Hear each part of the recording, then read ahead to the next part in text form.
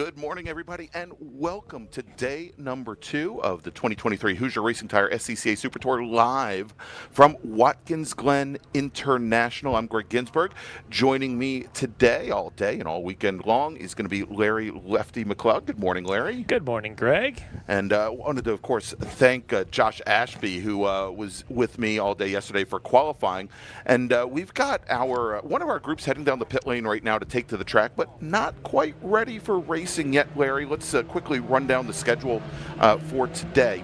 We're going to be wrapping up qualifying here today with 3 qualifying sessions.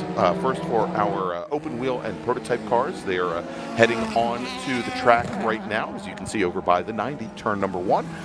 They are going to have a 25-minute qualifying session, and then we'll have qualifying sessions for our Super Touring classes, Super Touring Light and Super Touring Under, and then we'll wrap up qualifying for the event with our 8th run group, and that's our big bore class, our large GT cars, American Sedan, and also Touring 1. And then, if all things stay on schedule, about 10:15, we will be going racing, as we'll have 8 race groups all day long here, 25-minute timed races here at the Glen, and then we'll do it all again tomorrow with our feature races where they will be 14 laps or 35 minutes, a little bit longer length out on track. But as we mentioned right now, heading on track, our larger open wheel cars, Formula Atlantic and Continental, Formula Enterprises 2, Formula X, Prototype 1 and Prototype 2. And just like that, Larry, the sun is out. Yesterday we had barely a cloud in the sky here at the Glen.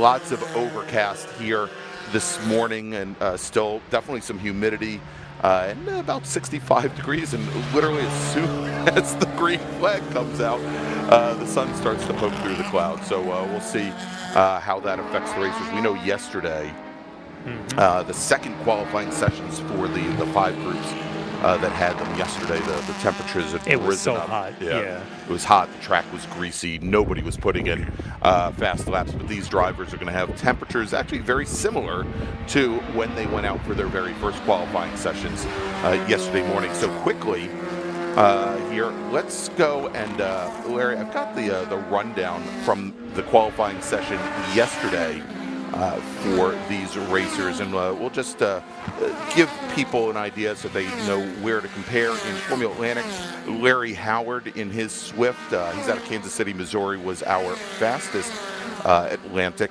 with a qualifying time of 1:43.675. That was about 3.5 seconds clear of Jeremy Hill. Theodoros Zorbas, another 5 seconds back from there, and Jason Slayer out of Ellicott City, Maryland, had some issues with his citation and was almost a minute off the pace, and we'll see if he comes out for this qualifying session. It looks as though he had some issues with that machine. In Formula Continental, Hunter Tatman out of Fort Collins, Colorado, was our fastest driver. He turned in a 1:53.96 in his Van Diemen RF06. Gabrielle Jasper, only 0.12 of a second off of Tatman's times in her R44 Van Diemen. She's out of Toms River, New Jersey. Fred Ross out of Essex Junction, Vermont, in an RF02 Van Diemen, was another about 0.9 back from there. Those are your 3 fastest in an 8-car field. Now in Formula Enterprises 2, we had 15 drivers set qualifying times. Fastest of the bunch was Russ Turner out of Montpelier, Virginia. We saw him multiple times yesterday also in Spec Racer 4. Driver of the number 32 machine put in a qualifying time of 1:50.703.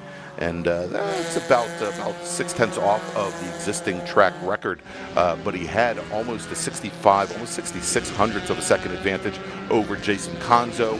Adam Jennerjohn was another second back from there, but we run through the field, a pretty tight field. We had Gabe Fairbach actually spending some time up in the booth with us yesterday. We may have him with a microphone on sometime this weekend. Gabe out of Ferdinand, Indiana, frequent viewer of our broadcasts, was our 5th fastest driver yesterday. Is he our groupie? As a matter of fact, yes, I would call him a groupie. Nice. And he was only about 4 hundredths, pardon me, off of Adam Jennerjohn. All right, so we've got let me not forget, because I almost did, in Prototype 1, John MacLeod in his Elan. He's out of Roswell, Georgia, turned in a 144.2. That was over 5 seconds clear of Matt Gendron and about 6 seconds clear of Todd Parks. Well, they could be going quicker this morning. We'll have to see. It is a nice cool morning, a little bit humid, but we'll see if once they get some heat in these tires, it is still a cold track. If they can get any better laps in than what they turned down yesterday, I'm sure those that didn't get the lap they wanted have a good shot to do that this morning and set ourselves up for some races this afternoon. All right, and it sounds like the 2.8, was it the 2.8 car? I think it sounds like might have had an issue over at turn 9. We do have early on, Larry, a couple of drivers that have come down the pit lane and have crews taking a look at their cars. We've got the number 91 Formula Enterprises 2 machine on the pit lane. That's Russell Straight Jr. Of course, Russ, for years has been running Formula V. The last season or so has put himself behind the wheel of one of the Alliance Autosport Formula Enterprise 2 cars, and he's got the crew taking a look at the machine. We also had on the pit lane, I think that was John MacLeod. That is the 77 machine that was on the pit lane as well, now heading out on track for what would be, he had already run an outlap, came directly into the pits. Yep. He's going to be going at it again. Quick little installation just to check it. Everybody checks pressures and whatnot, and then go back out and see what kind of time he can lay down. And it looks like the 06 car, Larry, a very early end to the session, did the installation lap, and then promptly brought the car back behind the wall. And let me see if I can get the number on the 06. Or, well, I have the number. You have the number. Get the name on the 06 car. I don't see it on my timing. Oh, it was Adam Jennerjohn. Oh. Who we know had some issues yesterday. And looks as though his problems continue.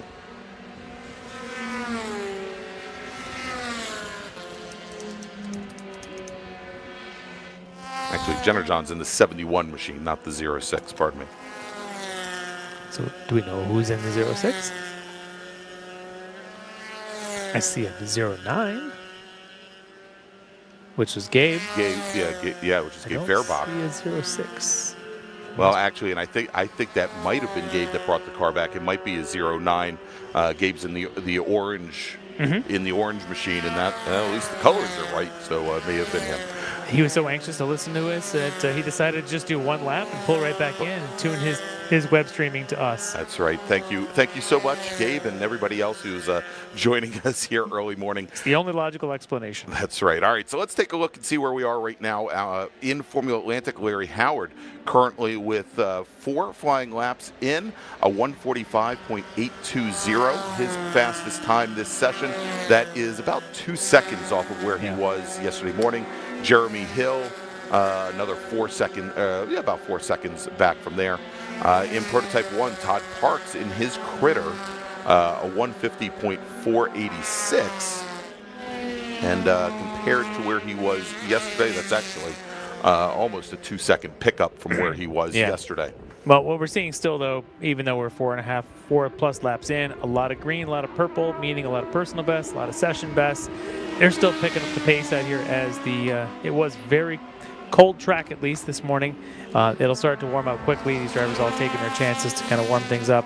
Even Larry Howard, who was quickest yesterday in the 43s, only the 45s today, he's already set a personal best, session best, first sector and trap speed, just about 0.2, a tenth and a half slower through the second sector as he's probably down somewhere around turns 9 and 10 right about now. But when he comes through, we'll see if he goes any quicker.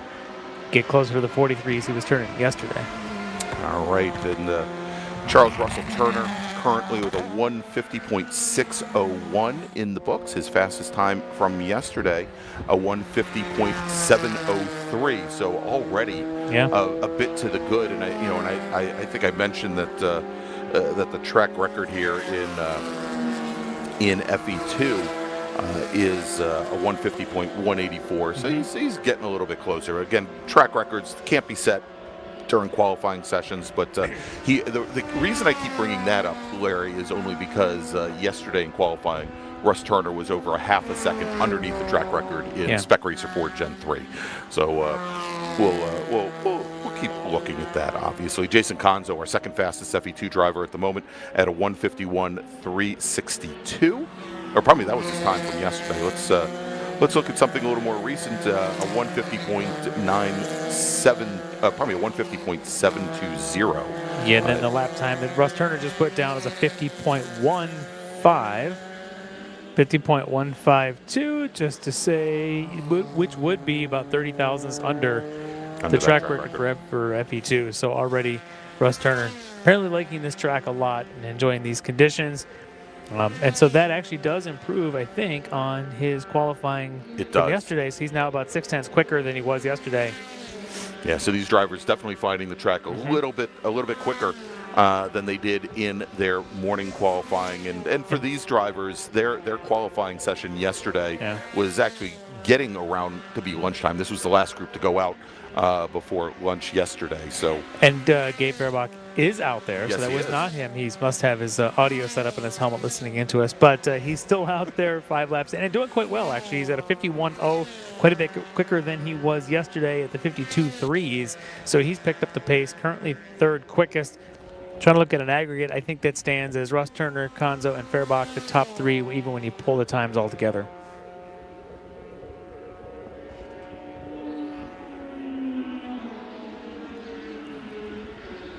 And then trying to see between Jennerjohn yesterday to today, may have been actually quicker yesterday at a 52.3. There it is. He was listed twice yesterday. So 52.3 yesterday, 52.8 so far today, but still out there turning laps. Steve Whitson yesterday, 52.8. Today, 52.3. So he's gone quicker. So it looks like Russ Turner, Jason Conzo, Gabe Fairbach, Steve Whitson, Adam Jennerjohn should be your top 4, even on the combined, unofficial, of course. And John MacLeod over in P1, again, our fastest P1 driver coming into this second qualifying session, had gone purple in Sector 1 and Sector 2, was a little bit off of his pace in Sector number 3. He now has a 145.405 in the books as his fast time. And again, he was our provisional pole sitter in P1 coming in, where yesterday's fastest time he ran was a 144.2. So still a little bit of time to give there. Yeah, he's definitely getting closer to that yesterday time. Not that yesterday's time was anything to balk at. 44s is quicker on here, 44.2. Kind of keep an eye on Larry Howard as well out in the Atlantic. He's got sitting at that 44.9. He just turned the best second sector, though not the greatest first sector for him on this lap. So the fact that he's still turning some sectors quicker tells me he's still building pace. Yeah, so we just saw there was a neat little view there coming into turn 8 and now through the off-camber left-hander turn 9 onto that little short chute over to 10. As John MacLeod had come up right onto the back of a couple of Continentals. Flagger there at turn 8 with the blue flag in the air, letting the drivers know that maybe a faster car was coming by. But certainly that Prototype 1 driver, I think, being affected a little bit the last couple of laps by some of the traffic on course as he's going in side by side with a couple of drivers into the 90 as well. Yeah, like Jeremy Hill was one of the 2 in front of him in the Atlantic, and then there was also an FE2 car that they all went trips across. Makes for an interesting morning of practice and qualifying. And keep you on your toes if you're any one of those 3 drivers. All right, so Larry Howard resets fast lap here of the session at a 143.675 in his Formula Atlantic Swift. We'll tell you what, Larry, let's do this because we're just about halfway through this 25-minute qualifying session. Let's take a quick little break to thank some of our partners and sponsors. And before we do that, actually, I'm going to make a first call to the grid for our next group. Attention in the paddock, first call to the grid for race group number 7, Super Touring Light and Super Touring Under. Please start heading to the grid, race group 7, Super Touring Light and Super Touring Under. Please head to the grid, your qualifying session is next. So let's take that little break. We'll be back here in just a few moments with qualifying from Watkins Glen International and the 2023 Hoosier Racing Tire SCCA Super Tour. Hoosier Racing Tire is proud to be the presenting sponsor of SCCA's Super Tour. Hoosier's mission is to be the dominant, customer-driven provider of tires to race teams domestically and internationally. Realizing Hoosier's existence and continued success is dependent upon how well we meet our customers' expectations by providing the safest, most reliable, high-quality race tires that put you in the winner's circle. For more information, see one of our trackside support personnel or the local Hoosier Tire racing dealer nearest you, or contact us at HoosierTire.com. Hoosier Racing Tires, truly designed for champions. Hagerty is the official and exclusive insurance partner for the Sports Car Club of America. Hagerty provides affordable off-track insurance protection for motorsports vehicles while in the paddock, in transit, in storage, and at the shop. They provide guaranteed value coverage and even have protection for your trailers. SCCA members can save 5% on insurance through Hagerty. Learn more at Hagerty.com. Hagerty, let's drive together. Ready for a new race trailer? Bravo Trailers is the exclusive trailer partner of the SCCA. Owned by longtime SCCA racers, Bravo Trailers work better, load easier, and tow better because we build them with racers in mind. Visit bravotrailers.com to see your new trailer in aluminum or steel. For over 25 years, championship-winning drivers and teams have demanded Hawk Performance Motorsports brake pads. Now you can have their advanced technology on your daily car, truck, or SUV with Hawk Performance Street products. With the improved HP Plus pad for that hybrid street and track feel, or Super Duty pads for tow vehicles, their all-new ER1 brake pad designed to take on even the longest race, and their all-new high-performance brake fluid, Hawk has all of your braking needs covered. Visit HawkPerformance.com and like them on Facebook or Instagram to learn more about the Hawk Performance Advantage. Hawk Performance, what's stopping you? And welcome back to Watkins Glen International and the 2023 Hoosier Racing Tire SCCA Super Tour. I'm Gregg Ginsberg along with Larry Lefty MacLeod, bringing you all the action here today from WGI. And Larry, we've had a few drivers come down the pit lane here, have drivers take a look at their machines. Russ Turner, currently our fastest FE2 driver, has had the crew looking over that car for an extended period. I would suspect that he's probably going to be going back behind the wall. We've got some other drivers now calling it a session as well. Yeah, I'd seen the O2 and the former Continental there of Red Boss. He went behind the wall. I believe Gabriel Jasper also ended his session.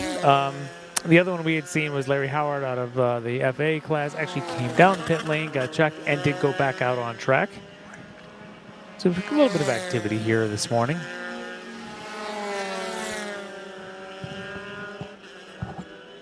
As we have now just a touch less than 7 minutes remaining in the qualifying session here. And if you take a look at the screen on the drivers on the left-hand side of your screen at our timing tower, will give you an alternate between overall position as well as by class. So, for example, right now we're showing our 4 Formula Atlantic drivers, and so you mentioned Larry Howard, the fastest of the bunch.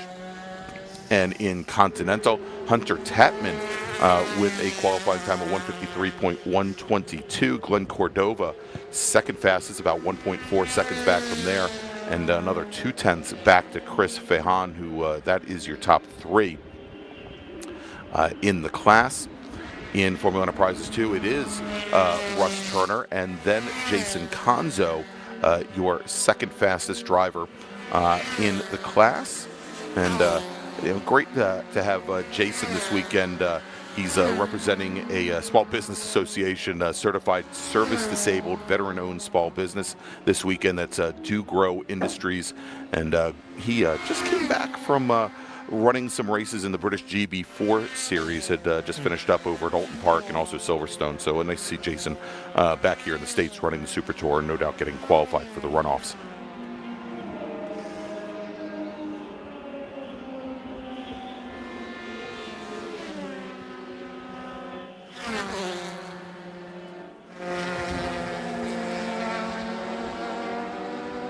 And Gabe Fairbach just runs his personal best lap at a 150.872, currently sitting third in the order. And Adam Jennerjohn, who had some issues early on, came down the pit lane after his installation lap, currently sitting fourth in FE2 with a time of 151.872. That puts him about 2 seconds off of Russ Turner's provisional pole time, about 1.4 seconds off of Gabe Fairbach. The top three in FE2 right now only separated by about half a second. One of them is Jason Conzo. I believe that's him down there on pit lane right now, getting his pressures checked by his team.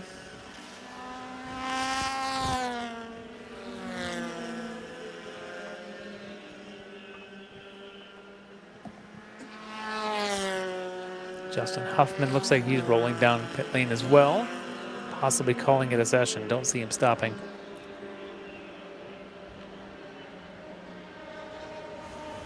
Yep, back behind the wall he goes.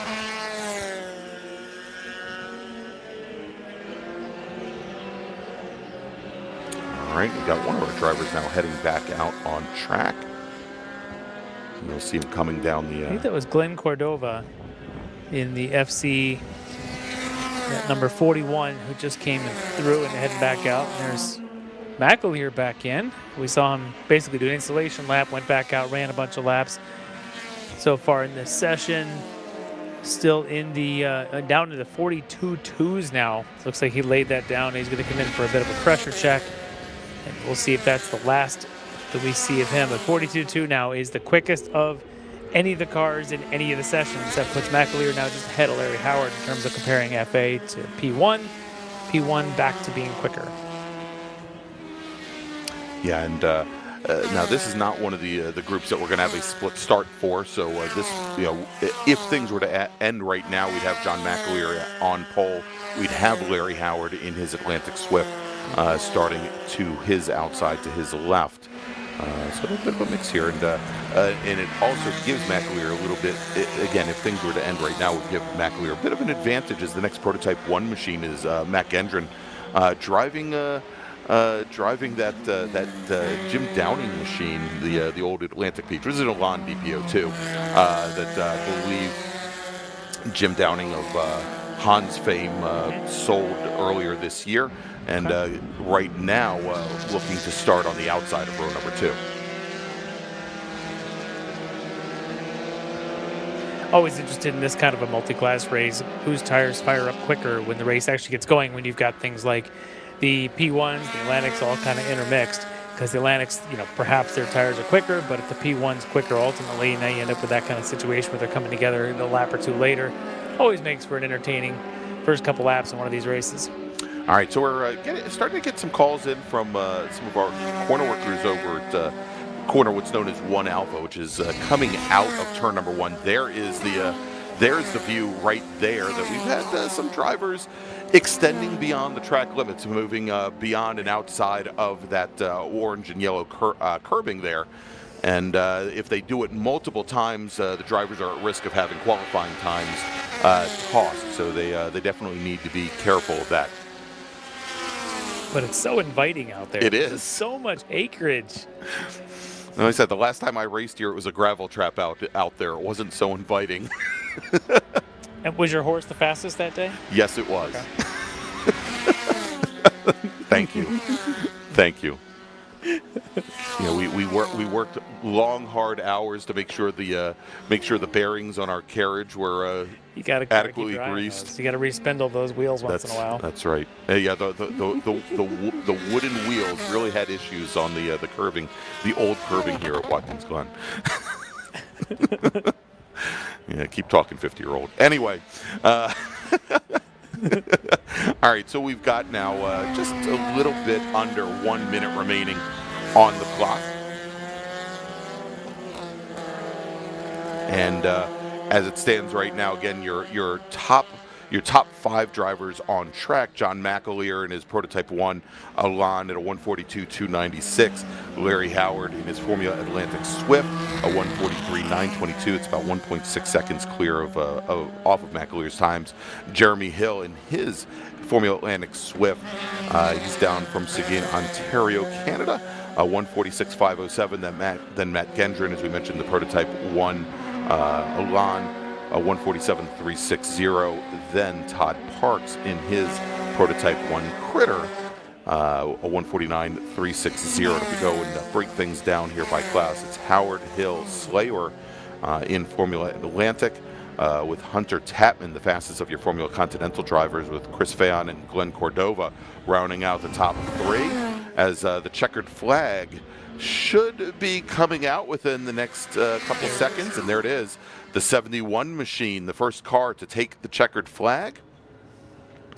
And Russ Turner looks like he's going to hold on to pole in Formula Enterprises 2. He ran a 140 all the way down to a 149.613 in FE2. So almost a half a second underneath the track record there. Much like in Spec Racer Ford, with Gabe Fairbach leaping past Jason Conzo. Let's take a look here and see how, because Conzo was our second fastest driver yesterday in FE2, and time for him yesterday, 151.36. Let's see if Fairbach was able to beat that out. Actually, both Fairbach and Conzo were faster than that today.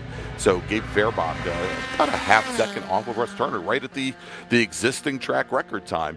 Is scheduled to start second in FE2 with Jason Conzo third, Adam Jennerjohn fourth, and then, as we've mentioned, in Prototype 1, John MacLeod,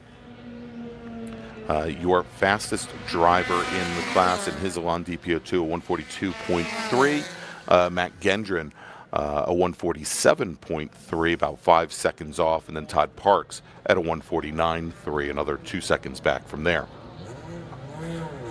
As we do still, I don't want to wrap it up yet, we do still have a couple of drivers completing their last flying laps. It looks as though, well, we thought maybe Theodorus Zorbis in his Atlantic Swift might be on a flying lap, and I think he is still out on track now coming down the backstretch. But Larry Howard was on a bit of a flyer. He ended up just about a 10 slower than what he had done earlier, but I noticed he laid down his best second sector lap on that one. So he was still pushing right up there till the end, which is probably a good sign on 13 lap tires that he has. He's going to have some pretty strong pace here in this race. Yeah, Sam Harrington on his last lap set personal bests in all 3 sectors, turned in a 152.479. That is good for 11th fastest.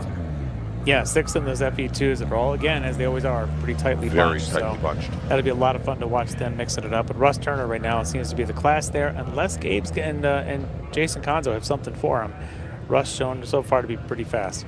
Yeah, indeed. And if we take a look at the overall what should be the starting order, Russ Turner should be starting on the outside of row 3 and Fairbach on the inside of row 4. So he's going to be as close as he can be to here early on in their race. And this run group here, race group number 6, scheduled to go out for their race right about 2:30 this afternoon. So if you want to see some great Formula car and prototype car racing, definitely, we're going to ask you to stick with us all day long, but definitely come back at 2:30. Why would you ever leave? Exactly. All right, so let's do this. Let me make a final call to the grid for our next group, and then we'll take a little break. All right. Attention in the paddock.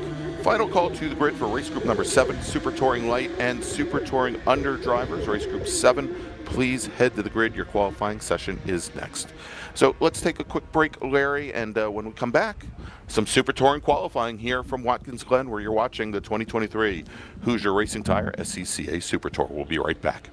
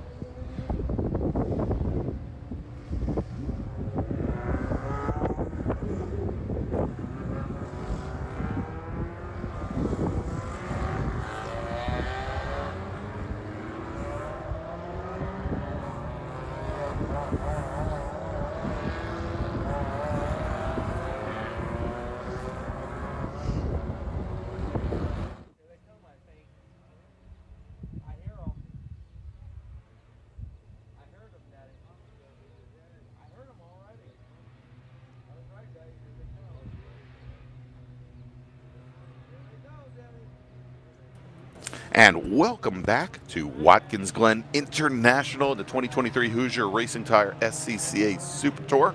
I'm Gregg Ginsberg, along with His Eminence, Larry Lefty MacLeod. And we're getting ready for our second of 3 qualifying sessions to wrap up the day. We're going to be going racing. Rest assured, there is racing here at the Glen. First race is our small open wheel classes scheduled to roll off around 10:15 this morning. But first, we must qualify, and on track right now, Super Touring Light and Super Touring Under, Larry. Yeah, and Chip Hurt was the speed demon out there yesterday, put nearly 2 seconds on the rest of the field. We'll see if that continues here this morning. He'll be out there in that Audi A4, of course. David Brand will be out there in STU. Jorge Nazario, both of them trying to chase him down in a Lotus and a Miata, respectively between them. And then you get to STL, and it was Danny Stain, as usual, picking up where he always tends to leave off all the way here from Fort Lauderdale, Florida. He'll be one of the quickest ones we expect. Yesterday was at a 2:08 and about a little over a second ahead. Actually, close to 2.8 seconds clear of Amy Mills, who is one of our winners from last year at the 2022 Super Tour here at the Glen. Yeah. Amy Mills won on Saturday, and I think Chris Childs took the Sunday win. Childs, our 4th fastest STL driver in qualifying yesterday morning. Yeah, so see who's got pace here this morning. As we just saw with a lot of the Atlantic, Continental, FE2s, they were setting some pretty quick times here this morning compared to what they set yesterday. We kind of expected that, maybe with the better conditions here this morning. We'll see if that plays true here for STU, STL as well. Yeah, indeed. Over in STU, we talked about David Brand in one of the Krug Speed Lotus Exiges. His teammate, Anthony Garacci, had some issues yesterday, and Josh Ashby here was filling us in that had some transmission issues with that car yesterday. We'll see if they've gotten that repaired. He was only able to manage 6th fastest in the class, but when I say 6th fastest, that also equated to almost 25 seconds off of the pole time. Just a bit. Yeah. And so first drivers coming across the start-finish line now. There goes David Brand. Chip Hurt already went pony so fast. Pretty big gaps here, actually, at the front of the field. A little more than I would have expected. Then you get into the heart of STL, and they're a little closer together, maybe trying to use some of that draft like we would expect. But it is still early in the session, so get them a chance to get some heat in those tires. That's right. And so Chip Hur, and for those of you that going to put in a shameless little plug for our friend and partner, Brian Belansky, and in his Inside the SCCA podcast, you can find that on YouTube at The Racing Network, or we'll have links to it at SCCA.com as well. Chip Hur gave a guide to Watkins Glen this week. It was great. It was even more than that. I got a chance to listen to that on my way over here yesterday. Chip's an interesting guy with a very, I should say, broad racing background. He's done a lot of things, a lot of different race series in his time, and really great to see him coming out here. And he tells the whole story of the runoffs of course racing in this class and that awful rainstorm that hit. Yes. That happened to have been probably the most beautiful rainstorm he ever saw, considering the car he was driving really wasn't even an STU car. It was more of a T car. Yeah, it was a touring car. Yeah, but all the conditions hit right for a driver his skill, and he maximized its potential that day. Great story there. Lots of great stories about racing in the Dominican and things. So I highly recommend listening to that. It was really a great little opportunity for Brian to sit with Chip and to get down and dirty with what makes him work. But it was pretty cool. Yeah, very cool. And I've been watching Chip race. He started racing before I did, but I've been watching him since he was around 16 years old. Yeah. In racing Spec Miatas. Summit. Yes. So right through your neck of the woods there, and really cool stuff. Yeah, before he before he started running the World Challenge, he was in the early versions of the MX-5 Cup, or what was then known as Pro Spec Miata, and raced in the Mid-Atlantic Road Racing Series as well. So a lot of experience there. And want to welcome some of the folks to the chat. As our good friend Brian Belansky likes to call them, our associate producers, and Pan Hydraday. Hey Pan, he says these commentators sound so familiar. Are they also in Apex Racing TV? Yes, Pan, it's us. Yes, we're back. it's us, Pan. Yeah, so Apex Racing, that is broadcasting company that we work for broadcasting iRacing events. Yeah. But obviously, Larry has been calling many races for the SCCA, both on the solo side and the runoffs for the past 6 years, something like that. Yeah, absolutely. I mean, I hear they may even invite me back this year to VIR. Oh, no. Why would they think of doing that? It's crazy talk. All right, so let's take a look here. Talk about Chip Herr, the time he's already laid down in one lap. Yeah, as he puts down now in just a single flying lap, 206.012, and that is it's about a half a second off of where he was yesterday. But again, you know, early times here, and the sun is starting to poke through a little bit. Something that our first qualifying session, first qualifying group did not have. Second fastest driver currently in STU. He got the car fixed. Yeah, apparently so. Anthony Garacci with a 206.472, so currently about 0.4 of a second off of Herr's times, but I think more importantly, about 20 seconds faster than he ran yesterday. David Brand, his teammate, with a 207.873, about 1.4 seconds back from there. And then our fastest STL driver at the moment, driving his MX-5, the OPM Autosports MX-5 out of Fort Lauderdale, Florida, Danny Stain with a 208.544. And he's just set an overall best on purple in Sector 2. We'll see. We may see a big jump from him as he completes this flying lap that he's currently working on. Amy Mills, currently your second fastest STL driver, 211.963. Waiting for Chip to take his second flyer, and he does. Waiting for the math to happen here on the screen in front of 204.5. Yes, folks, that is a full, what is that, about 3 seconds quicker than what he ran yesterday? Yeah, exactly. Yeah, quite a bit faster. Yesterday, fastest time, a 205.51. He's already a second under that here this morning in 2 laps. Yeah, and he's knocking on the door of the track record here. The track record in STU about 204.25, 204.26. So he's getting down there. David Brand now getting in the game here at a 206.7. Not quite as quick as his teammate there, Garacci, with a 206.4, but the two of them well under they were yesterday. They're still about 2 seconds off the pace where Chip is so far, but those Lotuses are picking up the pace as well, still setting personal best, while Chip Herr is still setting session best sector and trap speeds on the lap he's on now. Yeah, and so if we look over to STL, Danny Stain, currently your provisional pole sitter in the class. As I mentioned, he set overall best in Sector 2, and then personal best in Sector 1 and Sector 3. Turned in a 207.796. Let's call it a 207.8, and that is about a full second faster than he ran yesterday. He was at a 208.854 yesterday. Second fastest in STL is still Amy Mills, and a good time for her at 211.464. But at the moment, you know, we're looking at Stain with almost a 4-second advantage on the rest of the STL field. Do we know if this is going to be a split start? I am getting word that this particular class, or this particular run group, Group 7, is not scheduled to be a split start. Okay. Just curious there with the gaps of. Right now, it looks like Stain, almost 3.5 seconds a lap faster than anyone else in the field. If he's able to get himself in a STU car between the rest of the field, that'll just increase that gap pretty quickly. But the front three in STU, Chip Herr, Garacci, and Brand, those three are just flying right now. Herr again lays down. He did session best first sector, and then just sort of matched the other two sectors, not quite overall. Quickest, he was about a second slower on the overall lap that time, but still laying down some amazing times that no one else is getting close to. Garacci backed off the pace there on that lap.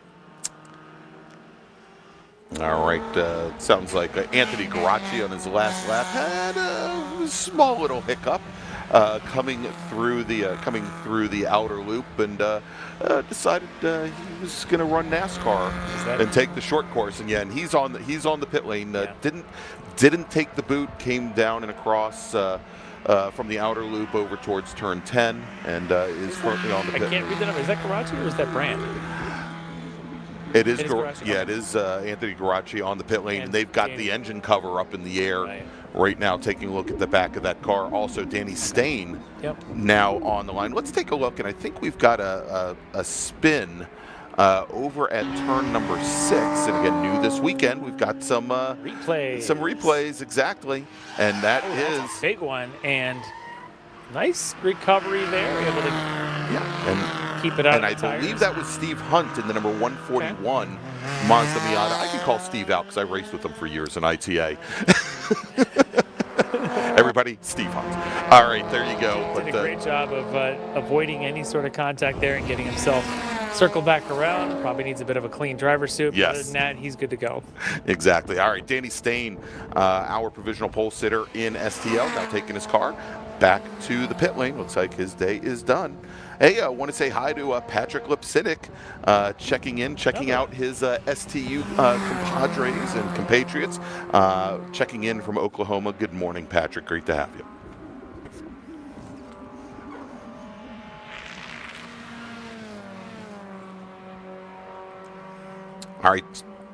All right, let's do this.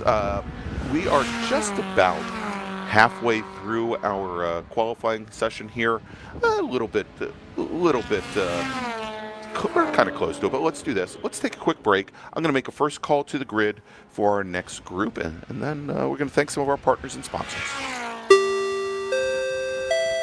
Attention in the paddock, attention in the paddock. First call to the grid for race group number 8. That's Big Bore, GT1, GT2, and GT3, GTX, American Sedan, and Touring 1 drivers. Please start heading to the grid. Race group number 8, please start heading to the grid.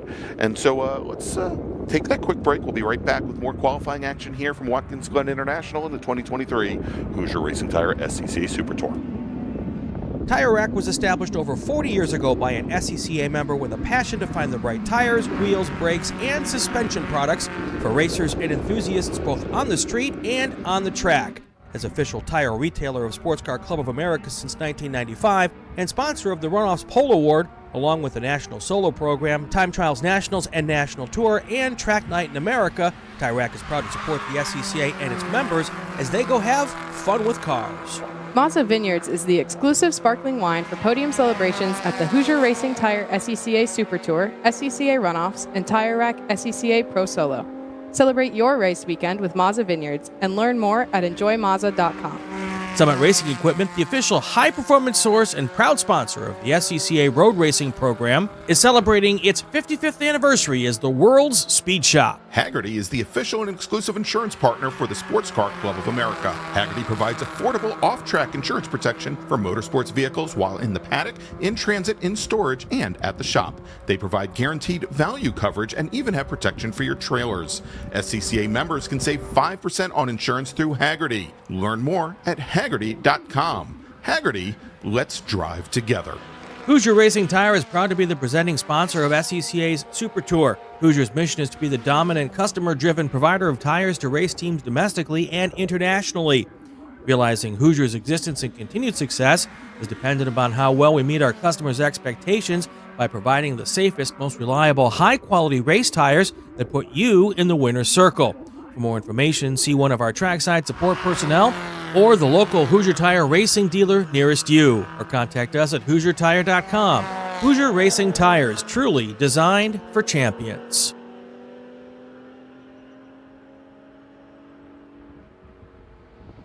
And welcome back, everybody. If you like what you see today, become part of the action by joining the Sports Car Club of America. Whether you want to drive, flag, or just have fun with cars, SCCA membership opens the door to all kinds of motorsports to feed your obsession, along with 65,000 like-minded members ready to be friends. Ask someone trackside how to get involved, or visit SCCA.com for more information. I'm Gregg Ginsberg along with Larry Lefty MacLeod, and we are here with the very last qualifying session of the weekend for our Super Touring classes, STL and STU. We've got one more qualifying session today, and then immediately afterwards we go racing here. And Larry, we saw our He'd come in right. Oh, Chip Hurd come in. Look at that. You're fast on the mute button again. That's right. He'd come in just as we were going to go to break. He's still down there on pit lane talking to his crew. What we have seen, though, is Darren Treacle has made his way up into the top 4, not just top 4, to the top 2 right now provisionally on the outside of row 1. I believe if the race were to start on these times, Darren in that BMW at 2:05.7, about a half second or so ahead of the two Lotuses, David Brand and Anthony Garacci, currently third and fourth. They're both in the mid 2:06s. Yeah, and Treacle had taken a win here back in 2021 for the Super Tour. I believe he and, if I remember correctly, he and Chip Herr were actually trading. Actually, no, it was he and Anthony Garacci were trading wins here 2 years ago. So good to see him move that BMW 325 up. The Washington, D.C. region driver out of Marshall, Virginia, David Brandon, slips into third, and Garacci fourth. And Garacci's car is no longer on the pit lane. They did manage, I think, to bring it back behind the wall. Jorge Nazario, our fifth fastest driver in his Mazda Miata out of San Juan, Puerto Rico. Jim Schlechter in his Nissan 300ZX, registered out of Mohawk, Utah, but I think spends most of his time in the Washington, D.C. area. And in STL, as we mentioned, Danny Stain, who took the car back behind the wall rather early, I think fairly confident with the margin that he built up over the rest of the STL field. Amy Mills, our second fastest driver at a 2:11 flat, about 3.2 seconds off of Stain's provisional pole time. Chris Childs, another 0.8 of a second back from there at 2:11.872. Then Peter Tonelli and Steve Hunt. And Chip Herr has just left the pit box in his formerly Stasis Audi, the car that he used to run in Pirelli World Challenge years ago. Looks and like he's going to head behind the wall with it as his morning is done. All right, so we've got about 8 minutes remaining here in this 25-minute qualifying session. Looks as though Michael Reese in his Honda S2000, STU Honda S2000, I thought he might be on a flyer, but what we're seeing is he just set a personal best in the speed traps here down the front straight, but that's typically indicative, and I think we've seen this many times, Larry, that the drivers and the cars that are very quick in a straight line, typically their sector one times not all that, not all that good, and they end up in many cases losing a lot of speed on entry to the 90 into turn one, and it takes them a little while to get back up the pace as they head up through the uphill S's. Everyone, from what I'm seeing, is definitely under where they were yesterday. Amy Mills, for example, currently second quickest in STL this morning at a 2:10.2. Yesterday, Amy at a 2:11.6, so she's gone a second and a half faster. Following in what Danny Stain had done, he's at a 2:07, almost 2:07.8 this morning. He was at a 2:08.8 yesterday. So everyone's picked up pace. Amy in that equation has picked up a little more than Danny did, but she's certainly on pace here this morning. And even on this lap, just does a 2:10.2 to best her previous best, so she's still picking up pace out there. That second right now, second on the grid is STL, which would be inside of row 4 on the overall if they are combined, which it sounds like they will be. All right, so we've got Whitfield Gregg in the number 17 STL Mazda Miata. He is on the pit lane right now, currently 10th fastest in the class, and we've got one of our Lotuses, Lotus Eye, one of our Exige is back on the pit lane. That sounds so much better. Yeah, and that's David Brand, driver of the number 3 machine, and he's got the Krug Speed guys taking a look at that car very quick. He's now leaving the pit box, but given the amount of time remaining in the session, I suspect that he's going to probably take that car behind the wall and be satisfied with the 2:06.391 that he put down in this session.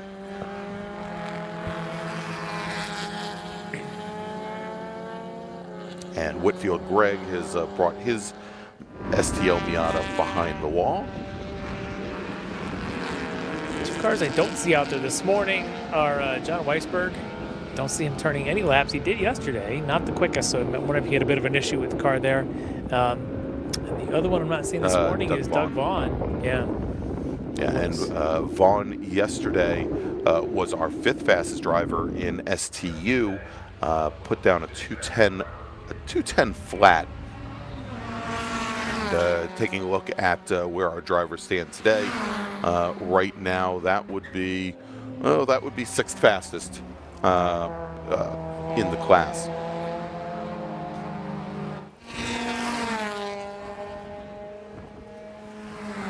All right, we've got a few more cars coming down the pit lane right now. Amy Mills in her flat-out motorsports number 37 Mazda Miata on the pit lane, and they're looking that car over. I suspect her. She's going to call it a session after this. Is her run there? She's got a bit of an advantage, about a second and a half, 1.6 seconds over Chris Childs, who she split wins with last year here at Watkins Glen.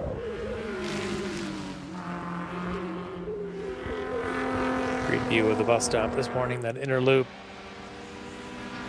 Love the camera shots around here.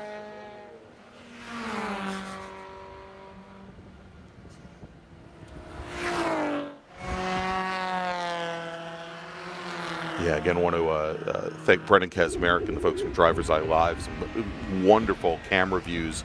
And we can see here a little bit of a change, Larry, coming down into the toe of the boot as we're tracking cars now coming out of turn 6, out of the chute, down the hill to the entrance of turn 7. You know, we had the camera back a little bit further yesterday, and didn't necessarily show all the elevation there in turn 7. But always, I want to thank Brendan, always willing to try and modify things here through the course of a weekend to get our viewers some better looks at the action. I love standing on that southwest corner down there near 7 and looking down that steep hillside. Then you can just see how they come out of 6. They go all the way plummeting down the hill to 7 and then make that circular staircase climb up to 7 and right off back to up. your left. The elevation change, it's almost like no matter what TV angle, no matter what camera, you can't quite see that. When you're here, you realize this place is just a series of valleys that the track just goes in and out of, and it is just awesome to see. All right, so we now have about 3 minutes remaining here. Not a lot of change in the last few. We've got a number of our drivers on the pit lane right now or back behind the wall.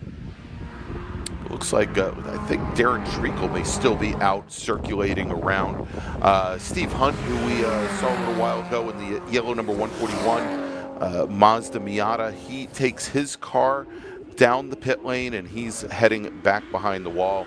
Hunt currently sitting 5th fastest in the session with a 2:15.788. He's out of King George, Virginia, representing the Washington, D.C. region. Yeah, I'm curious if Darren's going to continue to go faster. He's got off to a bit of a slow start in this session, just kept picking up pace with almost every single lap, to where that lap that he turned at 2:05.4, I think, was around lap 7 or 8. So I'm really curious. Now, his last lap, he did back off. But on this lap that he's on now, just set a personal best sector 2, which I believe is down in basically from the inner loop all the way down through the toe of the boot. So it's a good section to lay down a good personal best on. We'll see what his sector 3 looks like, or if he's just going to come in and check tires, which is possible. Should be coming out somewhere out of 10 and 11 here shortly.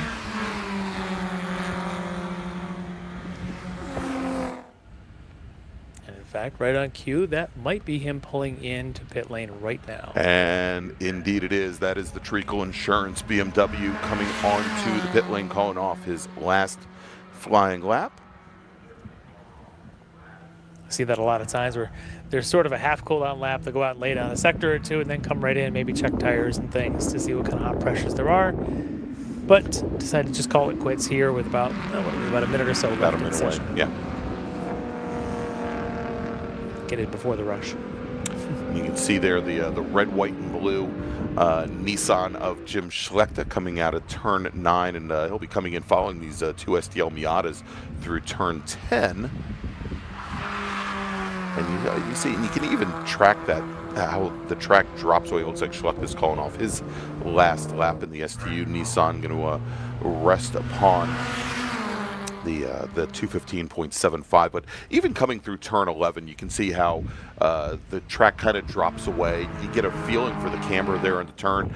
Coming here down into the 90 into turn 1, you just kind of fall away, which makes braking and getting the car rotated in so difficult here, which really lends to people running wide over the curbing there Yep. on the exit, as it's very difficult to get those left tires to bite and get the car down to the apex, where there is a definite groove there. But if If you you miss can that get there. groove, right, Yeah. and if you don't get there, you're dealing with understeer all the way through the end of the corner. As I believe our starter is going to There it bring is. the checkered flag out, indeed, and the 23 machine is the very first car to checker. That is Greg Bogart out of Philadelphia. And on his last lap, turns in a 2:21.453. That's good for 9th fastest in the session in STL. All right, so it looks like our top 4 in STU all went quicker today than yesterday. That should set the grid at least for the 2 front rows, and I believe even if you include Jorge Nazario, we'll call all 5 of them at Chip Hurd 2:04.5 ahead of Darren Treacle, who came in with that 2:05.4, and then you got the 2 Lotuses on the second row, David Brand and Anthony Garacci. Third row is going to be Jorge Nazario, the 5th of the STU cars on the inside. And on the outside will be the quickest of our STLs, Danny Stain. And that's your front 3 rows. And then we get to a couple of STLs there with Amy Mills and Chris Childs. Yeah, Mills, and again, Mills and Childs split the wins last year. So, they just haven't shown the pace that Danny Stain has here this weekend. Yeah, So. Danny's showing why he's a multi-time national champ in that car. Exactly. All right, so let's do this, Larry. Let's make a call to the grid for our next group, and then we'll take a little break. Attention in the paddock, attention in the paddock. Final call to the grid for race group number 8, GT1, GT2, and GT3, GTX, American Sedan, and T1. Please head to the grid. Your final qualifying session is next. Race group number 8, GT1, 2, and 3, GTX, American Sedan, and T1. Please head to the grid.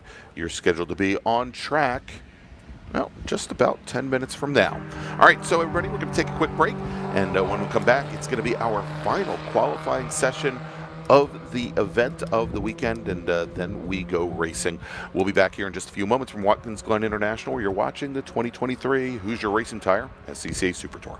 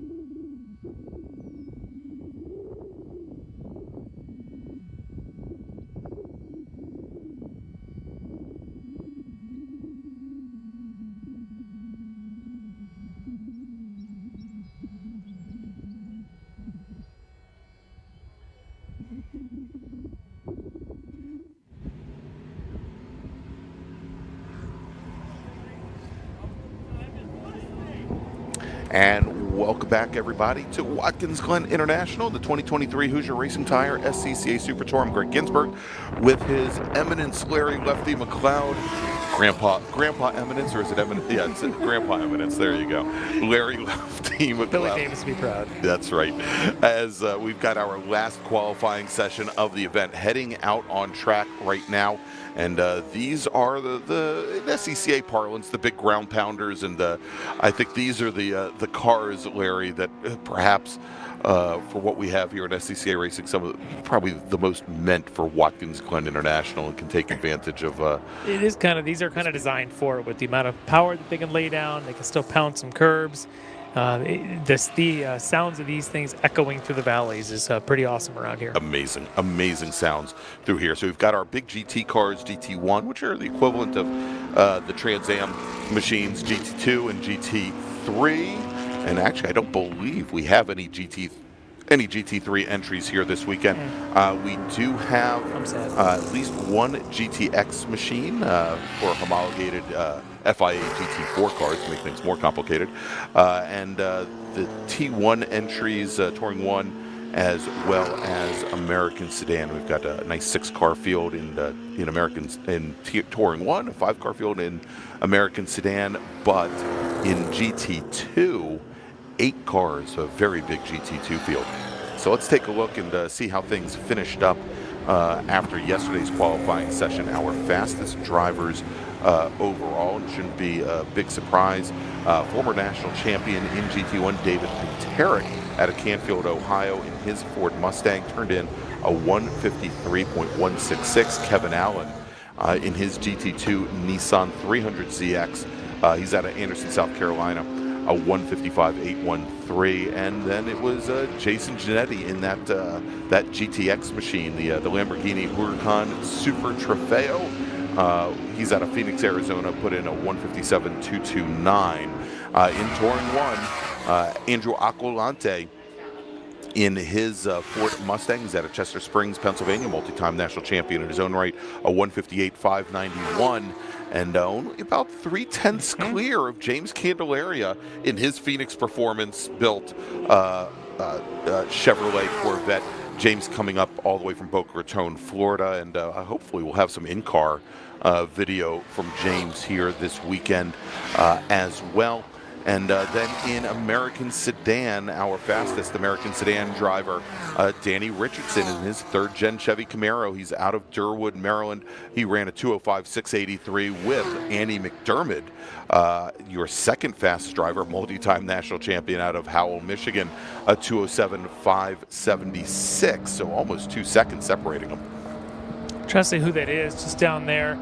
Right before the entry to turn 1. And it's one of our GT1 cars, and I believe it's the 122 of Joe Frieda, the red Chevy Corvette, the little red Corvette there. Drivers right to the left is we've got that on screen. And, we've just gotten verification from the corners. Okay. It is the 122 of Joe Frieda. Yeah, right as everybody started going green to start their first flyer, he slowed, went to the right, and then just parked it down there, which tells me he may have a bit of a powertrain issue. Has got himself stopped there, and there's really nowhere to go at that point. Yeah, even the pit out and the extra opening and the guardrails all the way around there at almost at 1A. So he's going to be kind of stopped there, and we are yellow here on the front straights.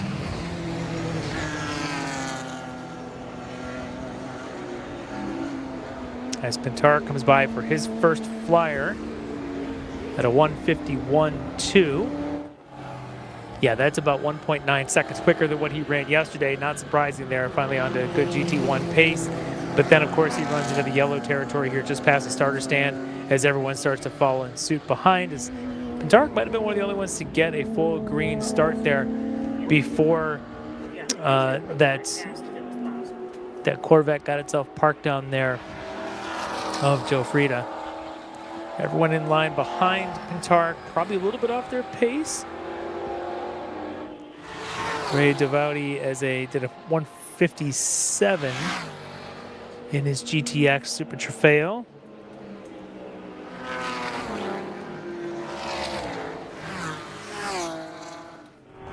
Did he turn time James, yesterday?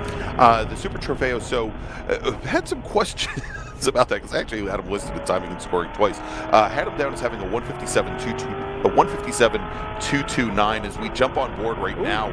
This is James Candelaria in his Touring 1 Chevy Corvette. Again, our second fastest driver yesterday as he comes up through those S's. Now, we know because of connectivity, we may possibly lose James going into the boot. But as you can see here, great views on board, and Sentinel Systems, that is James Candelaria's system. If you'd like to get one of these systems in your car, it will certainly help you get on our broadcasts. Yes. But we'll be more than happy to introduce you to Mr. Candelaria. Full telemetry and everything. I love it. And Candelaria is a great one to watch. As we'd seen yesterday, he had the virtually same pace as multi-time national champ Andrew Aquilante. So you're getting a great ride along here with Candelaria. And we see here, and you can see the rise. He digs out of the toe of the boot there, Larry, and comes up the hill. Seemingly every car has trouble just powering out of that corner and up. But today, yeah. Great views. We had a lot of breakup in the view there yesterday, and we'll see him coming up into 9 here. Yeah, and we can see here as we take a look at the views now. We're going to see Candelaria coming through here in just a moment, but we've got a car off driver's left coming out of turn number 9, and we're going to be going to a black flag here where we're going to bring all of our drivers down the pit lane. And Larry, you know, that's a precarious position coming out of 9. Yeah, it is, and that is, we always say it's one of the most difficult corners here on the track. It is probably the only corner that is off camber. It is, for the most part, blind. There's a tendency, because there's a long way around for you to try and get on the throttle early there, which puts you right, I think Josh yesterday actually referred to it as Watkins Glen's version of Champions Wall. And there's just a little grass strip there between the track surface and the wall itself, just enough to give you some slip if you get just an inch too wide. And yeah, but as cars are starting to pull themselves back in. One of the early ones, actually, even before this black flag was displayed, was Pintarek. Essentially did one flyer, pulled right back in. Team looks like they're actually maybe scrubbing tires down there as they just swapped a set there on the pit lane. So. Yeah, and as we're under black flag conditions, it looks like a lot of the drivers are coming into the pit lane. Now, I have gotten word that we may have a replay here. Let's take a look and see if we can pick up what may have happened here to that machine that is driver's left. And well, it looks like, yeah, you got a little loose. Got a little loose mid-corner there, Larry, and the rear end stepped out on him, tried to correct, and just a light brush of the wall there, but it looks like he stalled out the car, can't get it back underway. And here at this track, when you have such close quarters and you've got that Armco just inches off the pavement, it's a guaranteed black flag, or in race conditions, a full course caution. Yeah, not a lot of room to get the recovery equipment out there to get him recovered from that position. So. All right, well, let's do this, Larry, because we've got the black flag conditions here. Let's take our break maybe a little bit early. Thanks to our partners and sponsors, and when we come back, we'll take you all the way to the end of qualifying here at Watkins Glen International, where you're watching the 2023 Hoosier Racing Tire SCCA Super Tour. We'll be right back. Ready for a new race trailer? Bravo Trailers is the exclusive trailer partner of the SCCA. Owned by longtime SCCA racers, Bravo Trailers work better, load easier, and tow better because we build them with racers in mind. Visit bravotrailers.com to see your new trailer in aluminum or steel. For more than 100 years, Sunoco, SCCA's official fuel partner since 2001, has been fueling victories both on and off the track, which is why Sunoco has trusted the fuel over 50 series of racing, driving, and winning, including the SCCA National Championship runoffs, SCCA Pro Racing, Trans Am, NHRA, and NASCAR. To find race gas near you, visit SunocoRaceFuels.com or call Sunoco at 800-RACE-GAS. Get more bang for your buck at SummitRacing.com. Choose from millions of in-stock parts from over 1,500 name brands, parts for racing, street performance, trucks, plus tools, accessories, and more.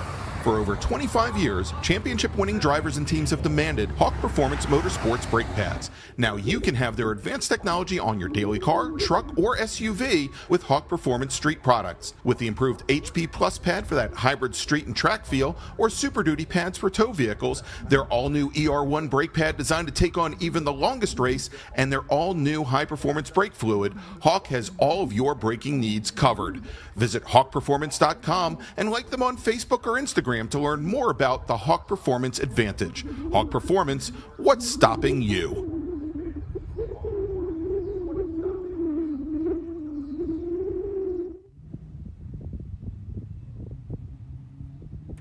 And welcome back to Watkins Glen International and the 2023 Hoosier Racing Tire Super Tour. And if you want to get out on track, but you're not quite ready to dive into wheel-to-wheel action you're seeing this weekend, make sure to check out Track Night in America, driven by Tire Rack. It's the one-day, low-pressure, fun-with-your-street-car events at more than 30 racetracks across the country. And it's where you can go as fast as you want, learn from stellar coaches, and leave with a big old smile. Visit tracknightinamerica.com to learn more. I'll be doing one of those in about a week and a half. Actually, one of my local tracks, Gingerman. At Gingerman, absolutely. Yeah, I'll be oh, out wonderful. there in 2 weeks. And so we're still under black flag conditions here. We got word that the car that had spun over at turn 9, that was Matt Morin, driver of the number 09 GT2 Mustang. But we've got crews out there. They're trying and by the way, he came back into his own power, and he's in line ready to go back out. So, yeah. But because we had mentioned there was the car down, we got a couple now. We had the one that was down just at the entry here, down at the 90. That one is there's crew there. Looks like they're going to maybe tow that one out. And there's another one. It looks like at the exit of one on track right as well. I don't know if we've identified that one yet. I have not, and the challenge is we have information about drivers that have not crossed the stripe in an extended period of time, which typically means that they're in the pit lane. But unfortunately, given that all of our drivers came down the pit lane before we recognized that there was a car out there, we don't have that car number, and it's just past our cameras over on the exit of turn 1. Looks yellow, if that helps. Yeah, and I really unfortunately, from this distance. Actually, tell you what, if Josh doesn't mind, I'm going to steal his expensive binoculars. Yes. Also known as his camera with a massive lens.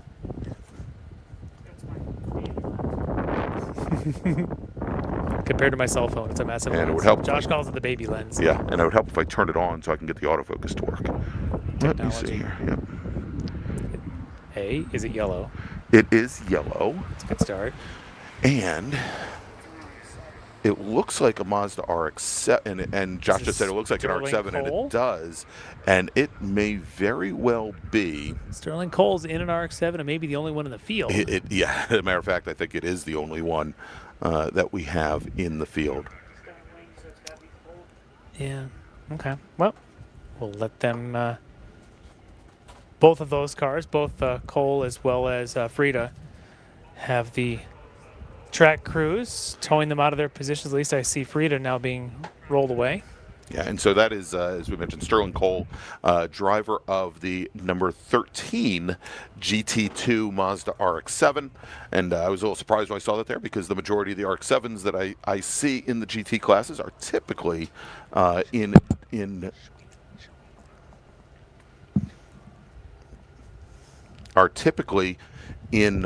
GT3 class. And Cole currently looks like 6th fastest driver in the session in GT2. And again, we are currently under black flag conditions. Let me do this, Larry, as we are now about 14 minutes into this 25-minute time qualifying session. Let me make a first call to the grid for our first race group of the day. Attention in the paddock, First call to the grid for race group number 1, Formula 600, Formula F, and Formula V. Please start heading to the grid. Race group 1, Formula 600, Formula F, and Formula V drivers. If you could please start heading to the grid. Obviously, your race is next.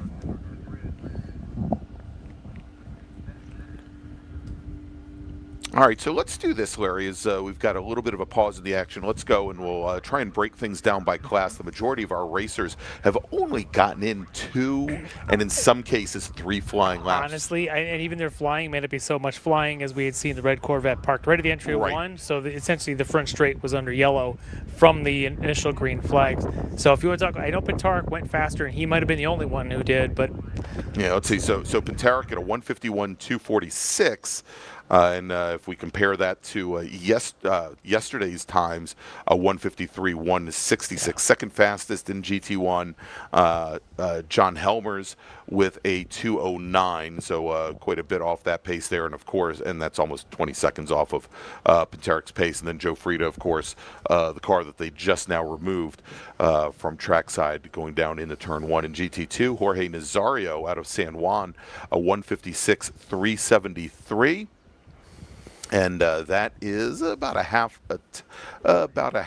second off of Kevin Allen's provisional pole time that was set yesterday. A 155.813 is the time that all of those drivers are looking to beat. But for Nazario, actually, it's quicker than when he ran yesterday. Yes. I believe he did a 57.7 now to that 56 that he just ran in that essentially 1 or 2 flyers that he did. So he's able to go a little bit quicker in these better conditions out of San Juan, Puerto Rico. There in that Corvette. But I think I did see him already go behind the wall and head back to paddock shortly after we went full black. So we won't see him go any quicker. But hey, if he just went a second quicker than yesterday, my guess is he's pretty satisfied with that lap. I would suspect so. So Jared Odrick out of Lebanon, Pennsylvania, was our at the moment is our second fastest driver in GT2 in his Porsche 911 Cup car. Ran a 156.509, which I believe is also an improvement off on yesterday's times, where he ran a 157.2. I just want to say we got really good news. Yes. The donuts have arrived. Oh, thank God. Sugar. We want to thank the Scotts, Scott Dobler, Scott Schmidt from SCCA for bringing us some sugary, tasty goodness. Never disappoint. Well, we'll try and post a photo up a little bit later of us enjoying that here from a the great local donut place. Yeah, I'm hesitant to give the location, otherwise it'll make the be line packed, longer yeah. for us. Yeah. Let's just say it wasn't a chain pastry location. This was a nice local joint right here in town. Some of the best. Yeah, so I want to thank the Scotts for bringing that by. Kevin Allen, who was our fastest GT2 driver yesterday, has a 157.7 in the books right now, and that is almost 2 seconds off of his best times from yesterday. In GTX, again, a sole GTX driver, Jason Giannetti, and actually I'm showing today that it's Raymond Davuti in GTX, so maybe another driver here in the number 11 machine, a 156.840. And that was the car we weren't sure if it was out there yesterday. Yeah, exactly. So I had Jason Giannetti in the Right. 11 car yesterday, so I still don't know who's behind the wheel because I'm showing the same X. car number. It's the number 11 car. Appropriate that a GTX car would have a driver X behind the wheel. Yes, exactly. In Touring 1, and looks as though now here's some engines starting to rev up, so hopefully we're going to be they sending are cars out on released. track. Yep. And here they go, heading down the pit lane now. In T1, James Candelaria, our fastest driver at the moment, with a 157.995. Let's just call that a 158 even, with Hugh Stewart out of Milford, Connecticut, a 205.640. Those are your 2 fastest drivers, with Brian Goodman at a 206. It looks like Andrew Aquilante currently, he's only put in 1 flying lap. He's got a 223 down there, so definitely Not the fastest, and he's still sitting on pit lane as the entire Phoenix team. Looks like they had come in, including the 134s of Candelaria in the Corvette. Though he and Andrew, both those T1 cars, still sitting there. The A sedan cars, though, just pulled out of here, and then of course the 51 of Amy Aquilante and Beth Aquilante, the 2 of them in their Firebirds. Nearly identical Firebirds. Birds, yeah. Yep, just pulling out of here. So we'll see what kind of laps they can do and get some heat in those tires, while the T1 boys sit here maybe a little bit longer, perhaps gap the field. Maybe they don't even feel like going out. Well, and that may be the case. And so here's the thing. Going back to T1, Candelaria with a 157.995. That actually is about a half second faster than Andrew Aquilante ran here yesterday. Now, when this group went out yesterday, their qualifying session was after lunch. It was about 1:30 in the afternoon. Right, sun was high in the air. There were very few clouds. The track was really starting to get very greasy, and it's about 10 degrees cooler right now. Andrew just exiting the pits, heading out for his first real chance at green track conditions. However, James Candelaria in that dark gray Corvette is still sitting there. Hasn't moved yet, as the front of the field now coming around through 10 to start their first flyers after the All Black. That's right, and here they come, coming in through the final corners and onto the front straight. Hey, I want to thank Elijah Hopkins for joining in, and he says, great footage to watch while I wait for Xfinity at Portland today, where I'm flagging. So cool. Want to thank you for doing that. And hey, maybe Elijah, you could give us some feedback. Let us know how the Spec Miata support race does out there this weekend as well. I know they ran yesterday. Hopefully they're running today as well. I'm not sure. We've got Preston Pardis, multi-time national champion. He knows a thing or two about Spec Miatas, but he also knows some things about Xfinity cars. Yeah. And my understanding was he was going to run the support race as well as his, awesome. And he's got the Xfinity car Busy out there day. as well. Yeah, busy day, Preston. Yeah, so we'll definitely need to get some feedback from you, Elijah. All right, here is we have drivers going out and starting flying laps. A lot of, is that smoke or brake lockup over the one? Might have been some lockup right in front of Patton behind him, and the Porsche though was the one that locked up. I didn't quite catch the number on it. Whatever. And that is not the Porsche of Odrick, I don't believe, unless he changed the door. I think that might be the 81 of Simon Asselin that went down into turn one. Lots of brake lockup, and we were talking earlier about how difficult it is to carry a high speed down the front straight and be able to get the car woed down and get it turned into the apex there. But he was dragging that wheel for probably a good 100, 200 feet. Yeah, I mean, we know the Porsche sometimes do that with the fronts. I couldn't quite tell if that was just front lockup where the smoke's coming out. That was a lot of smoke, I'll tell you that. And he then immediately went off pace, let the field go by, and we'll see what happens with him as he comes by. As Andrew Aquilante coming off of 11 here, I think to start his first flyer. And got word from Elijah Hopkins that Pardis finished P6 in the race yesterday. Ken Sutherland took the win. And I know Kyle Keenan, friend of the show, a former B-Spec national champion, I think he finished just off the podium. I think he finished either third or possibly fourth yesterday. All right, so these should be flyers now, as this is the front of the field coming around for their real flyer. That looks like the 44 of... That's the Oldsmobile, I think that... Helmers? Yep. John Helmers. There goes Pintark out there, working his way around the Super Trofeo of DeVoldi or Giannetti or whoever's behind the wheel. It's the 11 car. We know that. The 11 car. The Super Trofeo 11 car. And there's a lot of traffic coming down into turn one right now, Brian. I think pulling to the inside and letting a lot of the drivers go. I think that's one of our BMWs there. Well, Tom Patton just went by in his Sunbeam Tiger, and I was looking to see if that Porsche that had the issues is going to continue to turn laps or if it was going to come in. I don't see it yet. I know he was off the pace, letting the field through. So we're going to kind of see if that car does, in fact, pull in. All right, we got a driver that's just pulled off just past the exit of the pit lane, the 42 machine. That is Brian Goodman. And I said it looked like one of the BMWs was a little bit off the pace coming down the front straight. Yeah. That was Goodman's BMW M3 out of Fairfield, Connecticut. Looks like, well, whether he wanted to or not, he's calling it a session. Yep, and I think you were right about Simon Asselin being that Porsche driver. That is the car that's now in pit lane, getting a little bit of a talking to his crew there. See what may have been up there going into one that may have just carried through. Now I'm going to take a look at Andrew Aquilante just finishing a flyer. Let's see if he's able to go any quicker and keep up with teammate Candelaria. Well, he does, but but only a 158.215 put down, which is quicker than yesterday for him, 3/10 quicker. But as you mentioned, Candelaria with that 57.995 so far this morning. Now James is also out there circulating in that Corvette, so we might even see him lay a faster one down as Pintark goes by in his GT1 car. And Peterik, flying a 150.001. And no, it's only about 300ths of a second off the existing track record here, Yeah. Brian. That was just absolute. Or did I say Brian? You did. Larry. I'll call it a compliment. Yeah, whichever one you are. One of the Bryans. That's a disadvantage. I'm the only one not named Brian who you get to work with. Exactly. Donati and Molansky have the head up on me there. I got to change my name. That's right. All right, and so Peterik, who just set that smoking fast lap at a 150 flat, he's just now reset overall best sector 1.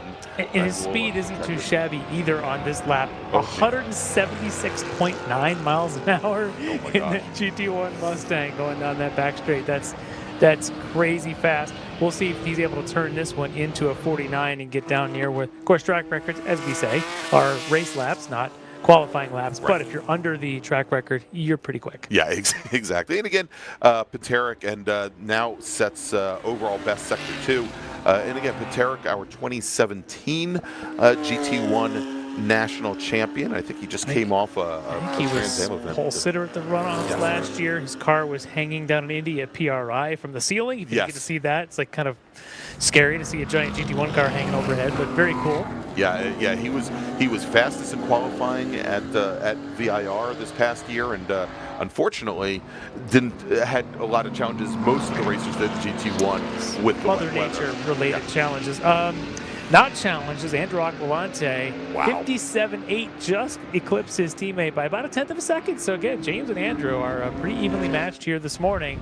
I really hope that turns into the same sort of matchup in the race.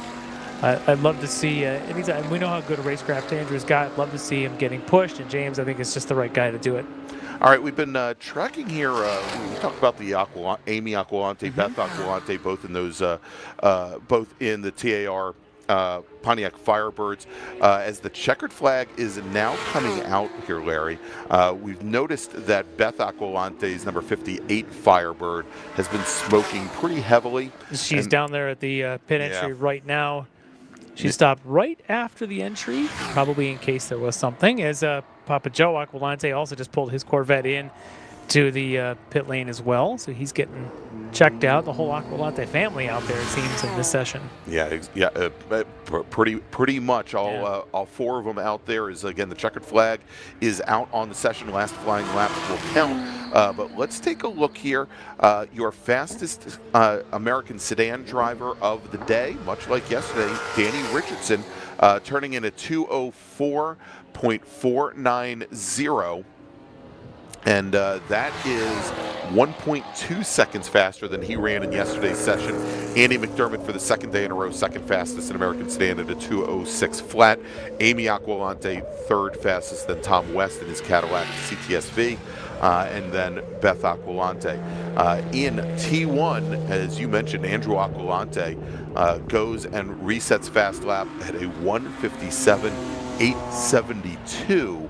And we're looking here is we're going to get back to GT1 in just a moment. As I think Dave Peterik just reset fast lap, and boy, did he reset fast lap.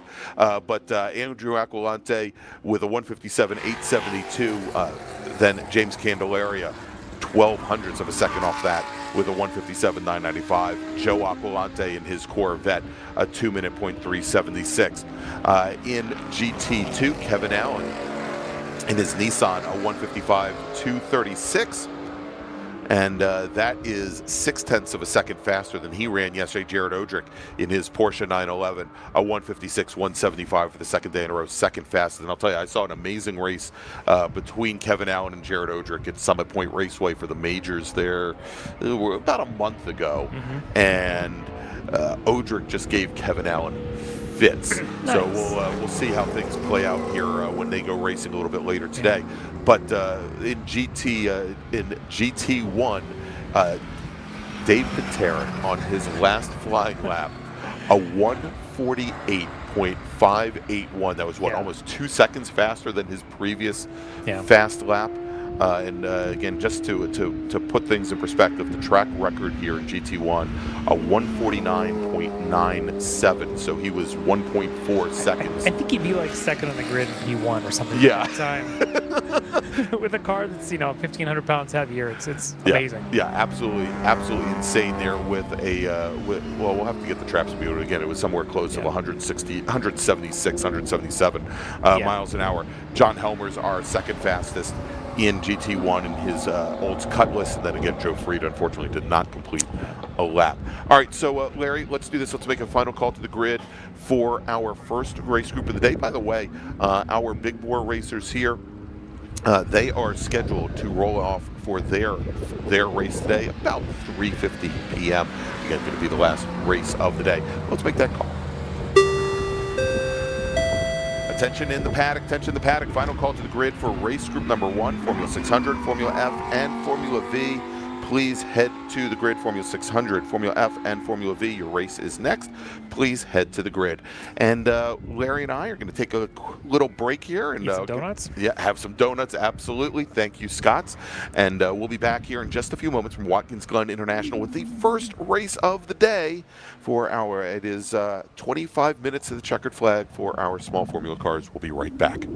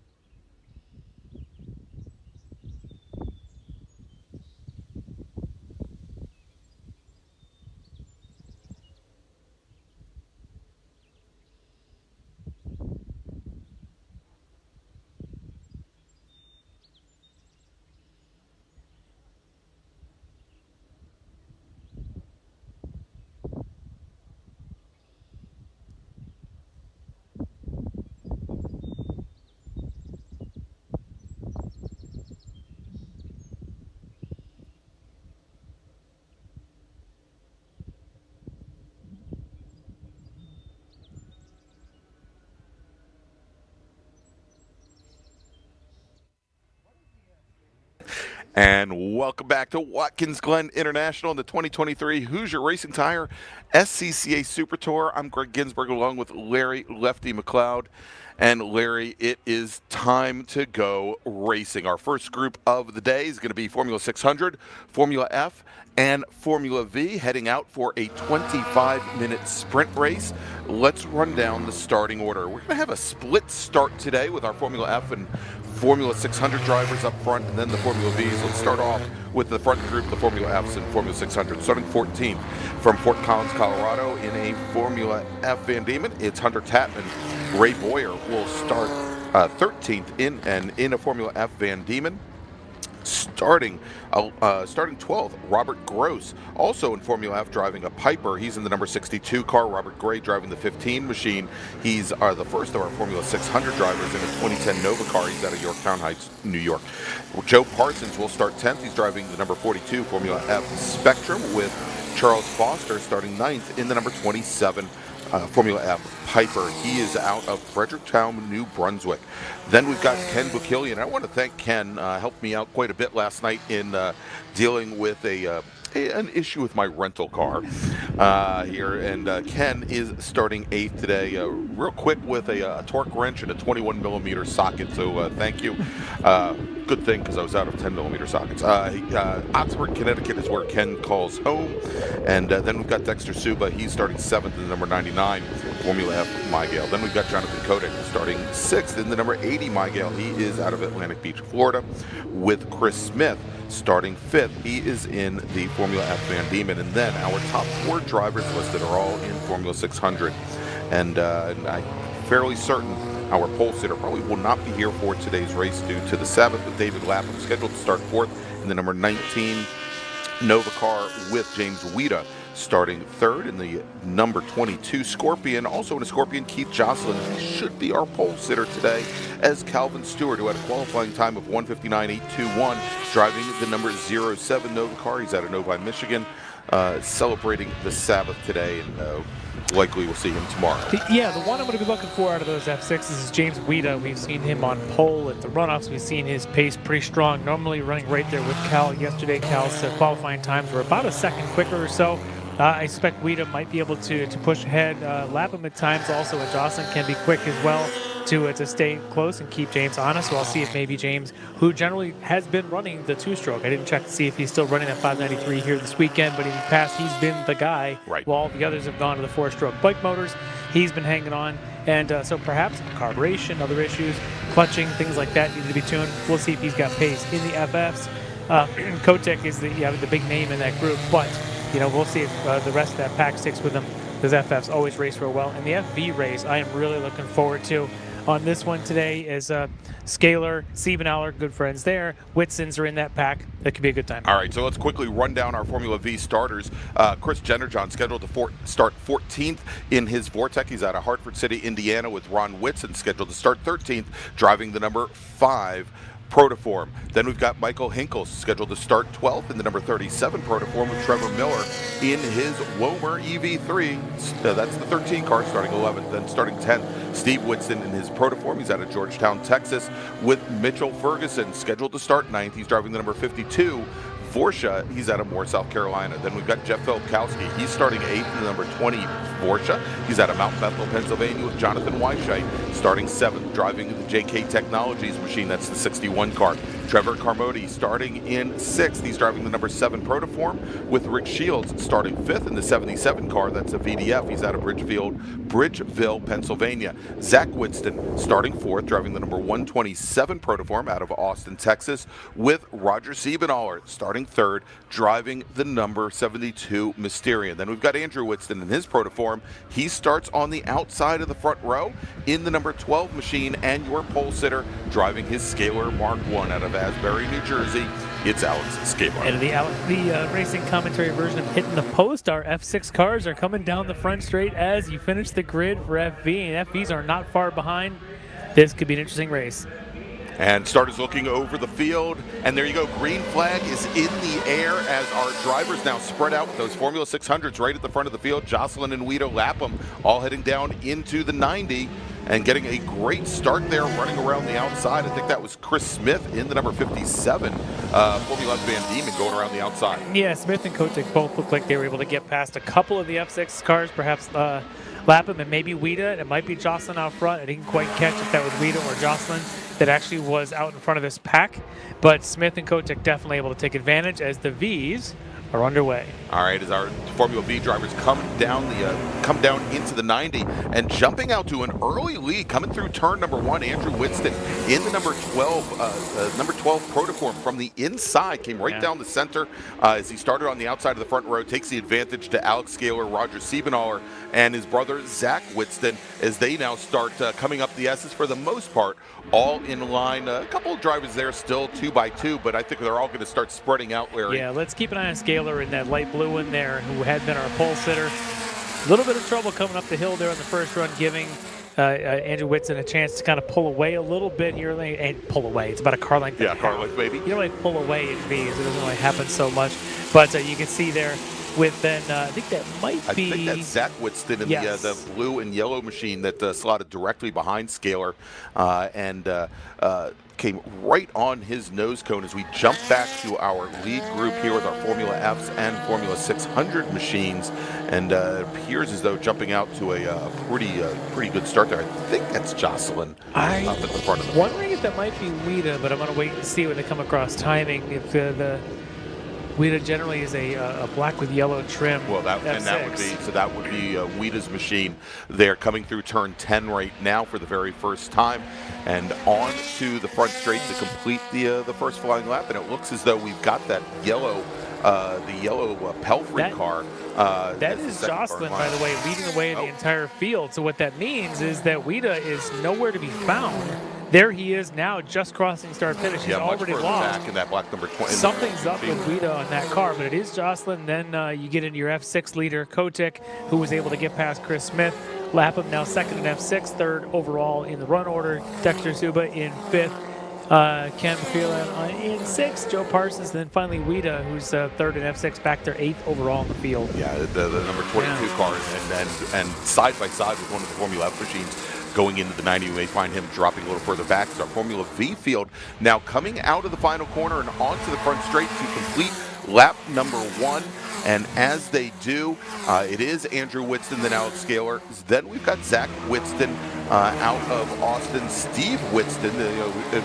Much like we had the entire Aquilante playing out for Big Four, we've got all 500 of the Winstons out here as well, running in this session. And a great start for Steve Winston, who is currently up in the 4th, with Roger Siebenaller dropping 3 positions, falling back into probably dropping 2 positions into 5th, and then Rick Shields, your top 6 in Formula V. And what you'd seen there looked like is the initial jump was Andrew Winston, had kind of a couple of car lengths between himself, Scaler, the other Winston, Siebenaller. Now it's been Scaler closing that gap right up, and that's, you almost have this 2-car breakaway. They've got about 10 car lengths between the Andrew Winston, I have to now say which Winston. Yes. 3 out of the top 4 here are Winston.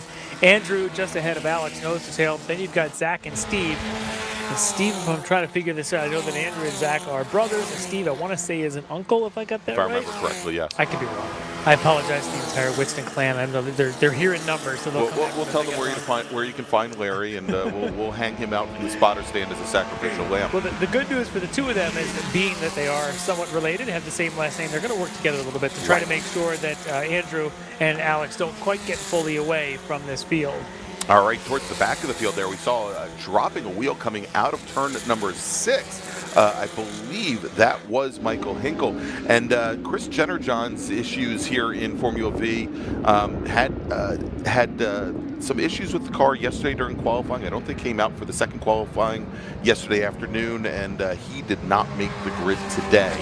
So 13 cars out battling as we have coming down the pit lane right now, the 57 machine. Trying to see who that is. That is Chris Smith. And he was our pole sitter in Formula F. And he's done. He just pulled back behind the wall. Yeah, so Chris Smith and his Van Diemen out of Lexington, South Carolina, started right up at the front of the field. And that is now going to move Jonathan Kotick into the lead. And we saw that actually after lap 1 in the yellow Pelfrey machine, the yellow number 80. Kotick, your leader, Dexter Supa second, Ken Bukilian out of Oxford, Connecticut, currently running third. So back to the FVs. They just crossed the stripe now for the third time.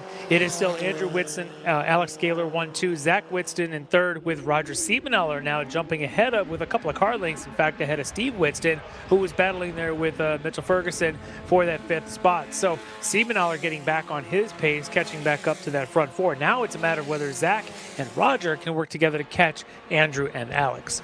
We're on a first-name basis now. Here we go, sliding out side by side. We've got Zach Whitston and Roger Siebenaller as they come down into the inner loop, and looks like Roger Siebenaller in that white number 72 is taking over third position. Another position jump for him. So he got off to a bit of a slow start as they first took the green. He seems to have overcome that. Of course, one of the legends of FV and Siebenaller. As our overall race leader and F6 leader, Keith Jocelyn, just continues to pull away from David Lapham, who has gotten around Jonathan Kotick, who's our FS leader. Probably about 10, 12 car lengths between Lapham and Kotick. But Jocelyn to Lapham, you can see in the timing there, about 5 seconds, almost 6 full seconds. As Jocelyn, by the way, just turned a 1:59.8. F6 lap record was a 2-minute .2. We've got a new lap record in F6. Yeah, so as we've been seeing here today in qualifying, a lot of drivers that were underneath the track record. Of course, you can't set them unless you race them.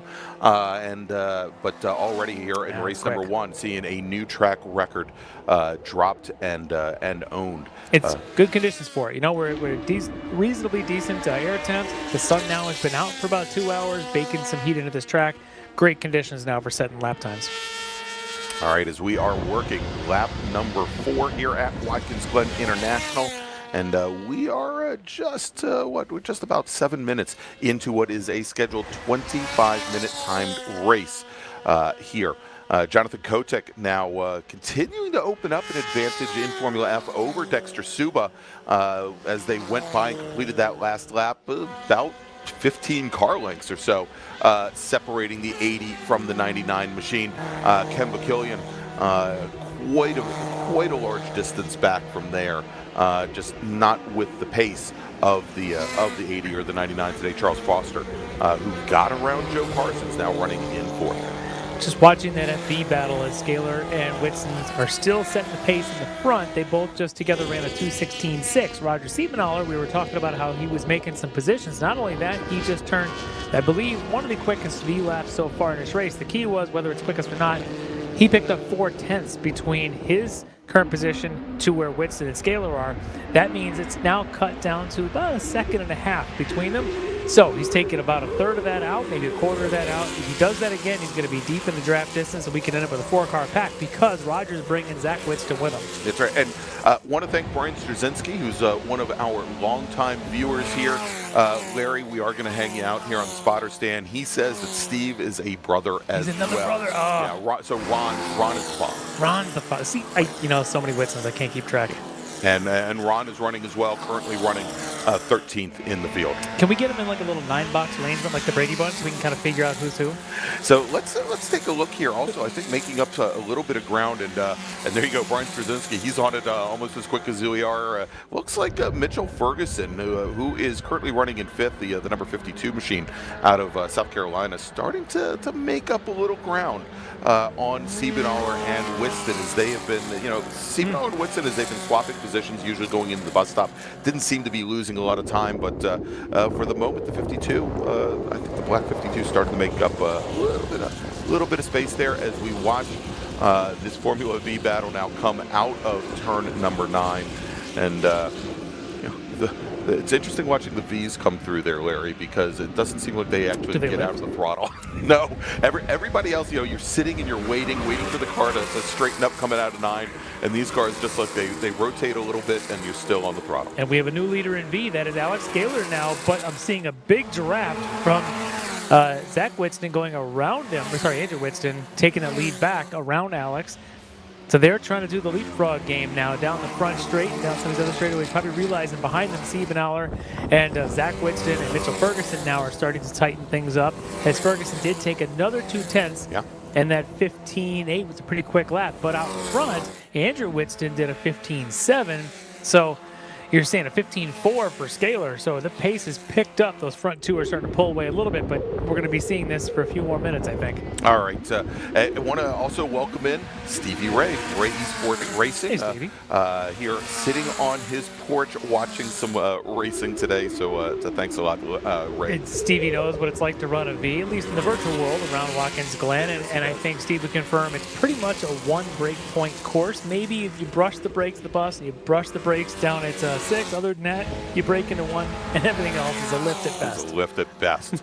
All right, here is a little behind the scenes. Stevie Ray, responsible for the SCCA Esports Super Tour that the league started up during COVID, and now runs the Ray Esports Racing League, the unofficial SCCA iRacing League, and that I call once a week, and Larry many times sits in for as well. All right, so here as we are now just about halfway, a little bit under halfway. Let's do this, Larry. Let's take a quick break, and when we come back, we'll bring you all the way to the checkered flag for our first race of the weekend here at Watkins Glen International and the 2023 Hoosier Racing Tire SCCA Super Tour.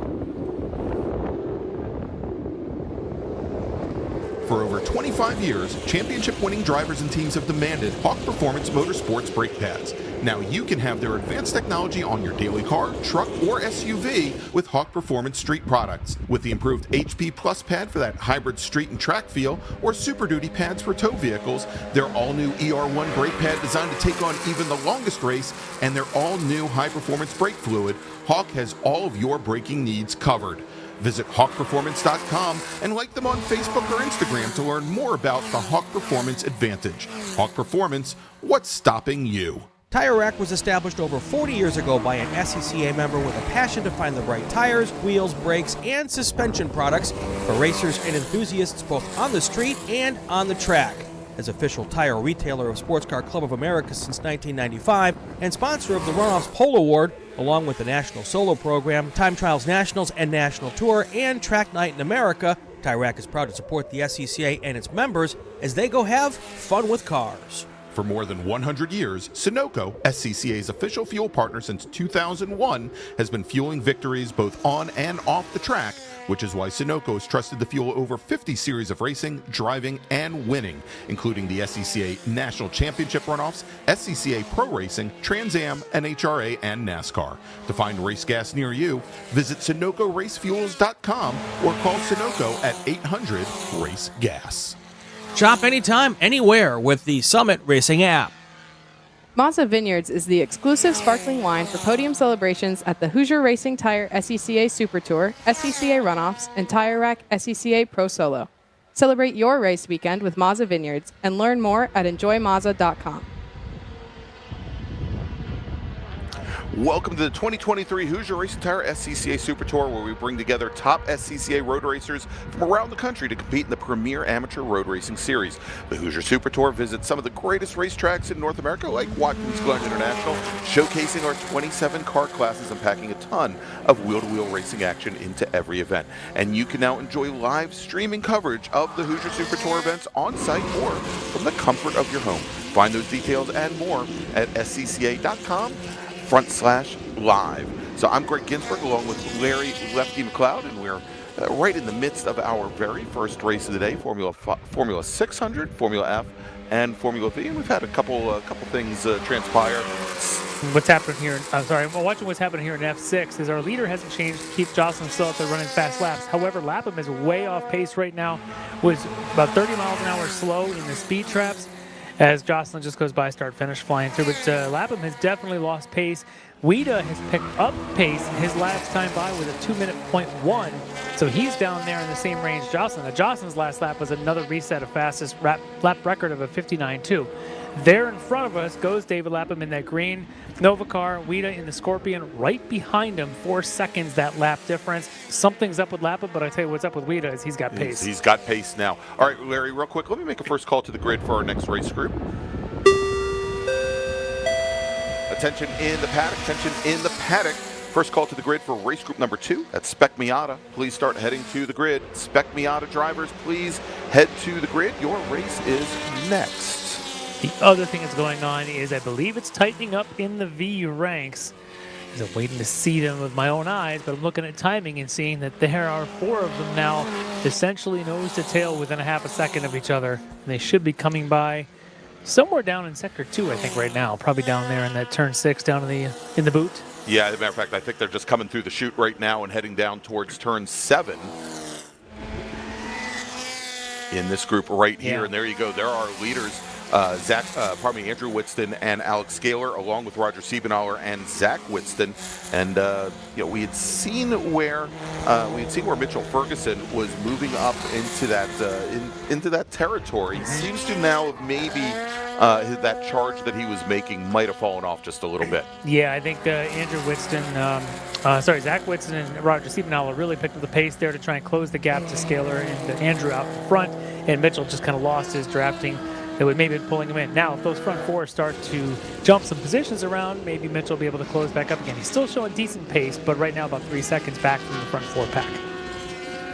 All right, so we will continue to watch that a little bit further back in the field. Looks like a nice little battle actually going on right now, Larry, for 8th in Formula V. Jonathan Weisheit, Jeff Belkowski, and Trevor Carmody, all within about 3 or 4 car lengths of one another. We'll try and pick up that fight just a little bit, but as our leaders now heading down into turn number 1 in Formula V, and looks like Alex Scaler now getting the measure of Andrew Whitston here. He's got a couple car lengths as they work their way through traffic. As one of our FFs kind of making his way through the middle of all of them, which kind of separated them at probably the worst spot if you're in a V, right in the middle of turn 1. If you have to lift it all in a V, it's a lot of momentum lost. But here's that pack you were talking about, those 3. I believe that's them passing through right by us right now. That's Weisheit, Filipkowski, and Carmody. I think all 3 of them still together.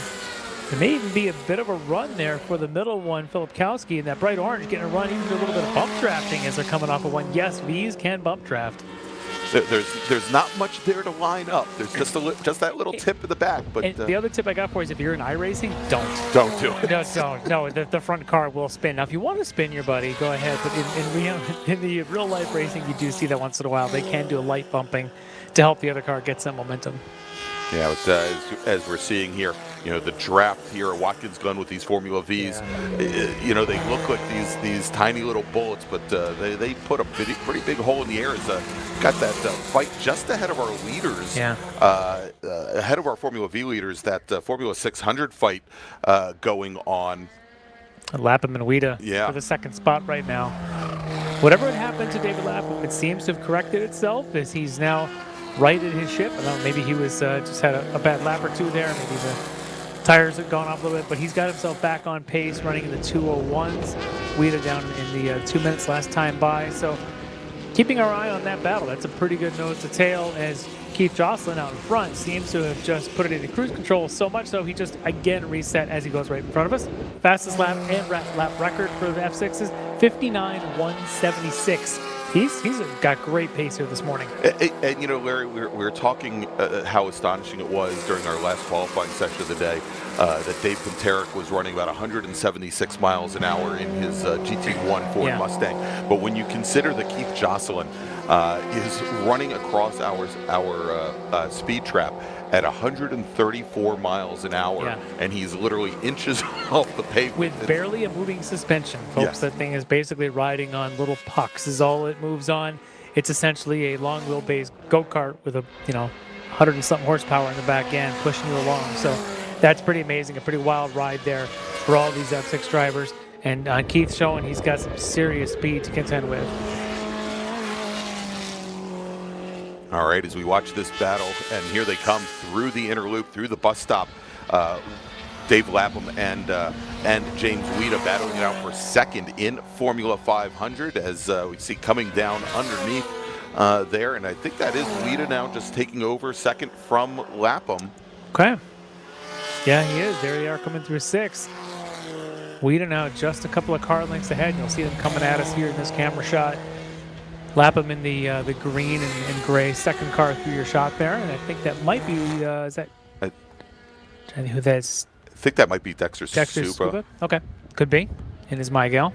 Yeah, we'll hopefully take a look when they come down. Actually, well, in the yellow, it might very well be the 80 machine at Kotek. directly ahead of him. Let me, It could. Kotick, we'll see. That's Kotick there going through 9 right in front of him. And then you've got the 2 F6s. yeah, I think that's the 99 Azuba directly behind Lapham and Weeda. So Dexter maybe trying to match a little bit of the pace of Lapham and Weeda and try to catch up to Kotick. Right now the gap between Kotick to Scuba is about 6 seconds here with about 4 minutes to go. Maybe 2 to 3 laps depending on where Keith Jocelyn, our leader, is. All right, real quick, Larry, let me make another call to the grid for our next group. Attention in the paddock, second call to the grid for race group number 2. That is Spec Miata. Please start heading to the grid. Your race is next. Spec Miata drivers, please head to the grid. Your race is next. And a reminder for everybody that we are going to have our Spec Miata race and also our touring car race, T2, T3, and T4 before heading to lunch. And we'll round out the day with 5 more races, groups 4 through 8 here. So lots of racing today here from the Mecca of American road racing. So the foursome that was the Formula V front field, Scaler, Andrew Whitson, Siebenauer, and Zach Whitston, has now separated again with Alex and Andrew now pulling away by about 3 seconds over Siebenauer and Whitson. I'm wondering if perhaps some of that lapping traffic got between them and separated them a little bit. What that means is you have 2 separate battles now with roughly 2 laps to go, depending on, again, where Keith Jocelyn is. Alex and Zach out in the front there. And they were nose to tail, and there you can see, I think there was Siebenauer and Andrew. Or So Siebenauer here come our leaders in Formula V through the inner loop of the bus stop right now with Alex Scaler, and then Andrew Whitston, and then Zach Whitston with Roger Siebenauer, the second pair through. And now you can see quite a bit further back is the 52 of Mitchell Ferguson. And seeing this front 4, I tell you, calling the races at the runoffs, you see these same 4 names running at the front of the field, whether it's here this weekend or whether it's at VIR for the runoffs. There's a few other obviously thrown in to that mix, but so these 4 are no strangers to the front of the field V. All right, and Larry, it sounds like Jeff Pelkowski, driver of the number 20 Porsche, has pulled off over what they call Station Delta, basically right outside of the bus stop. And he was, he was in that mix of a battle there between Trevor Commodi and Jonathan Weisheidt. He was kind of the middle in that sandwich. He's now pulled off. Unfortunately, I saw that a couple laps ago. I was kind of wondering what's going on there. May have lost a little bit of the go juice in that V. I did see our leader, Keith Jocelyn, go by, which I believe means next time by he should be getting a white flag. He's probably somewhere down near the bus stop now. All right, as we have 2 minutes remaining here on the clock, Larry, just about 2 minutes. There you go. There's the 2 minutes. So likely the next time our leader crosses the start-finish line, they'll be getting the 1 to go. And our leaders and V just went by. Alex Gaylor now has got about 4 or 5 car lengths on Andrew Whitston, so he's actually pulled away. We'll see if Whitston's now timed this run and get some draft, can close this up. Next time they come by, they should see white flag. So we're getting down to crunch time here in Formula V. That's right, and in the battle for third in Formula V, we saw where Ken Bukilian in his Formula F machine had separated Zach Whitston and Roger Siebenauer out for a moment coming out of the final corner, but Siebenauer has been able to draft right back to the rear of the 127 machine, and so that fight still ongoing. But we can see here coming down the short chute, the back straight into the bus stop now. Our leader in Formula V, Alex Scaler, he's opened up about a 6 car length advantage now over Andrew Whitston, as our overall leader, I believe, is coming. We're going to see him in just a moment. He was coming out of turn 9. And we're seeing him coming underneath the bridge here. So now coming on to the front straight, going to be the second car in line there. There he is, right up against the edge of the track. There you go, see white flag in the air. Keith Jocelyn now with just about 3.5 miles to victory. And is it having Andrew Whitston battling for the lead, Zach Whitston battling for third, Steve Whitston's in a battle right now with Rick Shields. I believe they're for the 6th spot in the V field, as those two had been kind of noticed as hail last time by, so their battle's got about a little over a lap and a half to go, while our leaders in V should be coming around here very soon to see this white flag.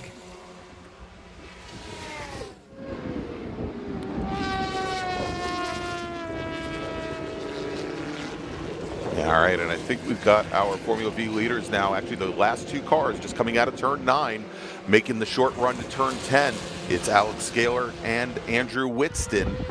They've got a couple corners here, and they will be getting that 1-to-go flag as well. Here comes Alex Scaler in the green number 79, or probably the blue 79. You'd think I was colorblind or something, right? And he has a great pace the second half of this race, able to pull away from former national champ Andrew Whitston. And we know we've seen Alex have this kind of pace elsewhere, but really, to be able to pull away in a V is a pretty impressive feat.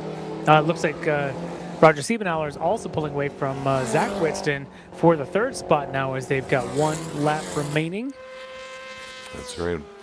And this, I think, is our battle of the 3rd of the Whitstons. I think this should be Steve Whitson and Rick Shields going on by our viewpoint right now, as we're waiting for our overall race leader, Keith Jocelyn, to come around and find a checker. And Jocelyn comes out of turn number 9 now, and heading over 2 more corners remain. And if he can stay calm here and stay right behind, track in behind these V's coming through the final corner, Keith Jocelyn should take the checkered flag. Let's take a look here. Checkered flag, white flag first for the V's. And we can see Jocelyn moving left to right. Keith Jocelyn taking the checkered flag, taking the win in Formula 600. Congratulations to him. And checkered flag will be out for all following drivers. The number 80 machine, that's Jonathan Kotek. He's going to take the win. The Atlantic Beach, Florida native, your winner in Formula F. And let's take a look now. Dexter Subit just crossed as well to take 2nd in Formula F. Our V race is still waging on back there somewhere. We have eyes on that All right, one. they should be coming into the heel of the boot right now, and here it comes. And look at this, drafting back up and taking the lead, Brian. It is Andrew Whitston gets around Alex Scaler as we've got just a few quarters remaining. They're coming into turn 9 right now, side by side. Whitston to driver's left, Scaler to driver's right. And we'll see this, I think that is Ken Bakilian is coming underneath them, going into turn number 10 now. Let's take a look and see how this plays out in Formula V. Watch for that FF to see what he does with this battle of the V's. He's going to get around both of them as they're coming off of 11 now together. Is there a run? Whitston has the position coming out of the final corner, and as they come to the line, it's Whitston. Andrew Whitston taking the win in Formula V. Alex Scaler finishing in 2nd and coming across almost side by side. I think Siebenauer for 3rd. It is so close. Yeah, it looks like about 8 thousandths of a second between Roger Siebenauer and Zach Whitston for 3rd. Wow. Wow, wow, wow. That is Formula V racing V's in a doing nutshell. what V's do, yep. Scaler had just really set the pace for the second half of this race. I almost wonder if Andrew was just saving a little bit of tire, just a little bit, tiny bit, to make a run, and he did, and Andrew ends up with the victory. All right, so the gap from 1st to 2nd, 73 thousandths of a second. The gap from 3rd to 4th, 8 thousandths of a second coming in. So let's run down the rest of the field here. In Formula 600, it was Keith Jocelyn. James Weeda manages to hold off David Lapham at the end, and with Robert Gray coming home in 4th.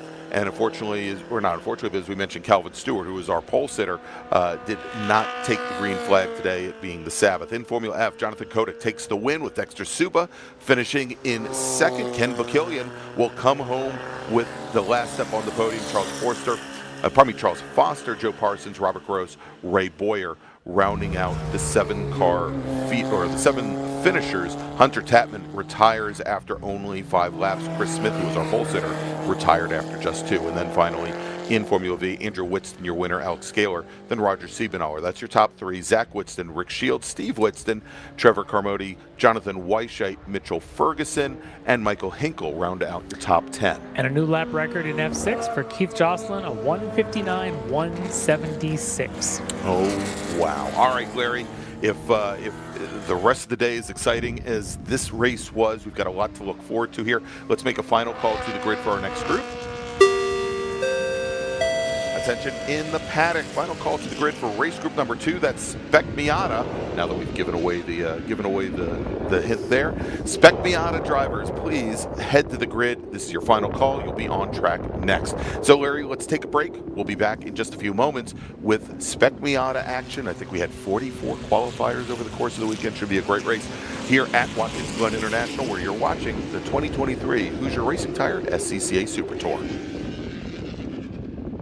Hoosier Racing Tire is proud to be the presenting sponsor of SCCA's Super Tour. Hoosier's mission is to be the dominant, customer-driven provider of tires to race teams domestically and internationally. Realizing Hoosier's existence and continued success is dependent upon how well we meet our customers' expectations by providing the safest, most reliable, high-quality race tires that put you in the winner's circle.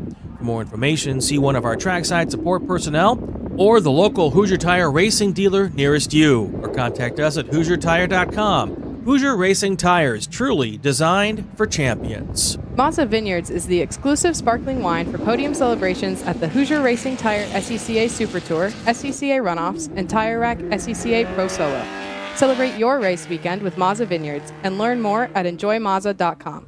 Tire Rack was established over 40 years ago by an SCCA member with a passion to find the right tires, wheels, brakes, and suspension products for racers and enthusiasts both on the street and on the track.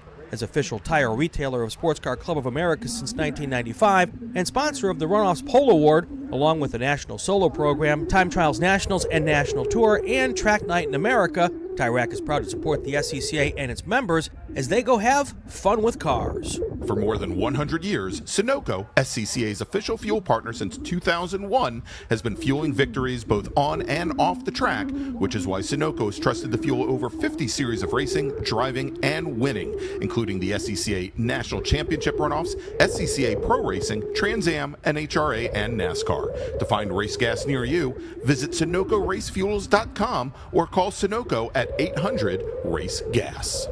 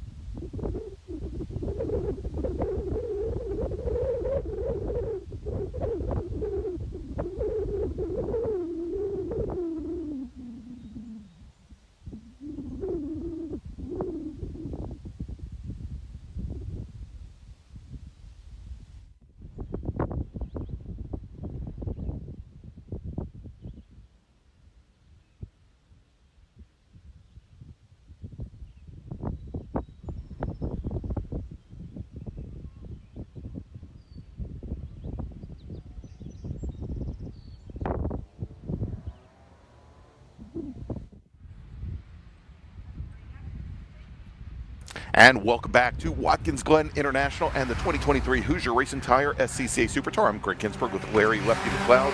And Larry, we've got our second race of the morning. I think a race that many people have been waiting for, looking at the chat, and that is Spec Miata.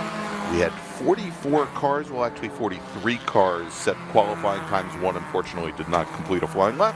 Let's take a look at the starting grid as they're out on their pace lap now. Starting, and what we're going to do, we're going to run down the top 20 drivers here. Starting 20th, driving the number 24 machine out of Winchester, Virginia. It's Camden Gruber with Dan Conway out of Ruther Glen, Virginia, driving the number 198 machine, starting in 19th. Frankie Barroso, who was our fastest driver in Spec Miata after the first qualifying session. But Larry, a lot of controversy over that first qualifying session, as all of our drivers apparently had their qualifying times tossed because they all were exceeding track limits at turn number 1. So all we had was our second qualifying session to go by. Frankie Barroso out of Miami Springs, Florida, starts 18th in the 48 car. Nick Leveroni starts 17th, driving the number 194 car. He's out of Mendon, Massachusetts. Then we've got Matthew Sisson, started 16th. He's driving the number 43 car with Stuart McAleer out of Monticello, New York, driving the 143, starting 15th. And Anthony Garacci, driving the number 8 machine. He's out of Glen Head, New York, starts 14th with Christian Sarnecki, starting 13th. He's out of Plymouth, Massachusetts, driving the 44. Rafe Abdulali starts 12th today. He's driving the number 13 machine and hails from South Salem, New York, where Johnstown, Colorado's Matthew Dirks will start 11th. He's driving the number 91 car.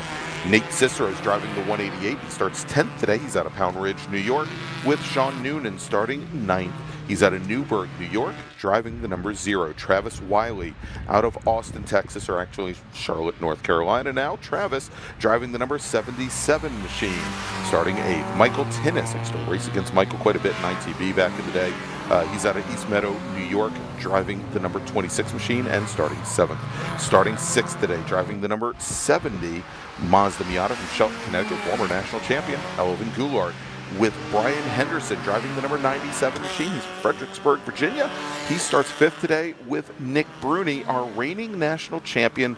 Got the number 1 on the door. He's going to start on the outside of row number 2.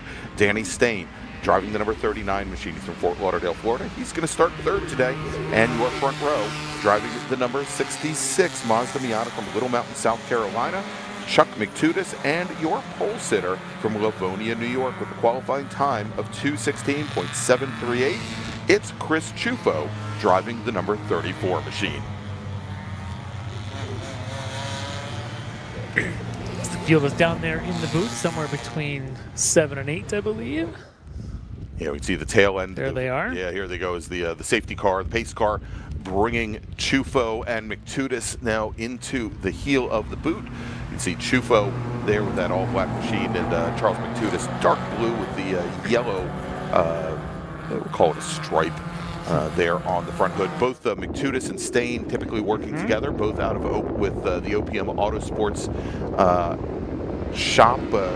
With Tom Fowler. The stories that Danny was talking about, how they're prepping for last year's runoffs, and how the two of them work so closely together, whether it's in the sim or whether it's on real track, to figure out their timing of how to bump draft and how to get optimum lap times and how to race together.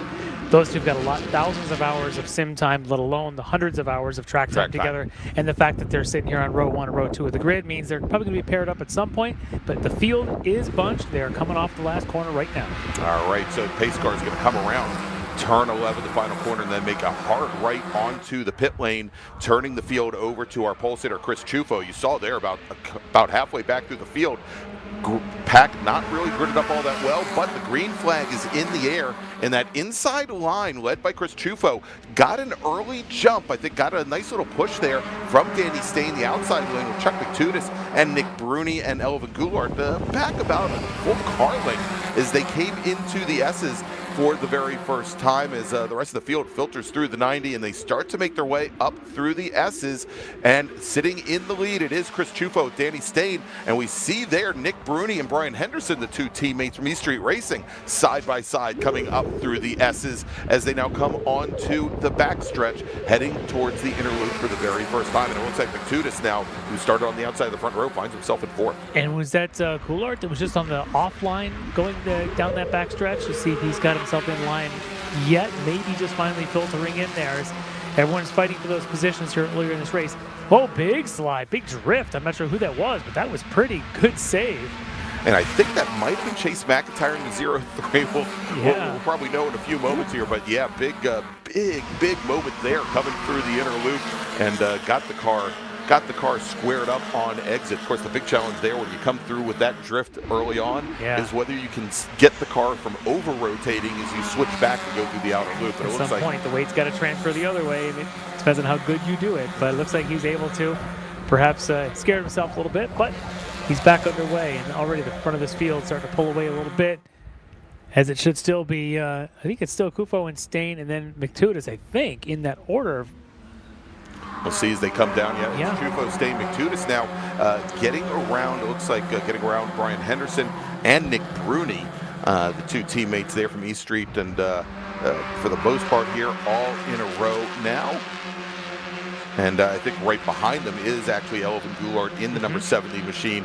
Goulart, I believe, was our 2012 national champion, if I remember correctly. I have to go back and double check on the year there. As the pack makes its way around turn 11 here to end the first full green lap, we'll see if there's any bit of moving in positions as the front four total nose to tail. Looks like that inside line again gets the run as McTudis is pushing Stain down the inside. And there you go. And they as they come down into the 90 into the first turn, Chuck McTudis working with his teammate Danny Stain. There it goes. Those two drivers now push to first and second. They're going to shuffle our pole sitter Chris Chufo now back into third position as we've got Elvin Goulart now moving up into fourth.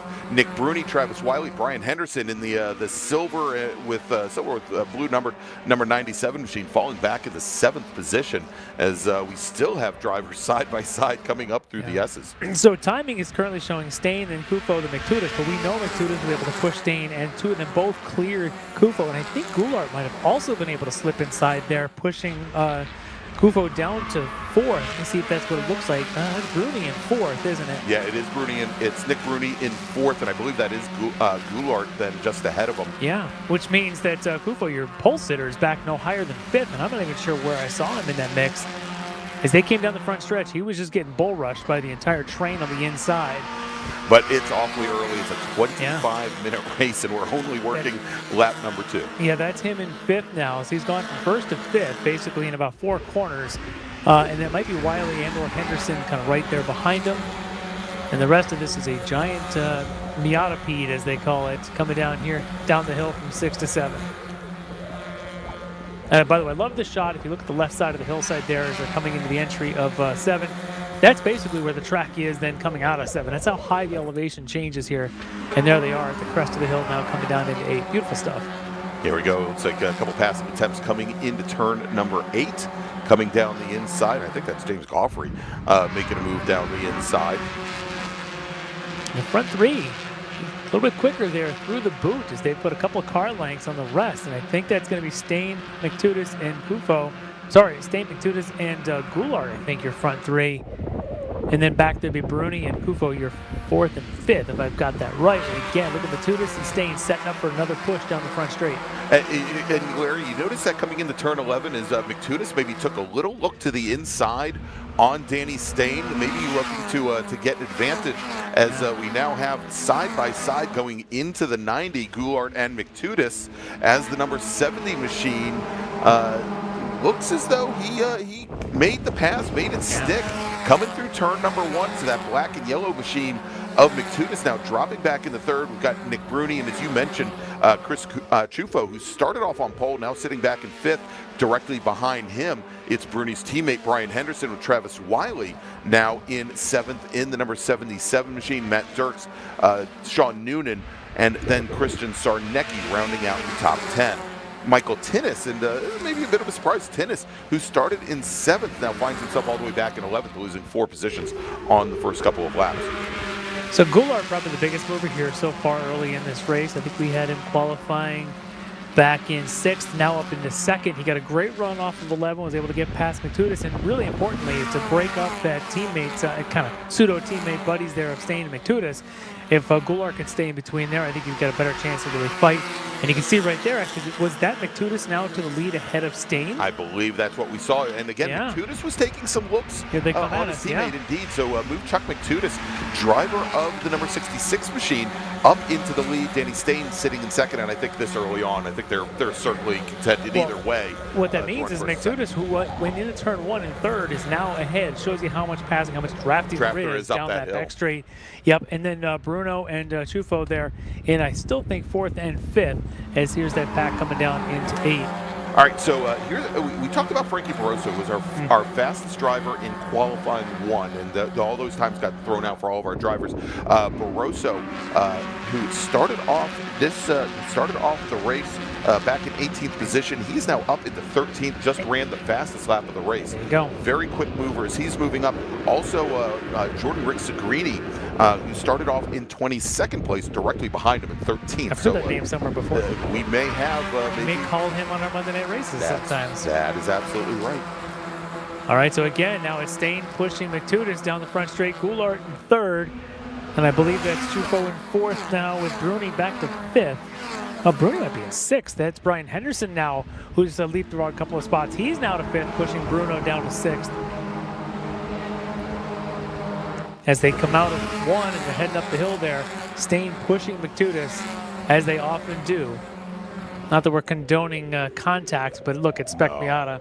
My favorite thing was when someone put together spliced together the Kiss Cam video. Well, that was Nick Bruni. Was it Bruni that did it? Yes. Oh, it's fabulous. So you just see this mouth face of a Miata kissing the back of bumpers just over and over again as they were practicing. I think it was at VIR a couple years ago. That was actually for the 2019 runoffs at VIR. Oh, it's a beautiful video. If you get the chance, the Kiss Cam. All right, so our leaders now coming into the inner loop.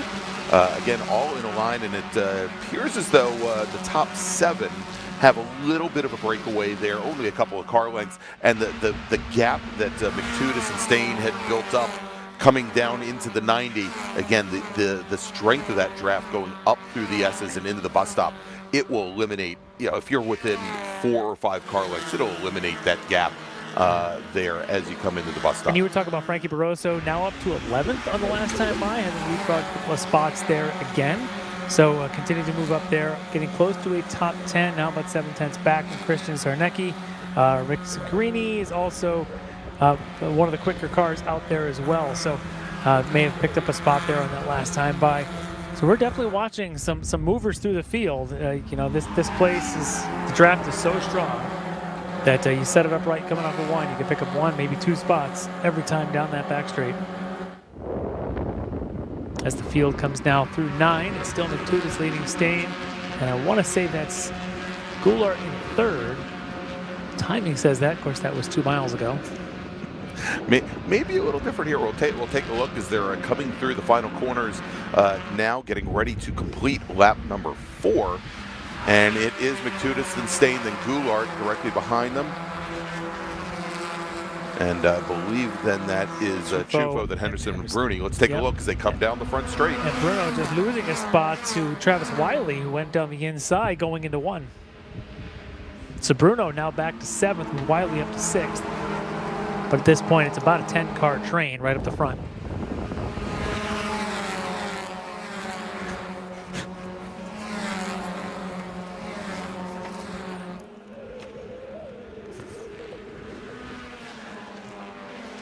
So we've got 1 car down on pit lane coming through, and that's the 46.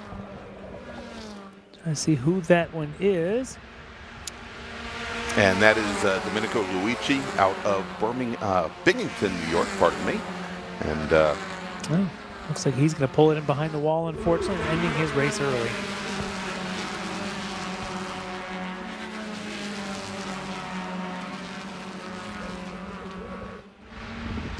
But you can see here, we're looking at 1, 2, 3, 4, 5, 6, 7, 8, 9, 10, 11 cars deep, I think. Here, Larry, all in contention at the moment. Actually, I think 10 back to Christian Zarnecki in 10th. Yeah, that's a very long train, but very Spec Miata things going on.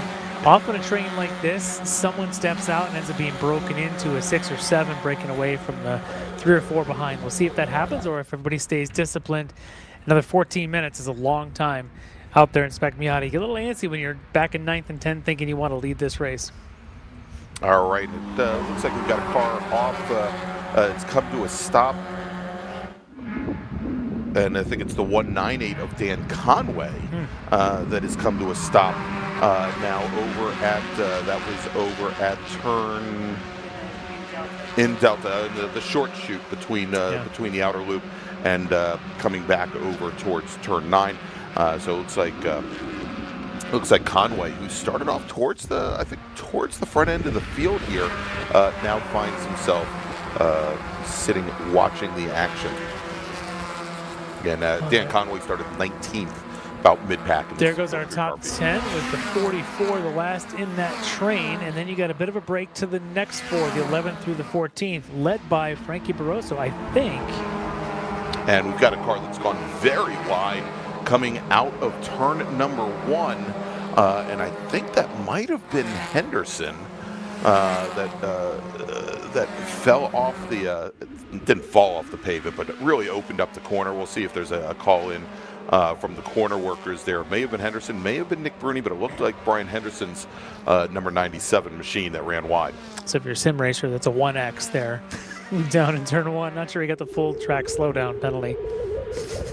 Yeah, if we see him dropping back another 20 cars, we'll know exactly what happened. I have virtually run so many laps. Oh, it goes very, very loose coming through the bus stop there. That was Elvin Goulart with the rear end stepping out. He pops over the curbing to driver's right, and that has really opened things up at the front of the field now here as there is a big gap, and I think back to Henderson. I think everybody checked up behind him, and that's caused this bit of a gap. So now you got that front 3 sort of pulling away, and then I think that is must be Goulart probably sitting in the 4th spot, separating them from the rest. So we'll get a good shot of them in a minute here as things gather back up. But yeah, that's definitely a check-up moment when you see the side of the car you're not supposed to see the side of. Yeah, and getting word that Chris Chufo may have, our pole sitter, may have left a little bit of the splitter, the front end of his car, maybe sitting around waiting for him the next time he comes up to the bus stop, and that could definitely affect his not only his straight line speed a little bit, but might hurt front end bite with that car as well.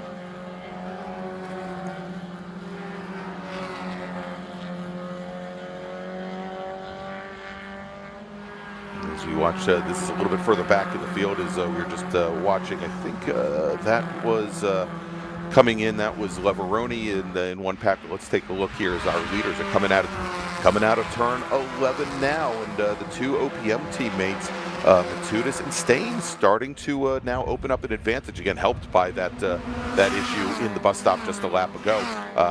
Goulart in the 70 machine, though, he is running 3rd with Chufo. Falling back behind Brian Henderson, so Chufo move him back into 5th position now. Yeah, he's dropped a little bit. Henderson's and gone we've got up. a car off at turn 1. Has just slid off over into the drive. A second car spun the same way. May have been Mills, but that first one is back moving again. Thought for a second, perhaps it might have been something down the way two of them went, but perhaps the first car stopped, made the second car think twice. But everybody's back underway again. Yeah, and we'll try and get the numbers on those 2 machines as they're back underway. But we talked about it there, Larry. You know, unless you get into that groove coming down into the apex of turn number 1, you get caught to the outside. It gets very loose out there very quickly. I think the second car through that started to spin and recovered quickly was Amy Mills, if I got that right. That looked like her Black Miata. I think she's got the white roof on her car. But I don't know who the original spinner was. All right, so Larry, we're a little bit over halfway through this Spec Miata race. It was great action. Let's do this. Let's take a quick little break. Thanks to some of our partners and sponsors. Before we do, let me make a call to the grid for our next group. Attention in the paddock. First call to the grid for race group number 3, Touring 2, Touring 3, and Touring 4. Please head to the grid. Your race is next. Race group 3, T2, T3, and T4. Please head to the grid. So, Larry, let's take that break, and we'll be back in just a few moments. We'll take you all the way to the checkered flag here for Spec Miata from Watkins Glen International in the 2023 Hoosier Racing Tire SCCA Super Tour. Hagerty is the official and exclusive insurance partner for the Sports Car Club of America. Hagerty provides affordable off-track insurance protection for motorsports vehicles while in the paddock, in transit, in storage, and at the shop. They provide guaranteed value coverage and even have protection for your trailers. SCCA members can save 5% on insurance through Hagerty. Learn more at Hagerty.com. Hagerty, let's drive together. Tire Rack was established over 40 years ago by an SCCA member with a passion to find the right tires, wheels, brakes, and suspension products for racers and enthusiasts both on the street and on the track. As official tire retailer of Sports Car Club of America since 1995 and sponsor of the Runoffs Pole Award, along with the National Solo Program, Time Trials Nationals and National Tour, and Track Night in America, Tire Rack is proud to support the SCCA and its members as they go have fun with cars. For over 25 years, championship-winning drivers and teams have demanded Hawk Performance Motorsports brake pads. Now you can have their advanced technology on your daily car, truck, or SUV with Hawk Performance Street products. With the improved HP Plus pad for that hybrid street and track feel, or Super Duty pads for tow vehicles, their all-new ER1 brake pad designed to take on even the longest race, and their all-new high-performance brake fluid, Hawk has all of your braking needs covered. Visit HawkPerformance.com and like them on Facebook or Instagram to learn more about the Hawk Performance Advantage. Hawk Performance, what's stopping you? Winning takes work. Getting parts is easy. SummitRacing.com. For more than 100 years, Sunoco, SCCA's official fuel partner since 2001, has been fueling victories both on and off the track, which is why Sunoco has trusted the fuel over 50 series of racing, driving, and winning, including the SCCA National Championship runoffs, SCCA Pro Racing, Trans Am, NHRA, and NASCAR. To find race gas near you, visit SunocoRaceFuels.com or call Sunoco at 800-RACE-GAS. And we're back here at Watkins Glen International, the 2023 Hoosier Racing Tire SCCA Super Tour. I'm Gregg Ginsberg along with Larry Lefty MacLeod. And Larry, as we went to break, we talked about we had those cars that are off in turn one. We've tracked them down. One was Travis Wiley, and I think the other driver was Anthony Garacci. Garacci brought his car down the pit lane, having the crew take a look at it. So he's dropped towards the back of the pack, but Wiley's dropped a number of positions now after being in the top 7. Yeah, it looked like it was Anthony Garacci, the one that kind of started that whole spinning down there, but he was able to continue, as has everybody else. So we're just watching now for the front of our field here. We think it's still McTutis and Stain. There they are, coming around turn 11 as we speak. And the next time our drivers, they get up to the bus stop, we'll have to see I think they're going to see a local caution up there, Larry, because we have a driver that has pulled his car off the driver's left into the grass in the no loop area, basically the outside of the bus stop. In kind of no man's land over there, but I suspect that they're going to have that local caution. But for the time being, we are still green flag racing around the majority of the track areas. We've got just about 6.5 minutes remaining. Well, Chris Truffaut there putting on a good lap, trying to get his race back together. Our pole sitter originally, now in 5th, just set fastest lap of the race at a 15.8. Just for comparison, track record for Spec Me Out is a 15.4. So getting within 4/10 of track record. He's got a bit of a draft working in his favor. I think he's following Brian Henderson around the track right now. Yeah, it looks like Elvin Goulart, currently running 3rd, has got a tiny bit of a gap back to our leaders in the front. And there you go. You've got Brian Henderson locked in right behind, and then Truffaut about 2.5 car lengths back. Boy. We've got 2 cars off on the outside of the bus stop. And we see at least one of them is recovered, and, well, one of them hasn't. It's somewhere back behind our timing tower there. And that almost assuredly is going to fire a full course caution here, I would think, Brian, or Larry, sorry. I'm going to start answering to Brian. That's fine. I'll just start calling you Brian, and I'll call the Brians Larry. Well, what that means is this race in the front gets really interesting now. And it's the 44 car, Larry, that went off, one of the 2 cars that went off at the bus stop. Sarnecki and possibly Rafa Abdullahi? Abdullahi, possibly, yeah. Maybe. I'm just looking to see. No, he's got a time now in Sector 2, although he was 5 seconds slower in Sector 2. And we are going to a full course caution, Larry, as suspected there. Yeah. And with about 4.5 minutes remaining on the clock, It's going to be tough. Yeah, it's going to be tough to go back to green. Yeah, we'll see. Now, on the Super Tour, our race stewards have tried whenever possible to go to a green-white checker, essentially, bringing cars down the pit lane. But we are getting word now from race control that the next time our leaders come by, they will get the checkered flag. Exactly. Yeah, I'm looking at it right now, and so they're going to go ahead and checker this thing. Chuck Batuta is going to take the win. His teammate Danny Stain third, Ellerman Goulart, the number 70 in third, as they just took that checker. Good race, though, between them. A little short in here by a couple of laps, but a great race at the front of this field. Brian Henderson, Chris Truffaut going to end up in 4th and 5th. Stuart MacLeod going to end up in 6th in this field. And where did he start this race? He started at, whoa, where is he? MacLeod made a heck of a run. He started off right here in 15th position. Yeah. In the 143 car, Matt Dirks. Nick Bruni, who started off in 4th position, again, our reigning national champion, finishing in 8th.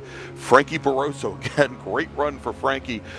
Frankie, who had started off in 18th position, works his way up into 9th. Here with Jordan Rick-Sagrini finishing. And Jordan started in 22nd, ends up with the top 10. So a lot of movers here in this field today. Great racing.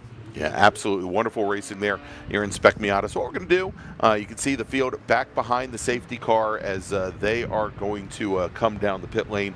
That's going to wrap things up for Spec Miata. Let me make a final call to the grid for our next group. Attention in the paddock, attention in the paddock. Final call to the grid for race group number 3, Touring 2, Touring 3, and Touring 4 drivers. If you could please start heading to the grid, your race is next. T2, T3, T4 drivers, please start heading to the grid. And Larry, by the way, that is going to be our last race scheduled before we break for lunch, just to give everybody a heads up. But we're going to take a quick little break here, and we will come back with some touring car action here from Watkins Glen International for the 2023 Hoosier Racing Tire SCCA Super Tour.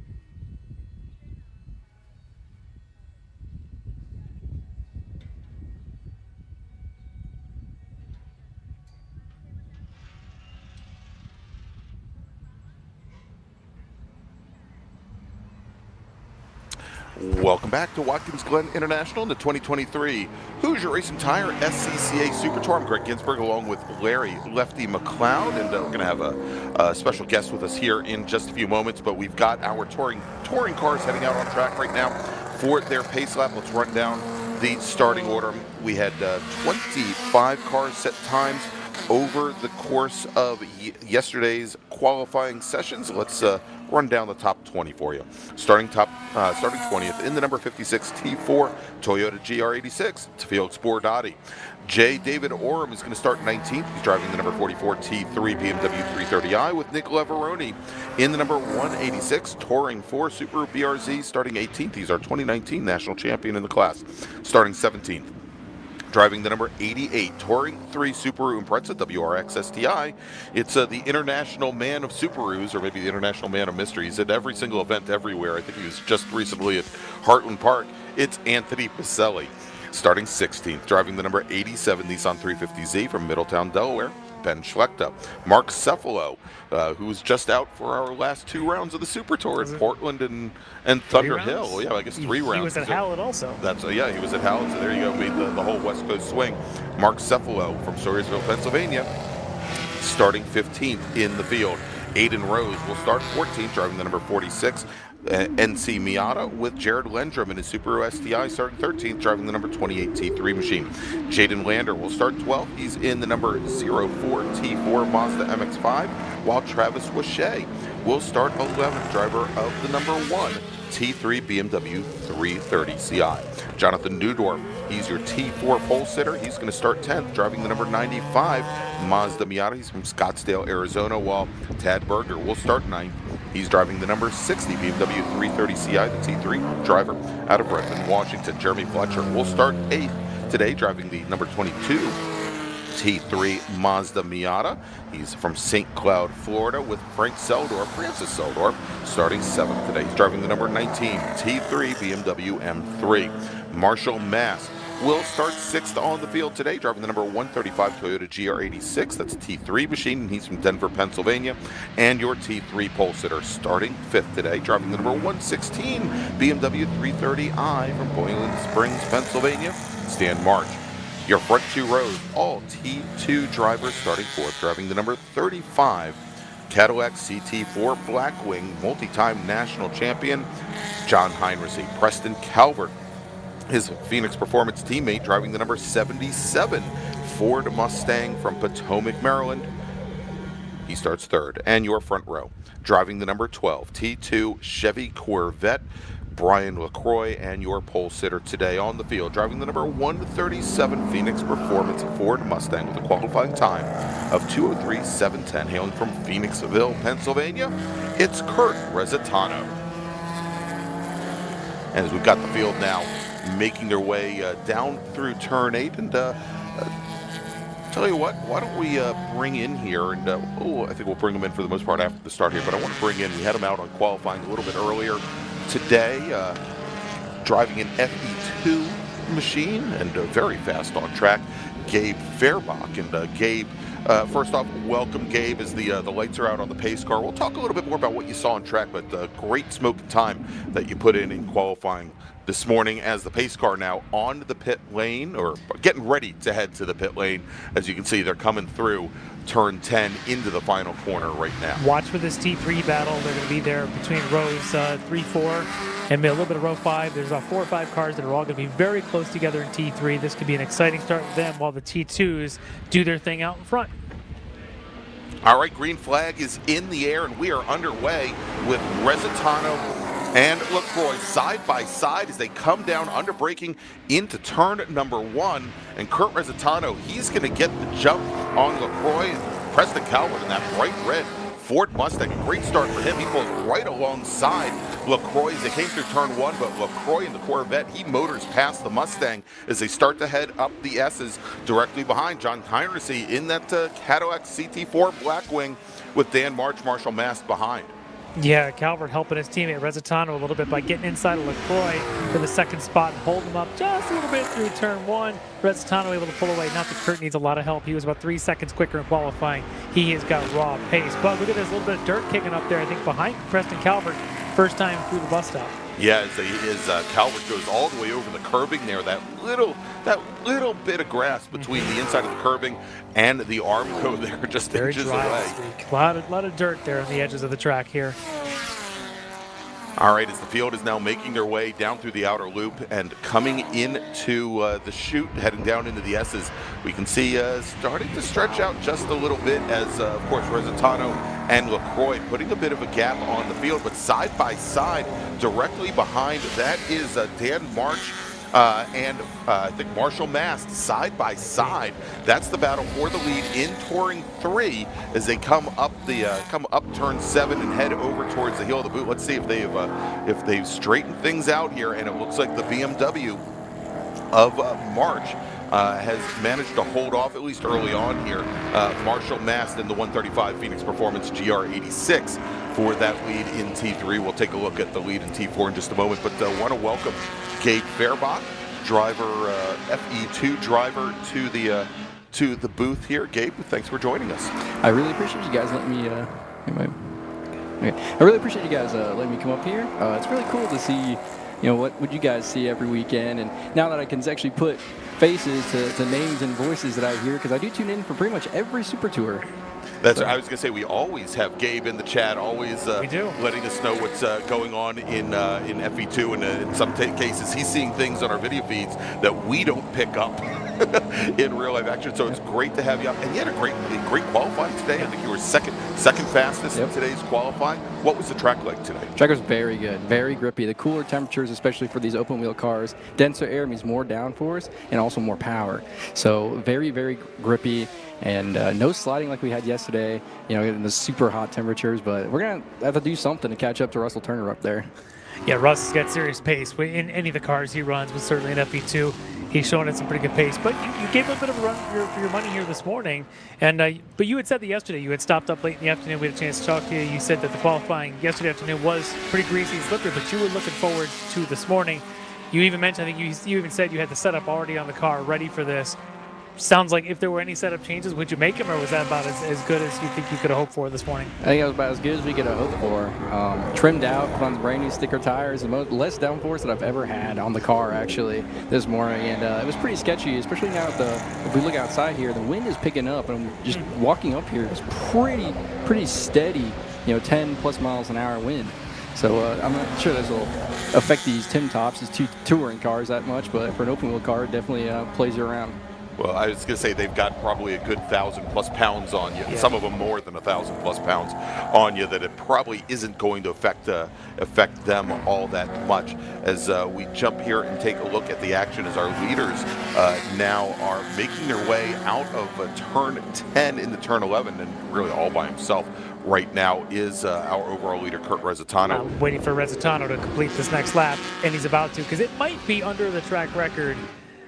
As the track record was a 2:04.616, it's now a 2:03.1 by a second and a half. He just reset the track record in T2. Well, there you go, Gabe. You're saying that the track feels fast and it felt fast, and Kurt Resitano just absolutely obliterating the track record here in Touring 2. Now let's take a look as March and Mast, our leaders in Touring 3, come across, and actually just came across the line. Dan March leading the T3 field in his BMW 330i, and just the briefest of gaps over Marshall Mast, former national champion. March with a 2:10.747. And that is, well, a little bit further off the record. It's about a second and a half off the record there. But he continues now to stretch things out just a little bit over Marshall Mast. Actually, that last time by, Mast actually picked up about 1/10 of a second on our leader March. In Touring 4, it appears as though Jaden Lander starting to open things up just a little bit over Mark Cephalo, and he's got the advantage of getting that. He's got David Sanders in his C5 Mustang sitting right between them, and with the torque coming out of those corners and definitely some straight line speed, it's going to be very tough for Cephalo to get around him. Cephalo, though, just did a 2:13.3 last time by, which I believe T4 prior track record was 2:13.444. So now that 3:23 by Cephalo, even though he's in second so far, has got the quickest lap of the race in T4. We'll see if he can get around Sanders in the Corvette and give Jaden Lander a bit of a run for his money in the similar T4 Miatas there between Lander and Cefalo. All right, so we do have a car, Larry, off over by turn 2, heading up at the start of the S's, and we're trying to track down. It sounds like the car is stationary over there. Might have had a brush with the Armco, and we are going to a full course caution here at Watkins Glen International, and I believe it might be the 28 machine. Jared Lundrum, T3. That's right, Jared Lundrum, who had been running in 10th position in his Subaru STI out of Queensbury, New York. And there you go. You can see he's out of the car, getting out over the wall right now. But that has brought out the full course caution here. And you can see as we've got that Toyota safety car now waiting to pick up our leaders, Kurt Resitano, Brian LaCroix. And that's going to close things up, obviously. The big jump that our leader got here to start off. And it looks like, as they all now gather, Cefalo did get around Jaden Lander, so we have a new leader in T4 as we queue up now behind the safety car. It will be Cefalo ahead of Lander, 1-2 with Aiden Rose in third. And so then that asks the question, what happened to the Corvette of David Sanders, who was sitting right between them? And it looks like Sanders actually was on a bit of a run. He actually got around Tad Berger, and David Vaughn moved up 2 positions himself. So here we've got about 7 minutes elapsed, 17 minutes left to go on the clock here for a 25-minute timed race from Watkins Glen International. Let's break things down here. Up at the front of the field, it's Kurt Resitano and Brian LaCroix, followed by Preston Calvert, John Heiners. So your top 4 all touring 2 machines. Dan March and Marshall Mast with Frank Seldorf. They are running 5th, 6th, and 7th overall. They are your top 3 in touring 3, with David Sanders running in 8th. He's in touring 2, and Doug Vaughn also in touring 2, running in 9th. Then we've got Tad Berger, who's running 4th in touring 3. He's 10th overall, and then we get to the T4 machines. And this is going to maybe the story, Larry, here as we come out of this full course caution, as we've got Cefalo and Lander and Aiden Rose and Nick Lavaroni and Felix Bordati and Jonathan Neudorf, all touring 4 machines, all lined up nose to tail here behind the safety car. Yeah, it could be a great restart for them once things get going again. And Cefalo had been he'd been a bit more of the chaser there. Wasn't the rabbit when I was going to shoes on the other foot, the rabbit's foot on the other shoe. Or Cefalo will now be leading that group. And we'll see what he can do now in front instead of chasing from behind. That kind of gives me the warm and fuzzies. Their lap times are also very similar. Yes. Really, Mark Cefalo, 2:13.3, Jaden Lander, a 2:14.0, and Aiden Rose, a 2:13.98. So very, very close to each other. Should be a great battle. And Lavaroni, a former national champion this class back in 19 at VIR. Yeah. So you got some names there. They're going to be mixing this up. A couple different 3 Miatas and then a couple of those twins there between Lavaroni and Bordati. So that could be a great battle once they get going. And of course, then still T3, you got the Dan March and Marshall Mast. They'll be doing their things. They are right there with Francis Seldorf, the 3 of them, 5th, 6th, and 7th on the overall field. Could have themselves a pretty exciting battle as well. All right, as I'm taking a look here coming up the hill, and it looks like we still have our emergency teams trying to get that Subaru extricated and removed from the area over there. So it looks like we're going to have at least one more lap under full course caution.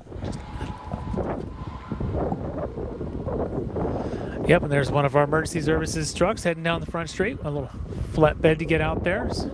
Didn't look like the car was too far in, just needs to be lifted and removed so we can get going again as our field now is gathered up behind the safety car coming around turn 10 to start officially lap 4, but see how many laps they'll need to do under this safety car. Yeah, and we're still working to get the field somewhat bunched up. I think we've got one driver all by his lonesome coming down through the boot, and appears to be a bit off pace. So something had to cool off Resitano. Apparently it's the safety car because he was just ripping lap after lap after lap. We'll see if this has any impact on him. I'm not sure which tires he's got on that car, but whatever it was, they heated up in a hurry and he just went. Be interested to see if that car is able to recover those tires, if that's what it was, or if he's just going to go right back to turning his quick 203s like he was doing, or if it's going to be maybe an opportunity for LaCroix and Calvert to stick with him. All right, Larry, what we're going to do is we're under full course caution here, and we're getting close to halfway in this 25-minute race. Let's take a quick break. Don't have anybody called to the grid because this is our last race before lunch, but let's thank some of our partners and sponsors, and we'll be back here in just a few moments. Take you all the way to the checkered flag in this touring car race from Watkins Glen International and the 2023 Hoosier Racing Tire SCCA Super Tour. Ready for a new race trailer? Bravo Trailers is the exclusive trailer partner of the SCCA. Owned by longtime SCCA racers, Bravo Trailers work better, load easier, and tow better because we build them with racers in mind. Visit bravotrailers.com to see your new trailer in aluminum or steel. For over 25 years, championship-winning drivers and teams have demanded Hawk Performance Motorsports brake pads. Now you can have their advanced technology on your daily car, truck, or SUV with Hawk Performance Street products. With the improved HP Plus pad for that hybrid street and track feel, or Super Duty pads for tow vehicles, their all-new ER1 brake pad designed to take on even the longest race, and their all-new high-performance brake fluid, Hawk has all of your braking needs covered. Visit hawkperformance.com and like them on Facebook or Instagram to learn more about the Hawk Performance Advantage. Hawk Performance, what's stopping you? Hoosier Racing Tire is proud to be the presenting sponsor of SCCA's Super Tour. Hoosier's mission is to be the dominant, customer-driven provider of tires to race teams domestically and internationally. Realizing Hoosier's existence and continued success is dependent upon how well we meet our customers' expectations by providing the safest, most reliable, high-quality race tires that put you in the winner's circle. For more information, see one of our trackside support personnel or the local Hoosier Tire racing dealer nearest you, or contact us at HoosierTire.com. Hoosier Racing Tires, truly designed for champions. Mazza Vineyards is the exclusive sparkling wine for podium celebrations at the Hoosier Racing Tire SCCA Super Tour, SCCA Runoffs, and Tire Rack SCCA Pro Solo. Celebrate your race weekend with Mazza Vineyards and learn more at enjoymazza.com. Summit Racing is proud to support SCCA racers through the Road Racing Contingency Program. Run the required decals to be eligible for contingency payouts.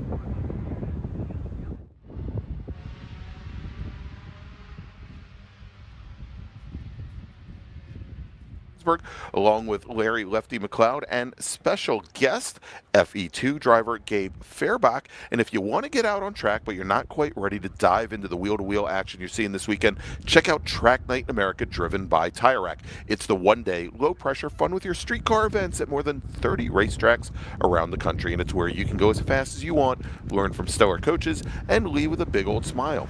Visit tracknightinamerica.com to learn more.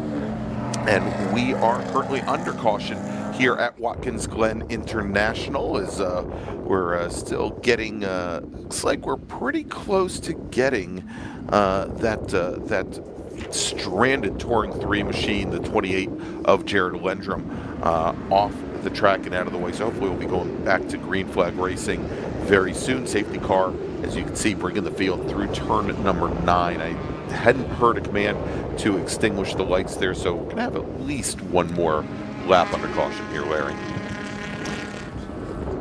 Yeah, so one more time around, hopefully just one more, and then we'll get back underway again, and which should be somewhere around, let's say, probably around 7 minutes by the time they come around again. Should be good enough for about maybe 4 laps or so. A little bit of a sprint to the checker, and then to the lunch. Sprint to the checker, then a sprint to lunch? Yeah. Yes. So Gabe, tell us here, if you were in a situation like this, and say with like 4 laps left, and you've been under caution for 3-4 laps, what do you do to keep the mind from wandering? What do you do to be ready when that green flag comes back out? Well, you just kind of realize the situation that you're in. You're if you have me, you have somebody on the radio telling you exactly how much time is left. You kind of analyze. You kind of know as a driver how much time you've been in the car, and you're basically just saying to yourself, "Hey, this is put up or shut up time. It's time to go, and this is my only chance." Kurt Resitano, especially if you're Brian LaCroix and Preston Calvert, they were way behind Kurt Resitano, he had a great jump, was turning some really, really fast laps. But now, Brian LaCroix and Preston Calvert say, hey, he's right there in front of me. I only got 5 feet to Kurt Resitano now. Now is my time to pounce. And would you be knowing that and knowing what kind of pace he had earlier, would you be sitting there with your crew, maybe talking and trying to analyze where you can find some time so that you can, not only pounce but stay either in contention or be able to hold off what has been to this point a much faster driver? Oh, absolutely. And when you're behind a faster driver like that, you analyze what they're doing. It's very good to watch the person that's in front of you, see where they're braking, maybe where they're turning in, see if they're turning in later, earlier than you, what kind of rolling speed, even what kind of line they're taking. And if you're Brian LaCroix, even though you only got a couple of laps behind Carrezatano, now you're right there, and you should put that memory in the bank and say, hey, I know what he's doing, I know where I can improve, and let's go get him.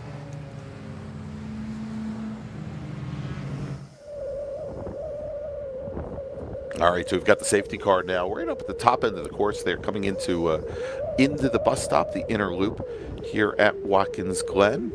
Gabe, you ever find yourself telling that safety car to just go a little faster?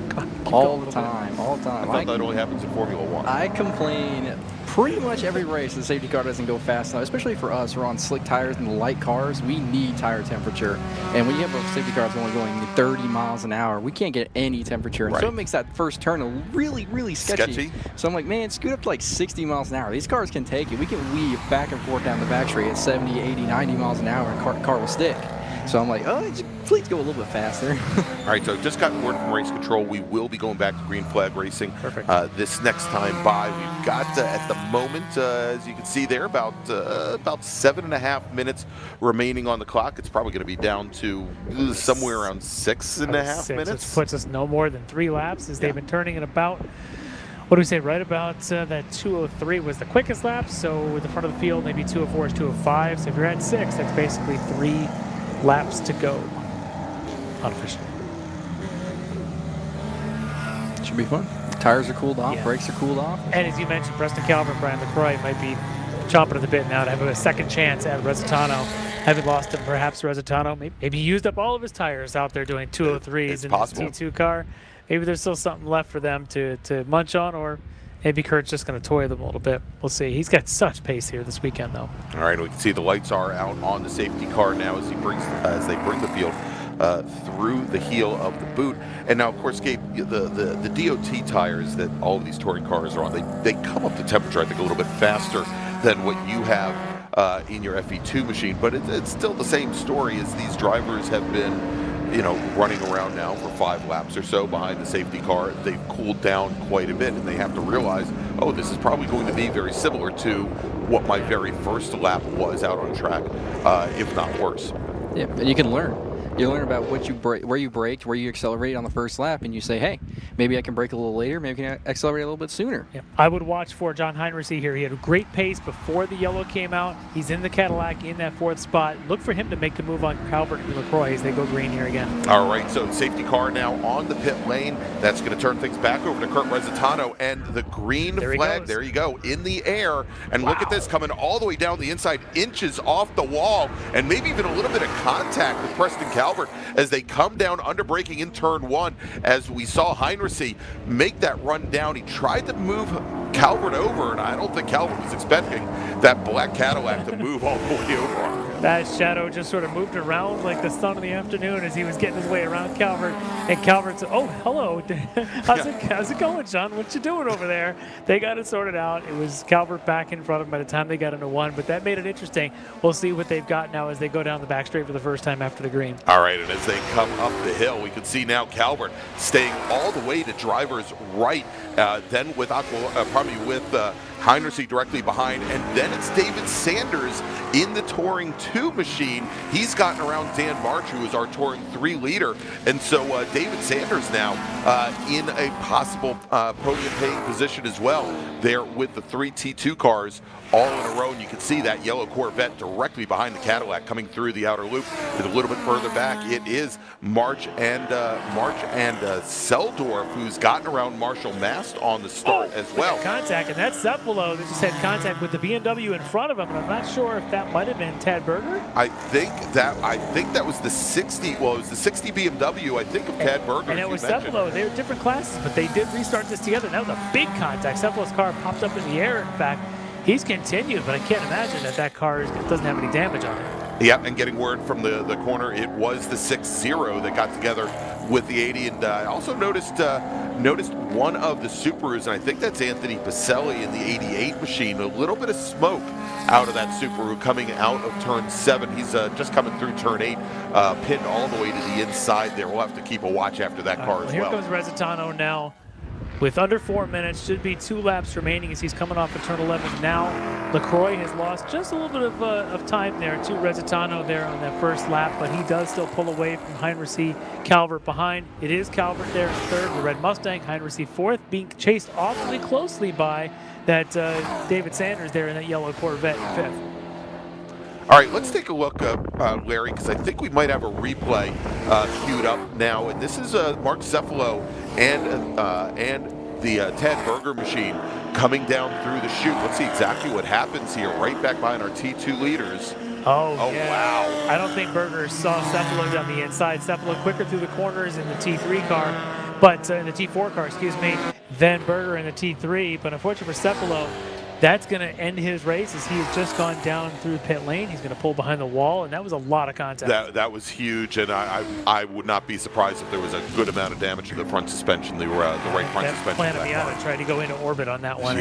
Tried to leave the planet, exactly. All right, so Cephalo, although the car looks like, and it looks a little bent up there in the front. Mark Cephalo now bringing his MX-5 back to the paddock. Yeah, it's unfortunate because we were just talking about him having a good shot here to lead the field, lead the pack of T4s on that restart. Made it about 5.5 corners around, and unfortunately his morning is done. All right, and so as our leaders, next time they come by, they should be getting the 1 to go here as we have just about 2 minutes, 20 seconds remaining on the clock. And you can see there that 60 machine, I think that was Berger going very wide through turn 6 this next time around. Probably going to, just in case. A little look twice. Yeah, a little PTSD over by the apex there. What we're looking to see is where is Sanders and Heinrich in the Cadillac and the Corvette, because they were nose to tail down the front straight. Sanders was quicker on this lap, so I think it's going to be the Corvette ahead of the Cadillac, as the white flag should be coming out for Resitano, the leader. Yeah, it's Kurt Resitano coming out of the final corner, or coming into the final corner now, and onto the front straight, that number 37 machine. There you go, white flag in the air, 1 lap to go here at Watkins Glen, and there is LaCroix. And the battle for fourth is on. It's still Heinrich just ahead of Sanders, but I don't know if it's going to last long, as Sanders just dives to the inside of the 90, and he's going to make it stick. He does. Sanders pushes that car so deep down into the corner. There it is, and he just now makes it through and takes over that position. See if from Heinrich gets a run. They got similar power plants in those cars, I think, but Heinrich may be getting a run now. Chasing him up the S's there, you can see on the camera shot. Photographer getting a good shot of it. Yep. Heinrich now still behind. There's a good shot there as they're heading down to the inner loop here. And as they come under braking, and Heinrich trying to sneak underneath David Sanders at the entrance, and Heinrich gets real loose over the second curbing there, gets it straightened back out, but that's going to give a little bit of clearance to that Corvette of David Sanders, now sitting in fourth, and he's trying to chase Preston Calvert in that red Mustang down. The question is whether he'll be able to get to him here with only about half a lap remaining as they run down the hill, come out of the chute, heading down towards turn 7. This is the battle for the last podium spot in Touring 2. In Touring 3, Dan March still has the measure of Marshall Mass. The last time we saw them, about 3/4 of a second separating those machines. And T4, Jaden Lander, also a very close fight in T4. Hopefully we'll get a chance to take a look at that as our leaders in T2 come into the heel of the boot for the very last time. And then look at Kurt Resitano once again, the advantage even in just 2 laps that he opened up over Brian LaCroix. Number 95 from Jonathan Newdorf just pulled behind the wall, so his day is done, just about a lap early.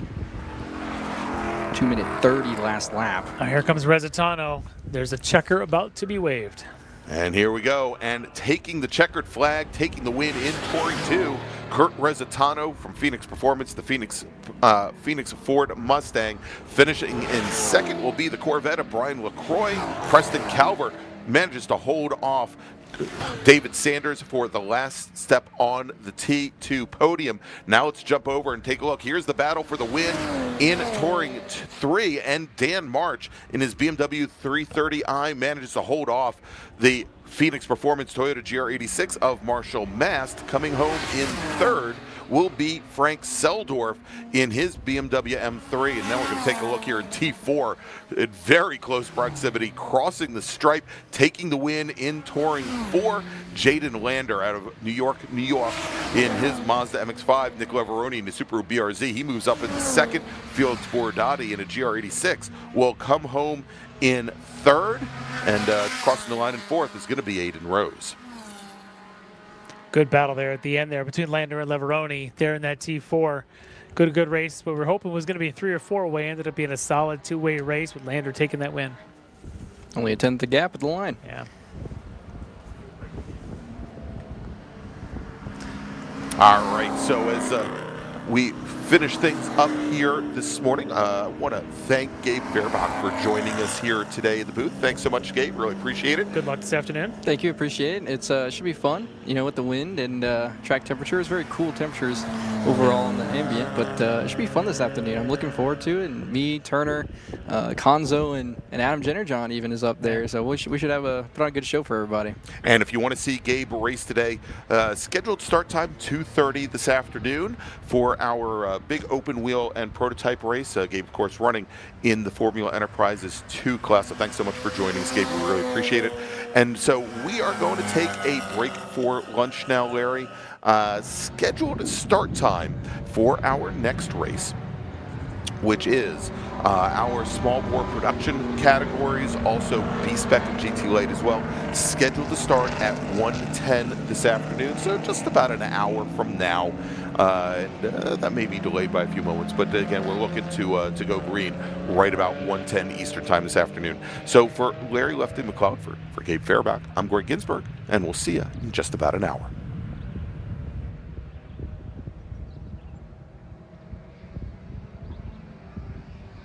Hoosier Racing Tire is proud to be the presenting sponsor of SCCA's Super Tour. Hoosier's mission is to be the dominant, customer-driven provider of tires to race teams domestically and internationally.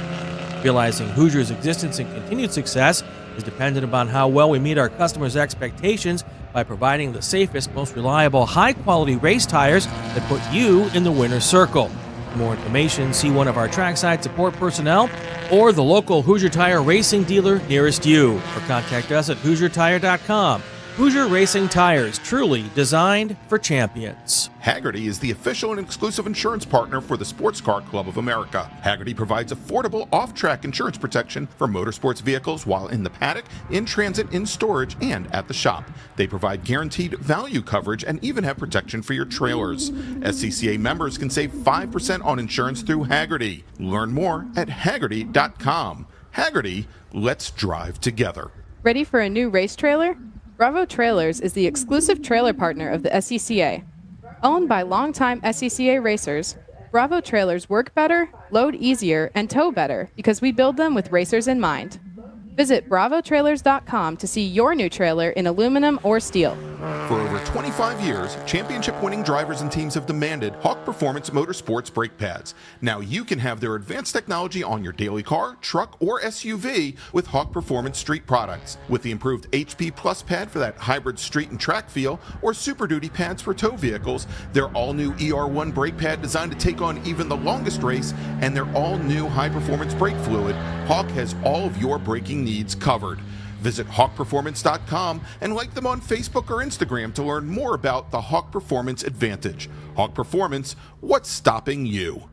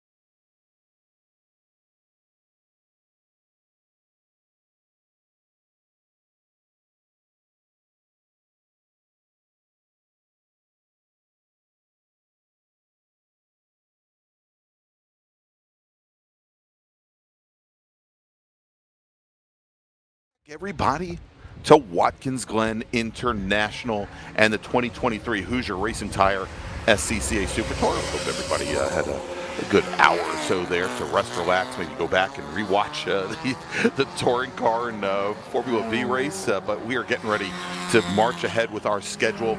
On track right now, our small bore group. It's production car classes, GT Light and B-Spec, as they are heading out for their qualifying session now. Let's run down. I'm going to give you the top 10 in each group. We had 12 qualifiers in B-Spec. We had 21 qualifiers in our production and GT Light classes. And like I said, we'll give you the top 10 in each, as we're going to have a split grid once again, where we'll have the production car and GT Light cars together. The B-Spec drivers, they'll start a little bit further back in that second pack. So starting 10th in our first group, driving the number 154 F Production Acura Integra from Utica, New York, it's David Colby. Rick Benazik is our H Production pole sitter. He's going to start 9th today in the number 11 Honda Civic. He's out of Farmingdale, New York. Summit Point, West Virginia's Graham Fuller will start 8th today in the number 2 GT Light Honda CRX, while Mark McAllister will start 7th. He's driving the number 13 F Production Mazda Miata. Then we've got Aaron Johnson. He starts 6th. He's driving the 08 E Production Honda S2000. He hails from Lodi, Ohio. James Gregorius will start 5th today. He's driving the number 9 Mazda RX-7. That is a GT Light car. Also racing in GTL, driving the number 117 Mazda Miata from Westboro, Massachusetts. Peter Tonelli is going to start 4th. Starting to his right is Wilson Wright Jr. See what I did there? Driving the number 61 GT Light Nissan Sentra. And again, he will start 3rd. And your front row today in production in GT Light, Charlie Campbell, many times the bride in F Production at the National Championship runoffs. He starts 2nd today. He's out of Corey, Pennsylvania, driving a Mazda Miata, and your pole sitter in our front group. Driving the number 95 E Production Mazda RX-7 from Vineland, New Jersey, with a qualifying time of 207.943. It's John Hainsworth. So let's move over now to B-Spec. We're starting 10th in the number 09 Mini Cooper from Arley, Alabama, Stan Sheehy. Francis Seldorf, who we saw just a little while ago I believe, in the Miatas. He's going to start 9th. He's driving the number 30 Mini Cooper, and he's out of Boston, Massachusetts. Also from Massachusetts, it's J.B. Swan. He is driving the 2012 Chevy Sonic, the silver number 3 car, starting 8th. Starting 7th, driving the number 28 Mini Cooper from Queensboro, New York, it's Jared Lendrum. Milos Milosevic will start 6th today in B-Spec. He's driving the number 18 Mini Cooper, and David Rosenblum in his Ford Fiesta will start 5th. That's the number 79 car out of Mays Landing, New Jersey. Stuart Black will start 4th. He's driving the number 40 Chevy Sonic. He's from Greensboro, North Carolina. And Perrysburg, Ohio is where Trenton Kramer calls home. We saw Trenton last night out enjoying some ice cream, Larry. He's racing his Mini Cooper. Today's out of Perrysburg, Ohio. And then our front row for B-Spec, finishing 2nd at this past year's National Championship runoffs, driving the number 103 Mini Cooper from Stroudsburg, Pennsylvania. It's Rich Roman. And your pole sitter in B-Spec, your reigning national champion, driving the number 12 Mini Cooper from Windham, New Hampshire, it's Steve Introne. Lots of big names in this field, lots of experience in these classes. This should be some pretty good racing. That B-Spec field is quite large, as you mentioned. That you called out the full top 10. There's actually 12 cars that'll be out there running a great field here in B-Spec. But I'm also going to watch the front here to see Charlie and John. Different classes, but we'll see how close they end up being if John just starts pulling away. But Charlie, the old veteran there, has got some pace still in that little white Miata and FP. The battle in GTL should be really good. Wilson Wright, Peter Tonelli, James Gregorius, those three could be pretty tight for a while in this field. Yeah, and in H Production, of course, we saw Rick Benazik has a couple positions up on Amber Stevenson, who started qualified second in class. We'll have to watch Frank Schwartz, who's running essentially a B-Spec Mini Cooper, just with the flat plate restrictor received, as our pace car is on the pit lane, leaders on the front straight, and green flag is in the air as they start to head down. Our production and GT Light classes head down into turn number 1, and taking an early lead from the outside of the front row. It's that open top Mazda RX-7, John Hainsworth, the black number 95, with Charlie Campbell sliding in behind Wilson Wright. Good to see also starting out Tom Broering in his H Production Volkswagen Rabbit, running actually his wife Carolyn's Rabbit this weekend.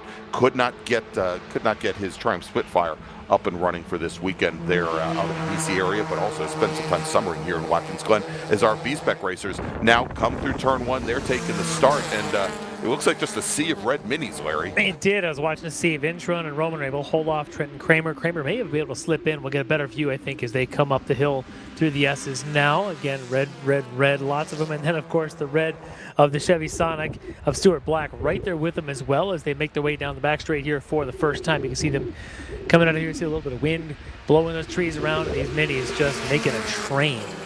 Yeah, and Larry, I'm trying to get a number here. Got word that one of our drivers had possibly pulled out, may have jumped the start. Getting the call came in from the corner that it was the 1-2 car, and I'm still trying to track down. That would be Steve Intron if it was. Well, yeah, and again, they said specifically 1-2 white in the first group. Oh. The only 1-2 car is Intron, who is in the red Mini Cooper, currently leading the field out of the inner loop of the bus stop and coming now down into turn 6. And it looks like once again, we've got the pair of Intron and Rich Roman, and Stuart Black now in the red Chevy Sonic has moved into second position, or probably into third position in B-Spec, as we can see now coming out of turn 9 into the final corners here on the first lap. John Hainsworth, Charlie Campbell. Campbell in the white Mazda Miata, and the third car in line, that is the GT Light. The GT Light Nissan Sentra of Wilson Wright. But the next pack behind them is you've got, of course, the 9 of Gregorius, the 117 and the 3, the 117 being Tonelli, and the Honda S2000, I think, right behind them, Larry, of Aaron Johnson in the 08 machine. Yeah, he's in another one of the EP. So he's trying to chase down Hainsworth, but he's got a whole bunch of GTL between he and the front of the field there in Hainsworth. Hainsworth already pulling away, you can see on timing, about a second ahead of Campbell, but about 6 seconds ahead of Johnson, now the second place EP runner. All right, and with the lead in H Production, and now with 2 out-of-class cars between he and the second place runner, Rick Benazik, in his number 11 Honda Civic. He came across the line, the 8th car to cross the line, Amber Stevenson running in second in her Toyota Yaris. But Matt Benazik, that's Rick's son, currently running third in class, very close behind the white with the red and black Yaris of Stevenson. And I think Chris Copley just came through and pulled it out behind the wall in that old Mini. His race may have ended 1 lap in the books. And he had some ignition issues during yesterday's qualifying session. Looks like those are continuing on for that driver of the Silver 03 GT Light Mini. And getting word here of it's getting kind of close right now. Looks like the 13 machine and the 79 machine getting together around the course. The 79 machine, and that is David Rosenblum in the B-Spec Mini Cooper, and again the other car was the 13. I think it may have actually been JB Swan. I think it may have been JB Swan in the 3. Or maybe in Milos in the 18, because he would have been right there. Yeah, he would have been right up there with him. Yeah, in that around fifth or sixth in B-Spec. So yeah, we'll see how that plays out. But certainly nose to tail, not a big surprise in B-Spec. Side by side, maybe. Yeah. Oh, we're gonna get an eye now on everything. Hainsworth now pulling away a little bit. Charlie Campbell, your FP leader, out there. Wilson Wright leading GTL. And then you've got that battle of Tonelli, Gregorius, and Johnson still 1, 2, 3 in that order, as they are currently 3, 4, 5 overall on the track. And it looks like, I want to say, maybe Tonelli just got around. Sorry, Gregorius might have just gotten around Tonelli, but as they head up through the S's. All right, and more side-to-side contact in B-Spec. The 09 machine, Dan Sheehy, Jared Lendrum in the 28, having a little coming together as well. You want some of my paint? And that was, and I believe that was over by turn 9.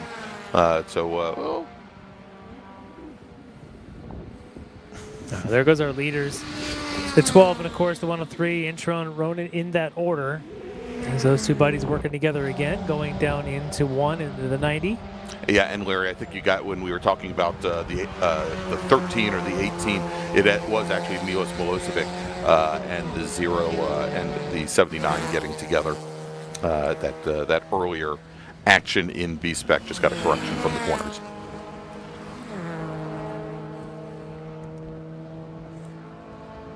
As we watch this battle now, close battle in B-Spec now, and I think that's the third place battle going on. They've kind of lost sight of Intron and Roman out there in front, but I think the next group is all real packed together there in B-Spec. Yeah, it's Trenton Kramer, Stuart Black, and actually I think Black has moved up into, has gotten around.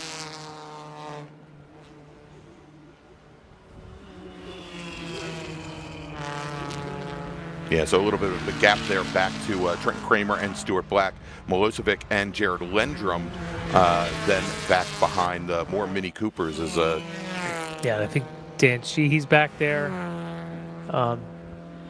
Frank Seldorf might be in there. There's a couple of them all just sort of lined up in that train with, I think, an FP car of Spike Benning right between them. Yeah, and Spike had some issues with his with pace yesterday. Did not put in a time in qualifying. Had to get permission from the stewards to run in the race today, and apparently that car is still maybe a little bit He's off pace now, as I'm seeing, as he's kind of pull off line of this B-Spec field, and I don't even know if he made it that far in this lap. He was about 5 seconds through Sector 1 slower than the rest of the field of the B-Spec cars. And all right, Larry, we've got a standing yellow down at the toe of the boot over by turn 7. We've got a car that's pulled off driver's left, trying to get the number right now.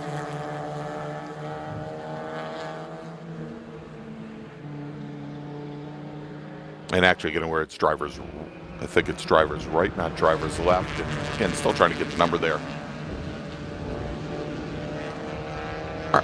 All right, let's take a look, Larry. We've had a lot going on here. Let's take a look at the inner loop coming now. Is one of our B-Spec cars. The rear end goes around, it goes around, and that was the number 6 machine. Thank you for showing us the door. Is that who I think it was? Was that Frank Schwartz? Frank Schwartz. Did I say it was a B-Spec car? That was an 8 production. At one point this weekend, it may have been a B-Spec car when it arrived in sight, but it now has a set of Hoosiers and a restrictor plate removed, and suddenly it's an H-Prod car. That's right. And we're only showing Frank because he bought us ice cream last night. Thanks, Frank. Yeah, thank you, Frank. That's the only reason we're going to show that replay. Give him more TV time. Wanted to make sure that Frank got some air time because, A lot of people know Frank as he's a big part of the B-Spec growth and the drive behind that community, and a good all-around guy, not just because he bought us ice cream last night. That's right. And you can see there now, Frank, I think, leading the way for Steve Intron and Rich Roman as he went and recovered in the bus stop there. So 8th production car, the number 6, and then we've got our 2 B-Spec leaders, Steve Intron and Rich Roman, the 2 have paired up to take 1st and 2nd at the National Championship runoffs this past year. And pretty good distance behind now. Trenton Kramer in the number 44 red Mini Cooper, directly behind him. Stuart Black from Black Chevrolet down in North Carolina way, the Chevy Sonic running in 4th. And then a pretty good distance, about another 2.5 seconds, back to Milos Milosevic, the number 18 Mini Cooper. And things have really started to open up here, Larry, both in E production and also F production. Of course, we've got sitting at the front of the field John Hainsworth, who is our overall leader, leading E production. Charlie Campbell running 2nd, who is leading F production. Then Wilson Wright, our GT Light leader. And if we take a look at this and break it down here by class, right now John Hainsworth with almost a 20-second advantage over Aaron Johnson, running 2nd in E production in his Honda S2000. Charlie Campbell with almost a half-minute advantage over Mark McAllister's Mazda Miata, and Wilson Wright at the moment, almost a 10-second advantage right now, about 9.5 seconds, back to James Gregorius running second in GT Light. Yeah, good race so far for Wilson to be able to pull that margin there. Kind of for a long while there, he was actually keeping pace with Charlie Campbell. Last couple laps, Charlie started to pull away just a little bit, but Wilson able to really stretch that lead in GT Light. All right, and it looks as though we've got a change in position in B-Spec, as Stuart Black has now gotten around Trenton Kramer. So move the Chevy Sonic now up into third, move Kramer back to fourth, and Milosevic, who's in the yellow Mini Cooper directly behind, he has been closing things down. That last time by, he was almost 0.4 of a second, actually closer to 0.5 of a second, faster than both Black and Kramer, and we can, I think we've got them coming up the hill now. And there they are, quite the pack there, coming around those S's, and you'll see them coming on to the back straight. Just a whole field of them. Is, if you can just picture the plume of air that's got to be pushing off them as they're going a train almost too wide, kind of a zigzag a train there, heading toward the bus stop. Yeah, and I believe that is Jared Lendrum, Dan Sheehy, Frank Seldorf, Anthony Ruddy, and JB Swan, as well, as they are all entering. And it does look like a B-Spec, like a Jetta race, an iRacing, as they're going into the bus stop side by side. A little bit further back, David Rosenblum in the 79 Ford Fiesta, the Gulf liveried machine there, is just coming through your shot right now, as our overall leader, Hainsworth, starting to come up on the back of this B-Spec battle. That could be interesting for some of these guys in B-Spec who don't want to lose sight of the battle in front of them. Sometimes that happens. It starts to break them up a little bit. This battle's too good. Hate to see that, but it is what Hainsworth's going to do. Is he's got a lot of pace right now, and right now running at about 20 seconds a lap faster than these B-Spec cars are.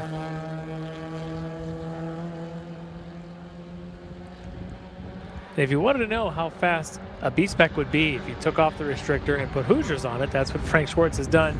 He's lapping at about 2 seconds a lap faster than the intro and enrollment are doing there at the lead in B-Spec. Frank had that bit of a spin, got going again, and has been slowly pulling away from the B-Speckers. So that gives an indication of the restrictions put on these cars as they do have balance of performance between them to make the racing so good. And it does show. The racing is always great between them, whether it's the Mazdas, the Minis, the Chevys, the Toyotas, all that good stuff. And thanks for good racing. All right, Larry, real quick, let's make a first call to the grid for our next group, and then we're going to take a little break. Attention in the paddock, first call to the grid for race group number 5, Spec Racer 4 Gen 3. Please start heading to the grid. Your race is next. Race group 5, Spec Racer 4 Gen 3, please start heading to the grid. And so with this battle in B-Spec raging on, let's take a quick break. Thanks to our partners and sponsors that are bringing you this coverage from Watkins Glen International of the 2023 Hoosier Racing Tire SCCA Super Tour. Tire Rack was established over 40 years ago by an SCCA member with a passion to find the right tires, wheels, brakes, and suspension products for racers and enthusiasts both on the street and on the track. As official tire retailer of Sports Car Club of America since 1995 and sponsor of the Runoffs Pole Award, along with the National Solo Program, Time Trials Nationals and National Tour, and Track Night in America, Tire Rack is proud to support the SCCA and its members as they go have fun with cars. Mazza Vineyards is the exclusive sparkling wine for podium celebrations at the Hoosier Racing Tire SCCA Super Tour, SCCA Runoffs, and Tire Rack SCCA Pro Solo. Celebrate your race weekend with Mazza Vineyards and learn more at enjoymazza.com. Summit Racing Equipment, the official high-performance source and proud sponsor of the SCCA Road Racing Program, is celebrating its 55th anniversary as the world's speed shop. Hagerty is the official and exclusive insurance partner for the Sports Car Club of America. Hagerty provides affordable off-track insurance protection for motorsports vehicles while in the paddock, in transit, in storage, and at the shop. They provide guaranteed value coverage and even have protection for your trailers.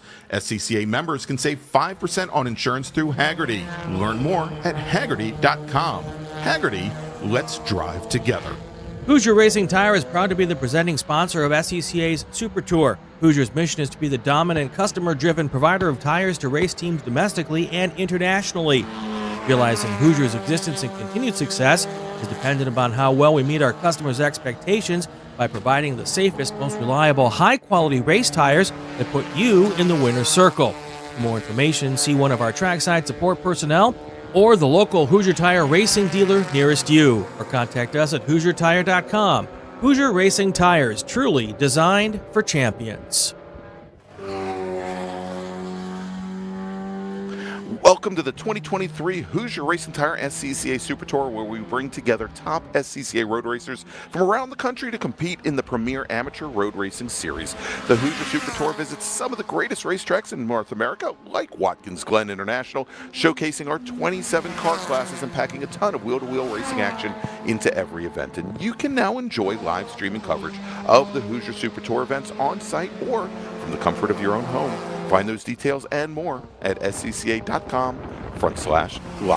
Welcome back, everybody, to Watkins Glen International. I'm Gregg Ginsberg, along with Larry Lefty MacLeod. And Larry, I think we've first off found the answer to our driver that's off by turn 7.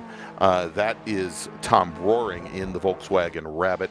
And he, the second to retire after Copley. But look at this gaggle coming out of the S's. Yeah, those three B-Spec cars there finally look like they gotten cleared by from Wilson Wright and Aaron Johnson, the Sentra and GTL. Aaron Johnson, the S2000 EP. They've gotten their way on by, leaving this battle pretty much all to themselves. And that battle, I think, is Kramer, Black, and is that Milosevic in that one? I think it's the three of them all sort of tightly bonded together right now in B-Spec. All right, Larry, if we can get Director Zach to give us our next camera down over at turn 7 as some of these leaders start to make their way down the hill. We do have a car off driver's left in the grass right up against the wall. Oh, wow. And for the most part out of the racing line there. He's been there for about 30 seconds or so. We'll try and get the number on that car as soon as we can. In the meantime, what we were watching during the break, and here's that fight, and not a fight in class, but we're just watching the Honda S2000 machine of Aaron Johnson and Wilson Wright, our GT Light leader. That's for 3rd overall. And do we think that's the Scirocco, possibly? I think it might be the Scirocco, Scott McAllister, given that I don't see a Sector 2, and he is dropping down the order quickly. So just a theory. We'll see if we can get that confirmed, that possibly the 19 of McAllister and a Scirocco. Yeah, we'll take a look here. Yeah, we think it's Scott McAllister, the driver of the number 19 H production Scirocco, and given the flat face of that car from what we could see at turn 7, yeah, I think that is likely the case. Well, he'll have about 7 more minutes of racing going on. He'll just have to sit there and wait at this point. And, wow, looks as though starting to make a run back through the field here. David Rosenblum right on the back of the Chevy Sonic of Anthony Ruddy. That is the battle for 9th in B-Spec. But let's watch this fight coming up the hill right now. As this is the battle that we've been watching in B-Spec for quite some time with right now Stuart Black, Trenton Kramer, and let's try this again. Trenton Kramer currently running 3rd. He's in the red 44 Mini. Stuart Black in the red 40 Chevy Sonic, and then the yellow This Mini. train is a little bit different. That is your leader, Steve Introne, is about 6 seconds ahead of them, right? It's Richard Roman leading out of the pack, where you got Kramer and Black and Milosevic, and then you've got the 2 cars, the GTL and the EP of Aaron Johnson and Wilson Wright, following them around. That's that pick. You see the S2000 and the gray just on driver's right. Yep, and so I think that's starting to get in there. What I mentioned in all that was Richard Roman has fallen back from Introne by about 6 seconds to this pack. He's just a couple seconds in front of them. Introne now with a pretty good lead out in front. Yeah, you can see that now where Roman is falling back. I think that's Roman just ahead of this group right now on track, and then you've got behind him is the Kramer, Black, Milosevic battle. But way out in front, now just kind of leaving the shot, I think, is Steve Introne. Yeah, indeed. And so Roman pretty secure for the moment in 2nd place in B-Spec, as we've got Kramer, Black, Milosevic, and it looks like Gregorius in his Mazda RX-7, the GT Light RX-7, trying to make his way through these B-Spec drivers. Hasn't quite been able to do it yet. Of course, he's He's battling his way, trying to fight his way up to Wilson Wright in that orange Nissan Sentra as Gregorius now finally makes it clear. But as they come onto the front straight, we can see they're about 25 car lengths separating our GT Light leader now from Gregorius. And yeah, Gregorius just picked up about a second and a half on that lap while Wilson in the Sentra was trying to fight his way through traffic. James able to take advantage of that and close that gap now to about 4 seconds in GTL between Wilson Wright in that Sentra and then, of course, James in the RX-7. And there goes the Sentra. And there's the RX-7 getting around another one of our B-Spec cars. Yeah, as he got around Rich Roman. And, you know, as we look at this, Larry, Roman falling further off the pace of Steve Introne, and we can see that battle now for third in B-Spec starting to close things down on Rich Roman. Here, that last time by, Roman was almost 9/10 of a second off of the pace of Kramer, Black, and Milosevic behind. And Roman about a half a second off of Kramer and Black's pace on Sector 1 on this lap alone. Another half a second, do that a couple times, talking about a 1 second plus per lap. I expect Kramer and Black could be on Roman's heels here within the next 2 laps. And we still have, well, we'll see if we've got that much time left, Larry, because we're now under 4 minutes remaining. And with the B-Spec drivers running about 2.5 minutes a lap. Well, it depends on where John Hainsworth, the overall race leader in his RX-7, is currently camped out. I believe he might have just gone past us here at the starter stand. He should be somewhere in this third sector.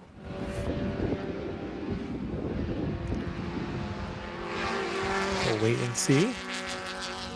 That is him right there, going across right in front of us. So with that, less than 4 minutes means there should be 2 laps to go. Laps. The white should be next time by for him. All right, so we'll see here. That is probably the best thing that that Trenton Kramer and Stuart Black and Milos Milosevic could probably see and hear if they've got crew on in the radio. And probably the one thing that maybe Rich Roman. Well, Roman just turns his personal best second sector on the lap he's on right now. Yeah. So not quite sure. Maybe the trap speed is struggling for him right now, but he's okay through the twisty bits. Hard to really say what could be going on with Rich Roman in his Mini, but for him, he's still got about a 3-second advantage on Kramer and Black, but that definitely has been shrinking as they all go by. Kramer and Black just went by us. Yeah, and it looks like they've started to lose the yellow Mini of Milosevic as they come down to 1, although Milosevic very late on the brakes, makes up about 3 car lengths in braking in the turn 1, running very wide and over the curbing at turn 1 was Trenton Kramer. You can see there just barely keeping the right-hand wheels on the curbing.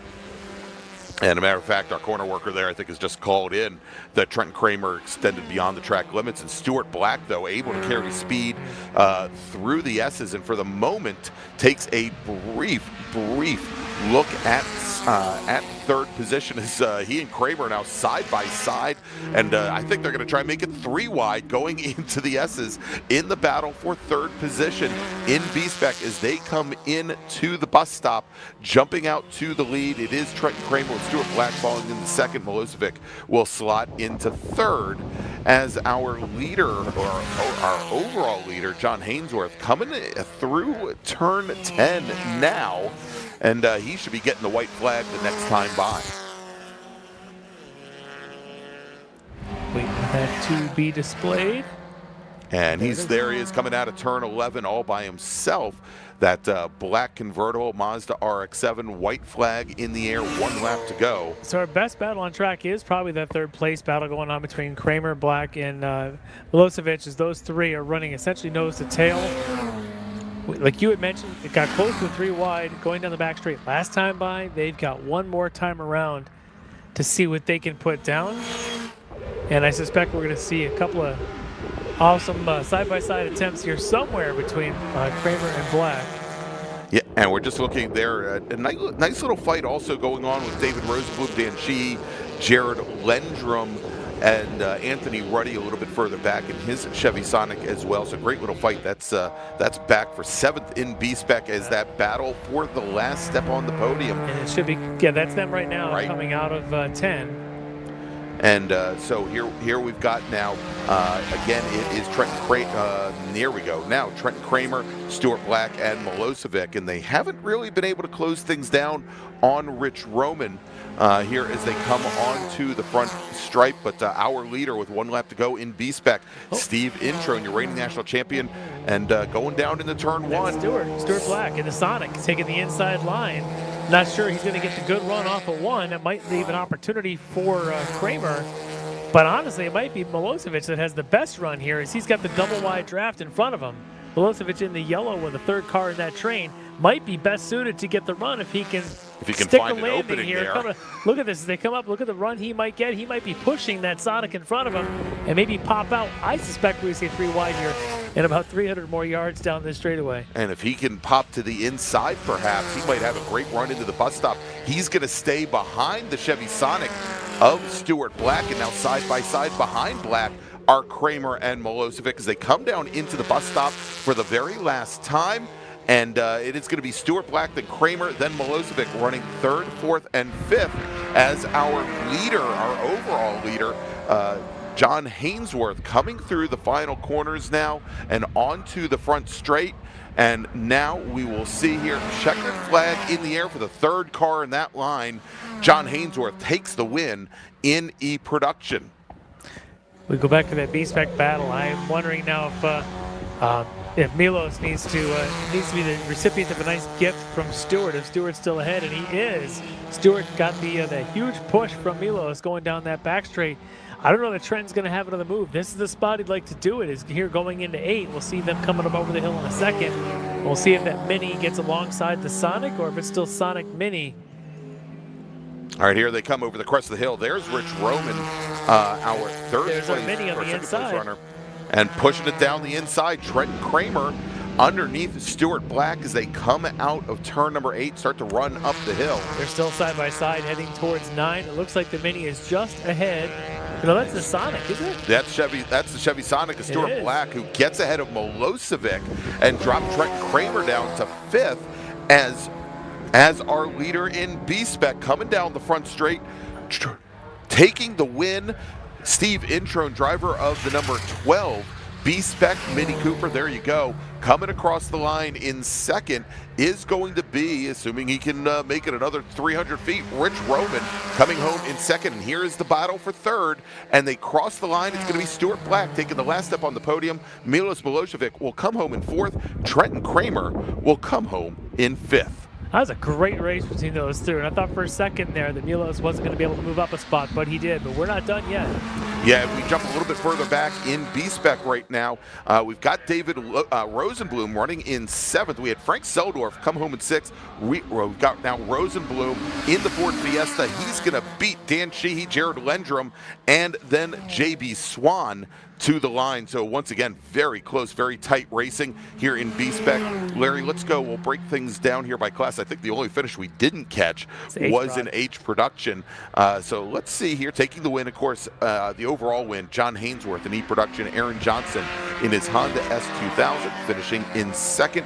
Dave Teal will finish a lap down in 3rd. In F production, Charlie Campbell with the win. Mark McAllister 2nd. David Colby will finish a lap down in 3rd. And George Spike Benning will finish 2 laps down in 4th. In GT Light, Wilson Wright in his bright orange Nissan Sentra, he takes the win. James Gregorius in his Mazda RX-7 will finish 2nd. Peter Tonelli will finish 3rd.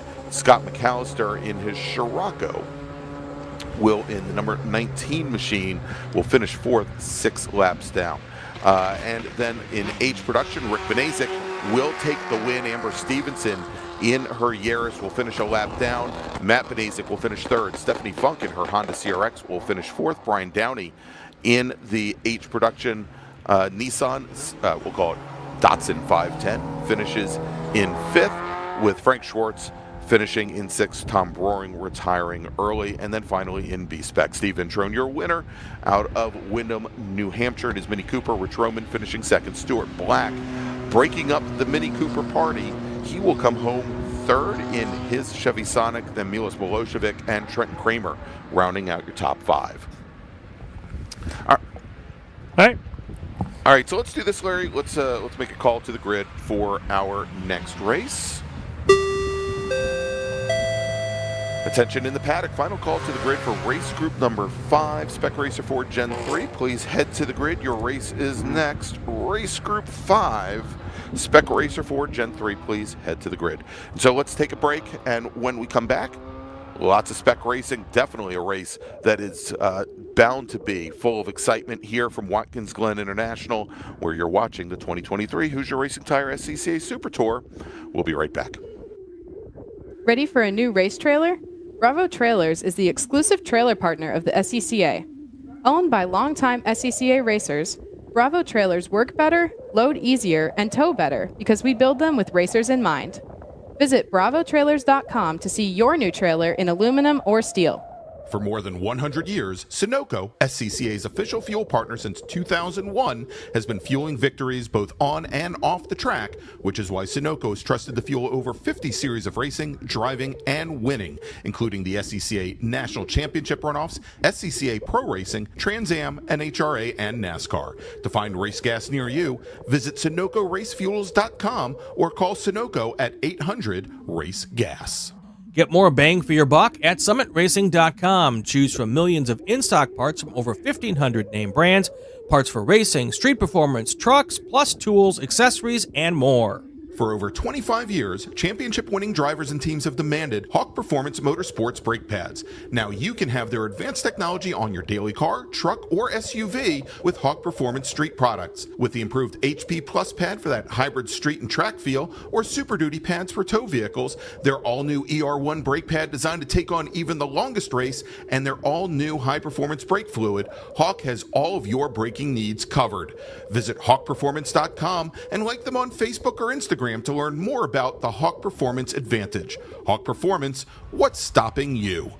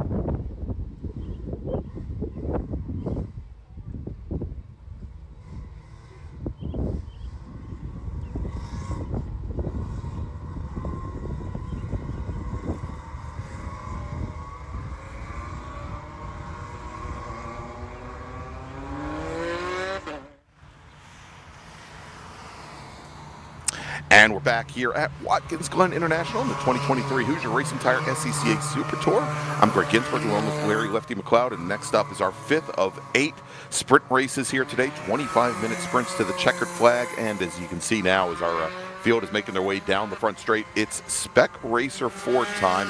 We had 34 drivers set qualifying times over the last 2 days. Larry, let's run down the top 20 here.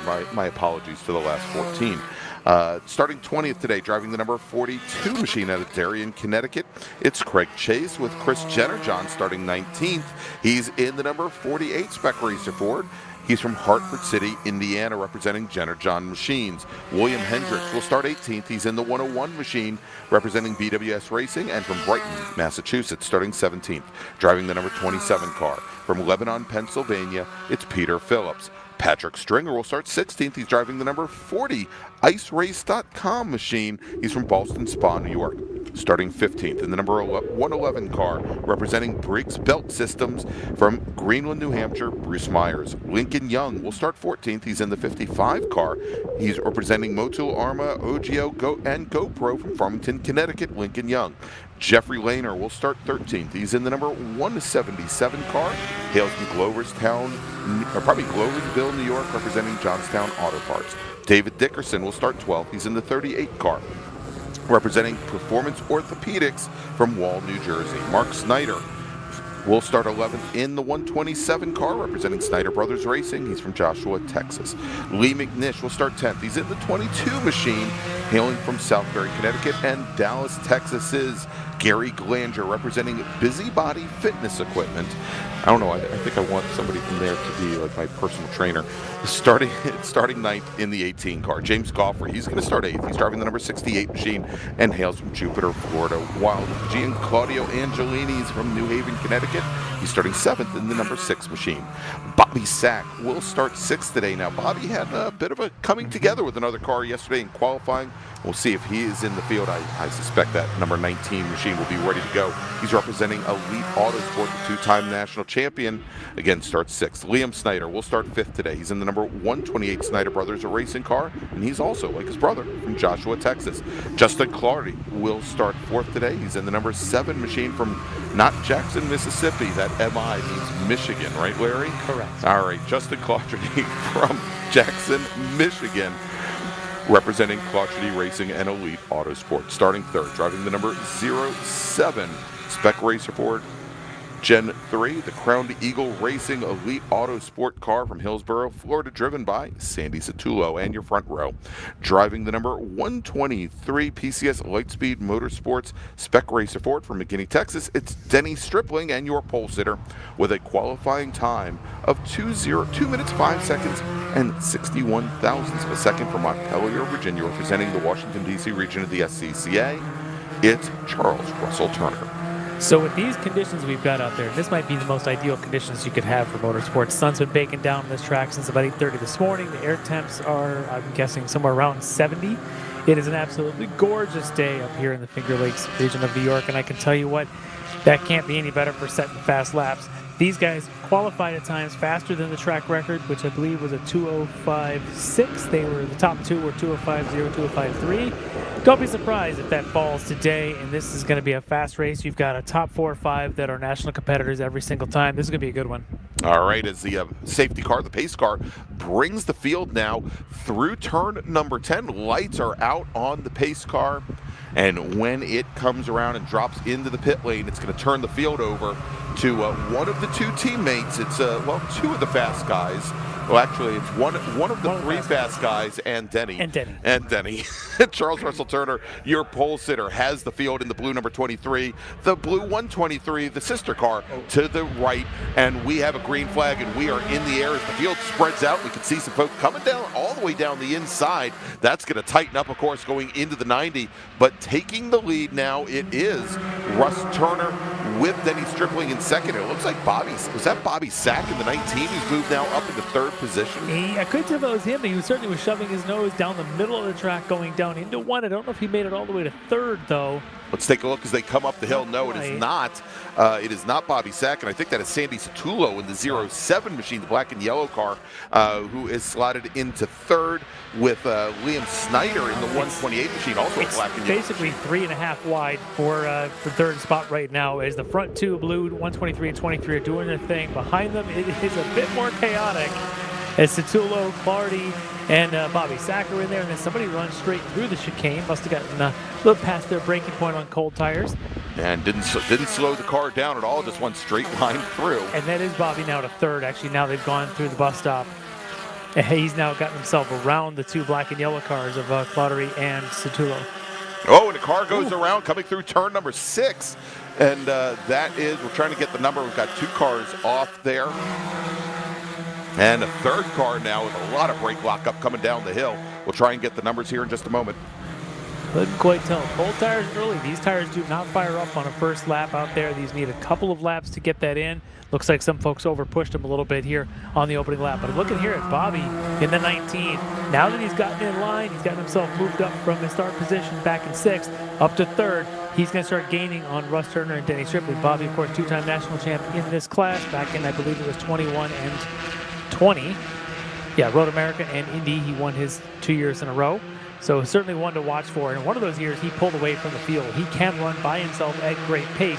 He doesn't always need a drafting partner. I think he'll be showing this now as he catches up quickly to Russ Turner and Denny Stripling in front. All right, 2 cars involved in that incident. Bruce Myers in the 111 car out of Greenwood, New Hampshire, and also the 101 machine of William Hendricks. And again, we saw, I think, a slight brush of the wall by the 101 machine as it went across the nose of the 111. So I think as they came on by, we should have the timing has it right now. Liam Snyder, Sandy Satullo, Justin Clardy, and then James Goffrey are your next group in line there. As Goffrey able to move up just a little bit there, now up into the top 6.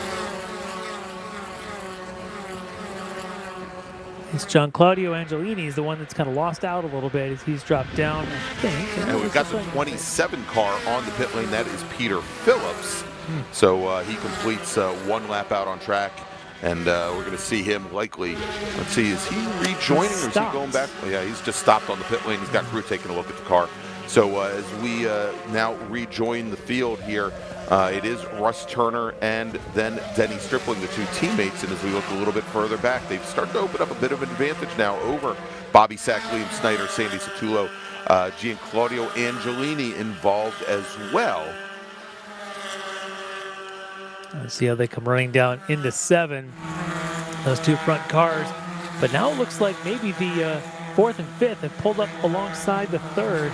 So that should be Liam Snyder and Sandy Satullo may have caught up to Bobby Sack as they had gone down through 6 into 7. Yeah, and we just saw a great move there by Mark Snyder through turn 7. We'll see if he can make this. If he made this pass stick, came underneath the 18 of Gary Glanger, and indeed he does. The black 127 gets around Glanger in the 18. He's got then Lee McNish, Lincoln Young.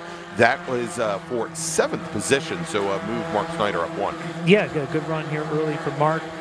Justin Clardy had started this race on the outside of row 2. He is all the way down. Last time he came by, he was down at 12, dropping quickly. So a little bit of a rough start here for him in this race. As our leaders now coming down front straight one more time. It is still the 23 of Russ Turner leading the way. And here we go as they come down the front straight now, crossing underneath the start-finish bridge to complete lap number 2. And let's see here. I think we've got do we have a replay queued up?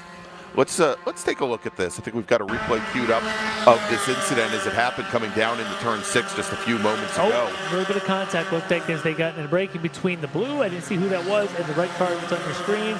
That spin then seemed to make contact with the 3rd vehicle involved. I was going to see who that might have been. Yeah, so we've got the 101, the 111, and the 101. The 101 impacted the wall there as it went around. And they, of course, have now dropped back down to the field. They're through the field, pardon me. The 111, Bruce Myers, now finds himself in 28th position out of 32 cars still running.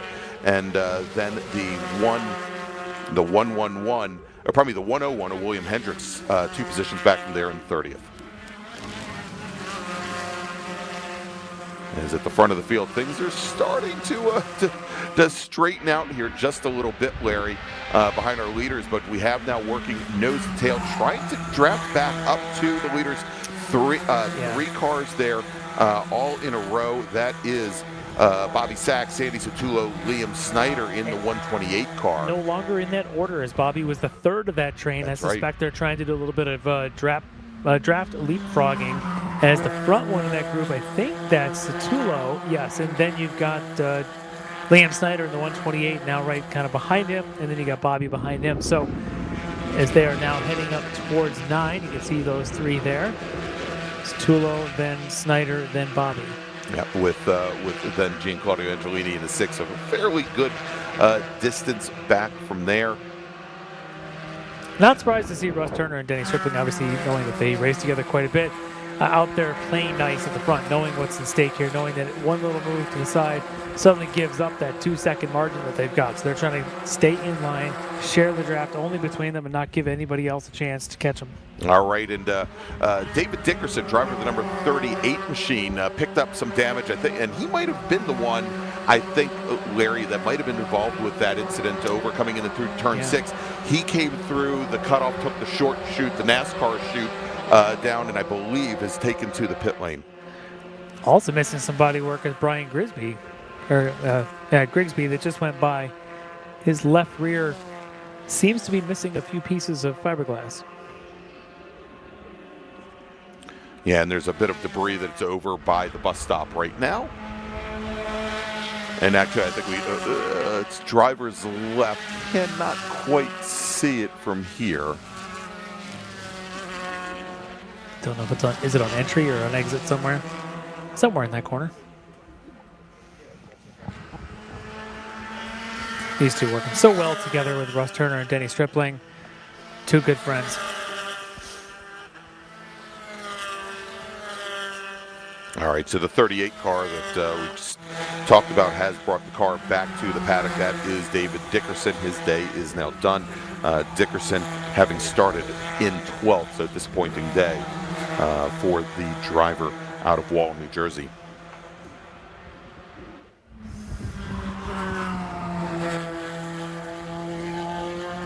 Well, I talked earlier about the potential for a falling track record.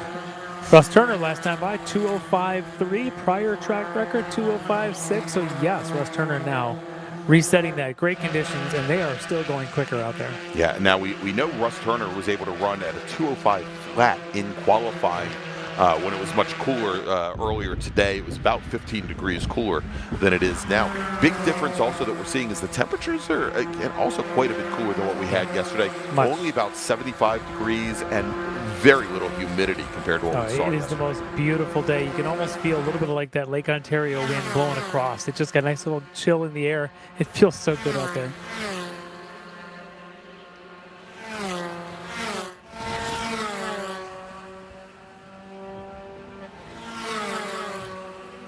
There's a couple we see. running a little wide. You see Yeah, that was too? Giancarlo Angelini and Gary Glanger both running very wide out of turn number 1. And we're just as we talked about how good the track conditions are, Larry, and how great the weather is, we're starting to see a number of drivers as they're trying to carry more speed through turn 1, missing that groove and running very wide, taking the old NASCAR line there through the 90. And we're continuing to watch that I don't want to call it a fight at this point, but the 3 drivers that are running 3rd, 4th, and 5th. They're the 27, the 07 machine of Sotullo, Liam Snyder, in the 128 Bobby Sack in the 19, as they're trying, and it looks as though they're still trying to work their way. They've been in lockstep for the last 3 laps or so, as they're trying to draft up to Russ Turner and Denny Stripling. That last time by, they were still, however, about a half a second off the car running in second. At least a good couple of tenths between what they were doing at just over a 2:06 versus what Russ and Denny were doing just under a 2:06. That's tough when you got 2 teammates who know each other extremely well, do a lot of endurance racing together. They are they're working so well together. Look at that. You can see the two of them just out there doing their own thing, hitting their marks, forcing the other three to work together. A group of three, although they are obviously often competitors of each other, they see a lot of each other throughout the Super Tour series. It's not the same as being teammates when you're, into these kind of battles where you're the co-opetition, as we call it. You got to figure out what is the fastest way to put three around Watkins Glen. You don't have time to figure it out. You got to just go execute. As this now is turning into maybe just a battle for third, as it looks like Liam Snyder just goes to the inside of Stullo. Yeah, and it may be that Snyder thinks that he can carry a little bit more pace and be able to drag them up a little higher rather than sitting as the sandwich between those two cars. We'll see if things change. I mean, certainly here as they come up the S's with that draft, I think the big telltale sign is whether or not they've called this cooperation off, is whether they spread out coming down into the bus stop. Doesn't every driver think that they're the fastest one when they're in second or third in a train? Say, just let me get out in front. Just get in behind me, guys. I'll take us there. Well, for the time being, they're sticking in formation here, Larry, and they're coming through.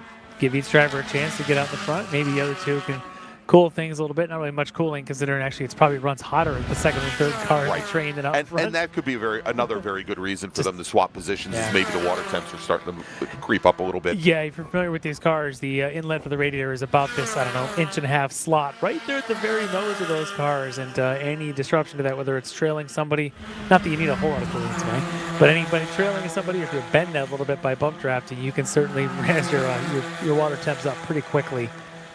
But it's a nice cool weather day, so it shouldn't be too much of an issue. It's not like we're running at COTA or one of the hot weather races. Exactly. All right, Larry, we're just about halfway through this Spec Race Report battle. We'll make a call to the grid for our next group. We'll take a little break. Attention in the paddock. First call to the grid for race group number 6, Formula Atlantic and Continental, Formula Enterprises 2, and Formula X, Prototype 1 and Prototype 2. Please head to the grid. Race group number 6, Formula Atlantic and Continental, Formula Enterprises 2, Formula X, Prototype 1, and Prototype 2 drivers, please head to the grid. And so let's take a quick break, Larry, whoever you are, and we will thank some of our partners and sponsors and be right back here from Watkins Glen International and the 2023 Hoosier Racing Tire SCCA Super Tour. For over 25 years, championship-winning drivers and teams have demanded Hawk Performance Motorsports brake pads. Now you can have their advanced technology on your daily car, truck, or SUV with Hawk Performance Street products. With the improved HP Plus pad for that hybrid street and track feel, or Super Duty pads for tow vehicles, their all-new ER1 brake pad designed to take on even the longest race, and their all-new high-performance brake fluid, Hawk has all of your braking needs covered. Visit hawkperformance.com and like them on Facebook or Instagram to learn more about the Hawk Performance Advantage. Hawk Performance, what's stopping you?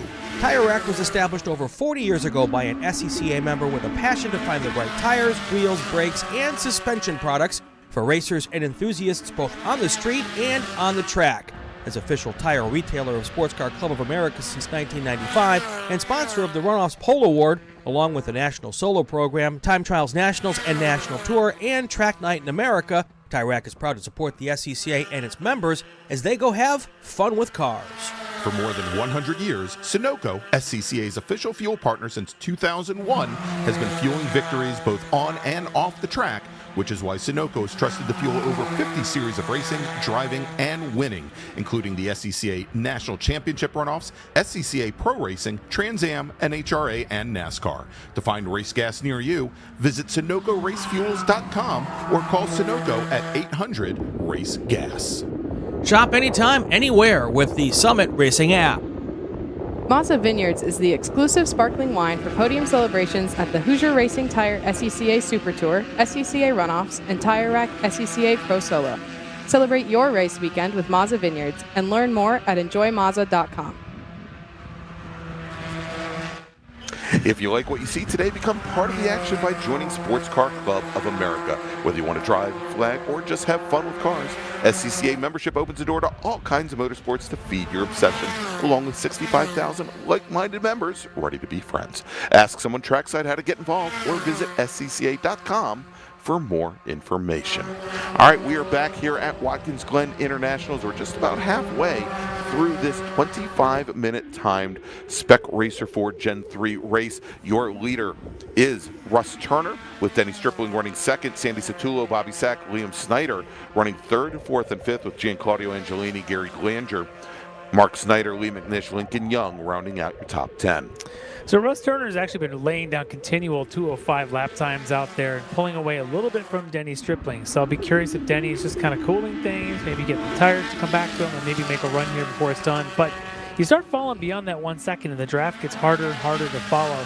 So we're going to keep our eye on Denny if he's just trying to lull Russ to sleep, or if he's going to maybe make a run at him, or maybe Russ just got pace that Denny can't quite keep up with. Behind them, Satullo and Bobby both said, okay, Liam, you've had your chance. It's our turn now. So Sandy now ahead of the battle there of Bobby and Liam, the three of those doing everything they can to catch up to Denny. But unfortunately, with what they're doing, they're still not running in the 205s, and unless you're going to run 205s, you're not going to catch right now Russ Turner and Denny Stripling. No, they're still losing about 2,500 of a second, about a quarter of a second per lap to our leaders. And the pack behind, of course, they don't have much to worry about there, as Satullo, Sack, and Snyder have continued to open up their advantage over Gianclaudio Angelini. Both he, Gary Glanger, Mark Snyder all running in the 208s. At this point, a big flying lap put in by Lee McNish, who's down in 9th position, who got into the mid-26s, but again, quite a distance back, as those drivers are just coming out of the boot now.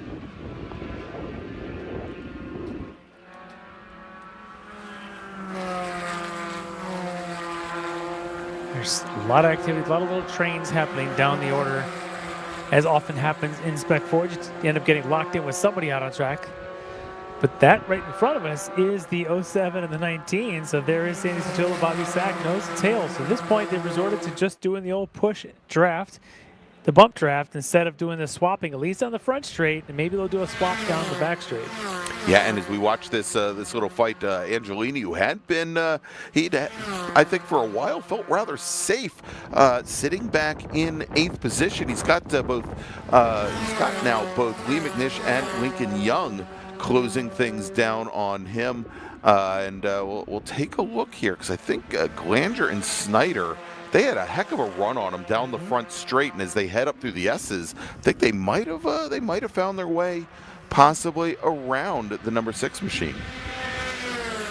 Actually, there they are. They're actually still sitting right behind the 6 as they now come up through the come up into the bus stop.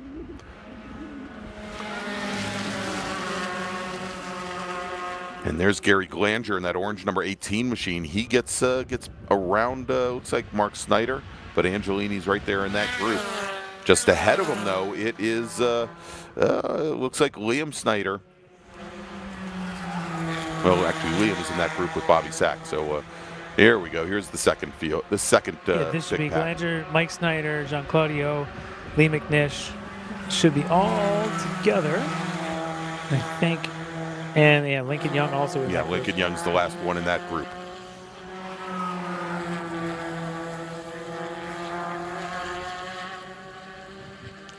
Well, that threesome there of Satullo, Sack, and Snyder finally got themselves under the 206.0 mark, 205.7/8 for the three of them.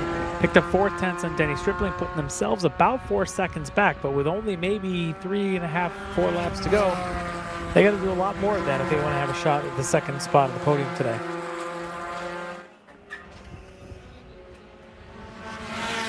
But they've got lap traffic they can maybe pull a draft off of, as the 45 of Court Dowis is right now in front of them, between themselves and Denny for the second spot. So as he runs wide, does Dowis. And yeah, and running very, very wide there is he's now going to give up. Well, he was already going to give up positions as he was a lap down, but I guess that's the easiest way to, hey, it's paved. It's a great place to let the head of your group go on, play through. Exactly. Although they're like saying, no, go ahead and get that run. We'll use your draft up the hill. But no, he decided to let them on by.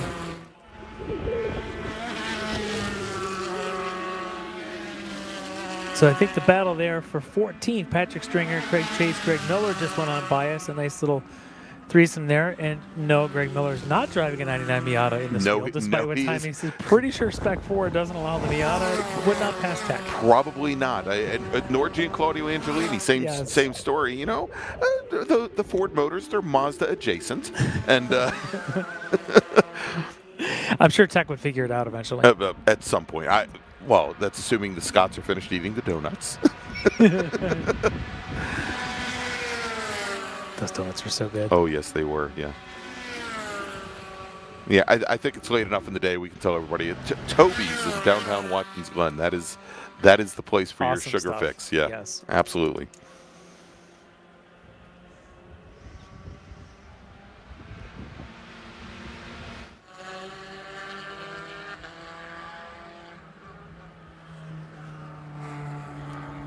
Waiting for our leaders to come around. Looks like here comes Russ Turner now, off of 10. Look at that lead he's been able to build now up over 2 seconds. Looks like it's even getting close to 3 seconds to himself and his buddy Denny. Yeah, he's kind of left Denny back behind as we watch that battle now. And again, still not really engaging in any kind of fight at this point, as we've got now just under 3 minutes remaining, Larry. I mean, so we're looking at probably with our leaders just crossing the stripe line, probably another 2 laps to go. Yeah. Here, not much time, and a little bit of a wiggle coming out of the 90, and that was, I believe, that was Lee McNish with that little wiggle there. Let's take a look.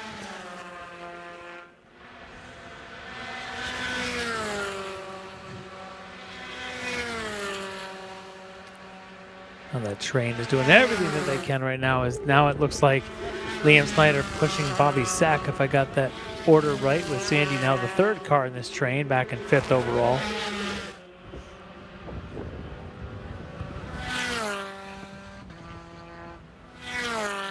And they can see Danny in front of them. They know he's there. They know that he's.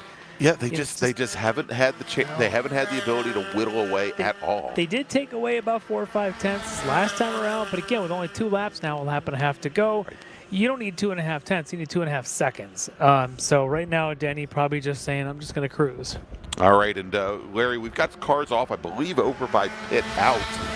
Car might have gotten it a little wrong going through the 90 and is on the inside. And actually, I think we've got 2 cars there up against the wall right by the pit out.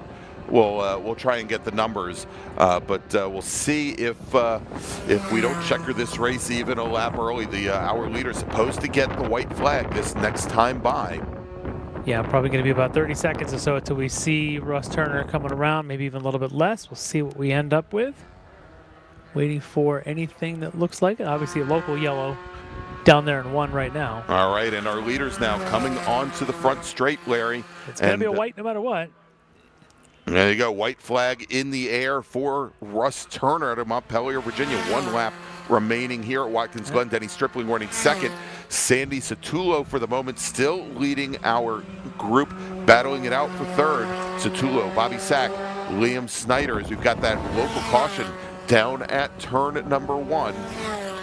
And we've gotten word that one of the cars involved is the 188 machine. There's Judson Holt, who had been running 18th. We're going to see him probably drop back through the field as we watch this fight now. The fight for 3rd position, and it appears that the battle is now on between Bobby Stack, Liam Snyder, and Sandy Satullo, having dropped quite a bit off the pace of those 2 on the very last lap. Oh, is that, I don't know who that was in front, but they're going to be getting out of the way as Bobby now is going to go full elbows out for the rest of this lap, with Liam Snyder now in that black and yellow trying to do everything he can to chase him, as there go the 2 leaders, Turner and Stripling. But look at Bobby now trying to lead this way. They worked together for the last 20-some-odd minutes, and all of a sudden now it's going to be one man for himself. There's only 1 podium spot, assuming that Denny and Russ are doing the thing in front, and Bobby wants that spot. That's right. For 11 laps, they work together on lap number 12. All bets are off as they make their way through, and I think that I'm trying to see who that was that went around. We'll try and get the number there in just in a few moments if we do get it before the checkered flag.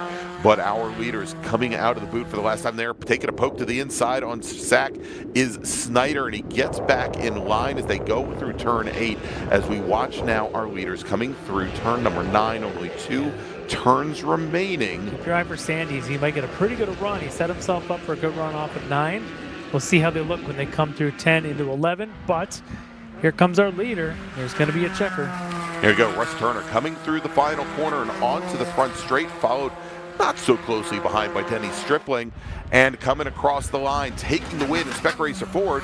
In today's sprint race, it's Charles Russell Turner, Denny Stripling finishing second, and now the battle for third, and able to hold off Liam Snyder. Bobby Sack, 2-time national champion, going to finish third today here. Snyder will finish in 4th. Sandy Satullo in the 07 machine will finish in 5th.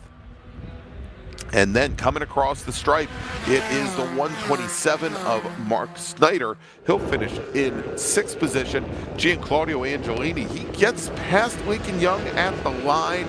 So move him up in the 7th, move Young down to 8th. Gary Glanger will finish in 9th in the red 18. And Lee McNish will round out your top 10 in Spec Racer Ford. I think that car that was having issues at the bus stop the last time the leaders came through might have been Justin Clardy, as he was just behind them as they came across the stripe, and he is showing a couple laps down there in turn 1. You mentioned that one of those appears to be the 188 Judson Holt. I'm suspecting maybe the other is the 70 of Brian Grigsby. And you just saw that battle come across the line, Larry.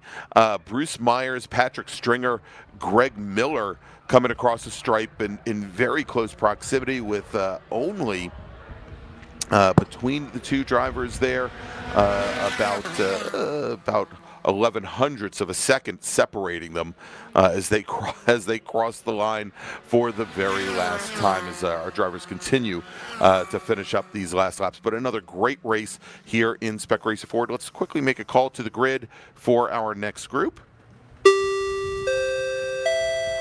Attention in the paddock, final call to the grid for race group number 6, Formula Atlantic, Formula Continental, Formula Enterprises 2, and Formula X, Prototype 1 and Prototype 2. Please make your way to the grid. Race group 6 to the grid, please. And yeah, you know, Larry, that is your prototypical Spec Racer Ford racing. Now we do have, I think we've got a replay of what may have happened over at turn 1 here before we go to break. Let's take a look and see what happened here, as we had one car run very wide, and you know, and the way these fiberglass body panels will they just pop off. Yeah, it just a car, the 188 car lost the rear end, just started to come across in front of some other traffic. Yeah, not the fastest corner, but I think you get across the bumps into that curb, and it just kind of got him looped, and next thing you know, he's taking a friend with him. Yeah, there you go. So, all right, so let's take a quick break, and when we come back, going to have our last open wheel race of the day here from Watkins Glen International, where you're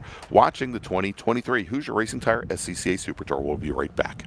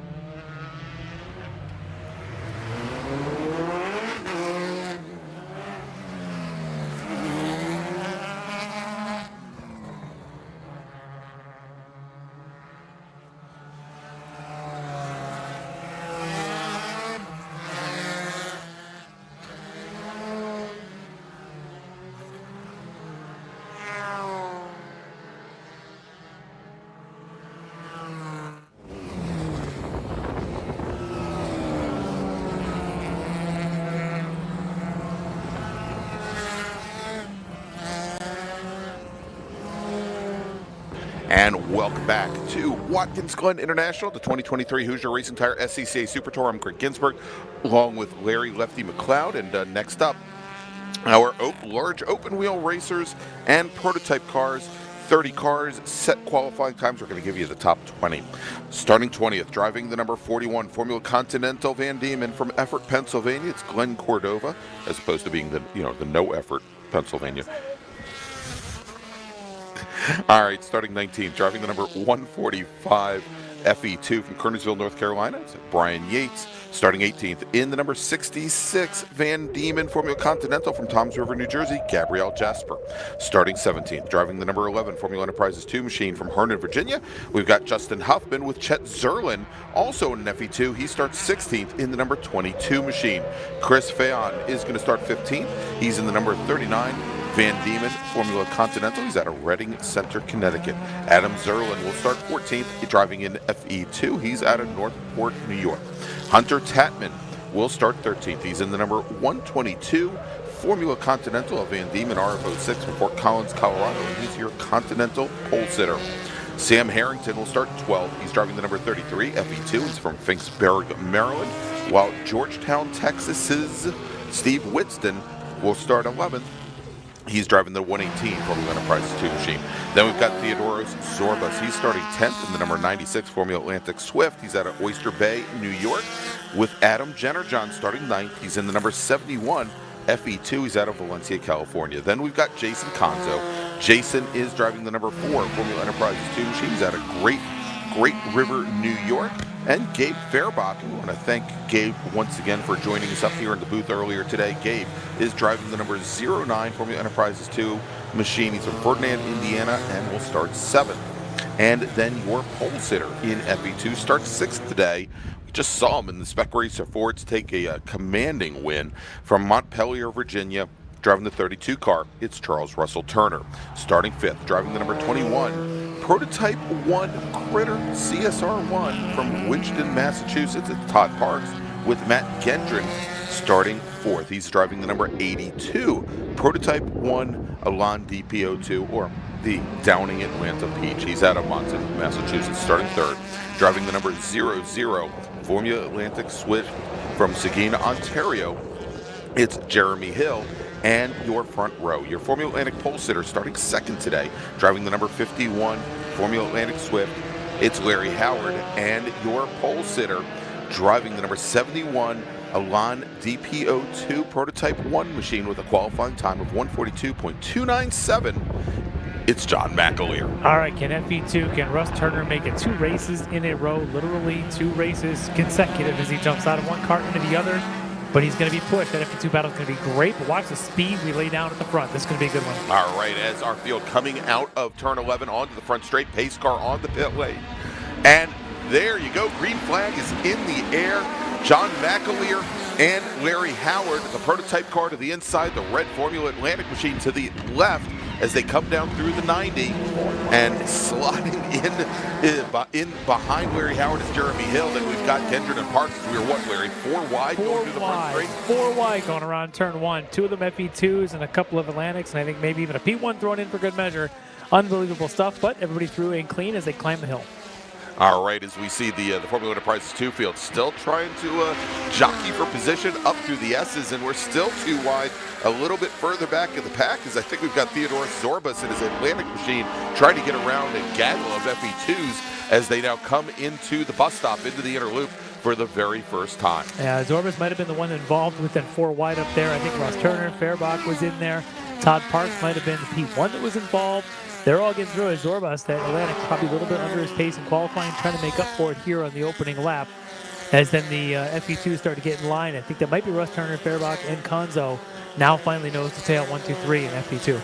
All right, as they make their way down through the chute and into the boot, and we'll take a look here as these drivers, no doubt, as we were talking to Gabe Fairbach, kind of sketchy in the first couple of laps here with these slip tires, trying to get the cars up to speed as we've got a new leader here. So Larry Howard has gotten around John MacLeod, move MacLeod and his Elan DPO2 back in the second, but both of those drivers with a bit of an advantage right now over Jeremy Hill in the 0-0 Atlantic, and he's got the the Downing Atlanta Peach, the orange-white Elan DPO2 sitting back right behind them there as they come through the final corner, and then it looks as though Charles Russell Turner. I think he's got a car between he and Gabe now for second in FE2. I think that's Todd Parks that might be sandwiched between them right there. Type car. Yep, and then you've got Fairbach, Konzo, and Jennerjohn back there. So a little buffer right now for Russ Turner. Out in front with Larry Howard now in front of MacLeod. I wonder if his tires warmed up a little bit quicker than MacLeod. MacLeod was quicker in qualifying. We'll see if those two swap positions later on and maybe start to see who sets fastest lap of this race.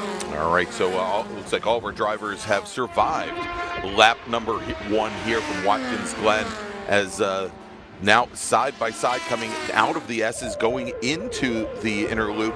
It is the Elan DPO2 machine of Matt Gendron and Jeremy Hill, and as they go that's through a the big S's spin.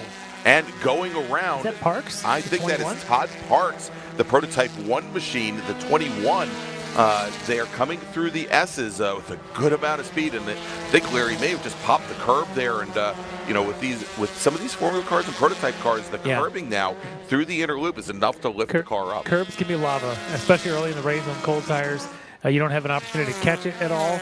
I don't know if I'm assuming he's moved again. We don't have a camera right there at exit of the inner loop, but yeah, and I've got word that it was the 21 machine. He is back underway, Larry. Excellent. It definitely behind him made everybody check up just a little bit. Yes, and there he goes on through as he's down through 6 now.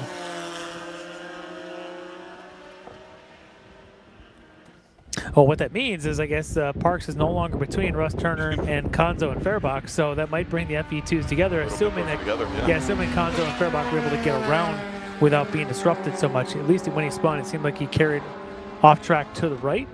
As our FA and our P1 leaders, Howard and MacLeod, just went by start-finish.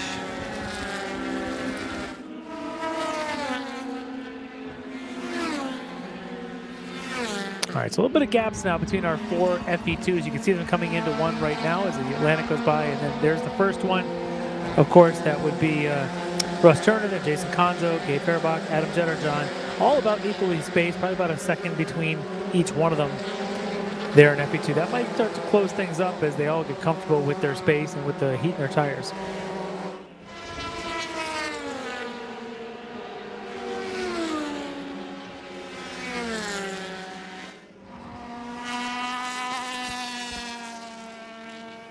As Gendron looking so good in that, I love the livery, the classic Mazda livery on that DPO2 car that he's picked up this year. Yeah, and I think we were talking offline here that I saw Jim Downing run that car at the American Road Race of Champions back in mid-November, and this is the second time that we've seen Gendron, I believe, out on the Super Tour running the machine this year, as he's, I think, trying to get that car qualified for the runoffs. I don't know if he's purchased the car or if he's just renting or borrowing it, but definitely a machine with a good amount of history there, as we see him coming through turn number 8 in through the heel of the boot with so it's like Hill right behind. FA, P1 FA with Larry Howard in first overall, Jeremy Hill, the other FA car, currently 4th overall, second in class. Then, of course, you got MacLeod and Gendron, the two sandwiched between both their P1 rides as they go blowing on by here as to Larry Howard and John MacLeod. And down across the front straight stripe is Matt Gendron. I'm watching Russ Turner, not really pulling away by much. He's got probably about 10, 15 car lengths right now on Jason Konzo. Gabe Fairbach probably about 2/3 of that behind him. You can see on the timing there, probably around 2 seconds now separating each of those gaps.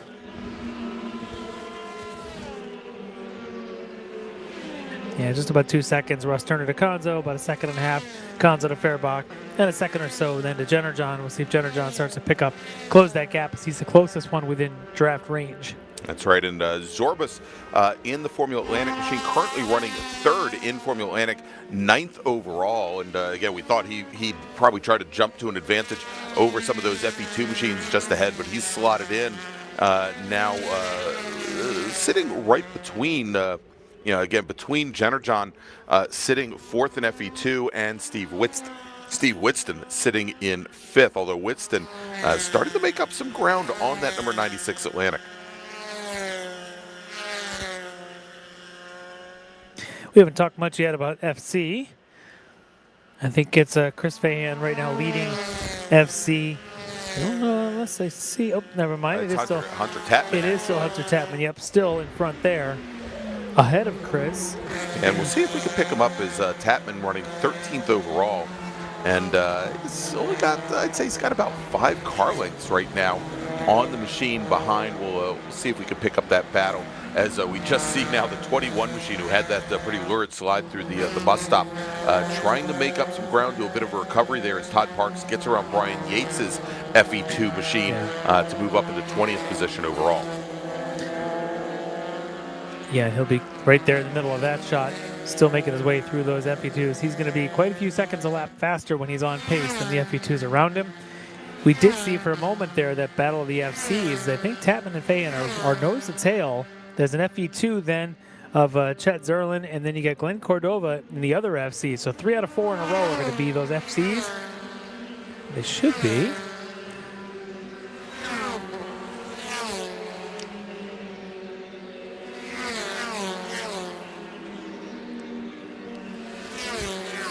I think they just went on by.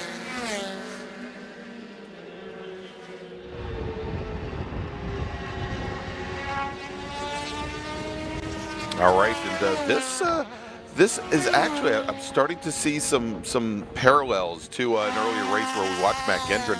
Getting word from Race Control, they're going to be showing the 82 machine a soundboard that he has exceeded the 103 decibel limit now twice, and he's basically got one more strike before he's going to get black flag.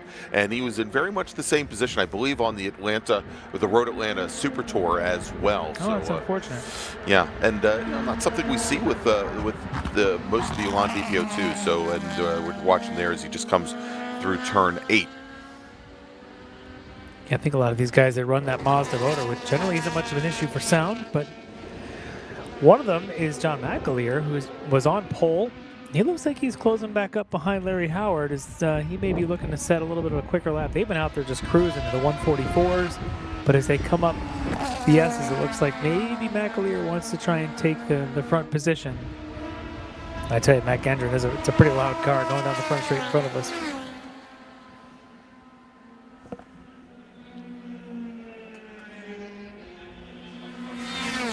All right, and it looks like, Brian, we've got a car, or Brian, there I said it again. Larry, we've got a car that's pulled off between coming out of the S's and going into the inner loop.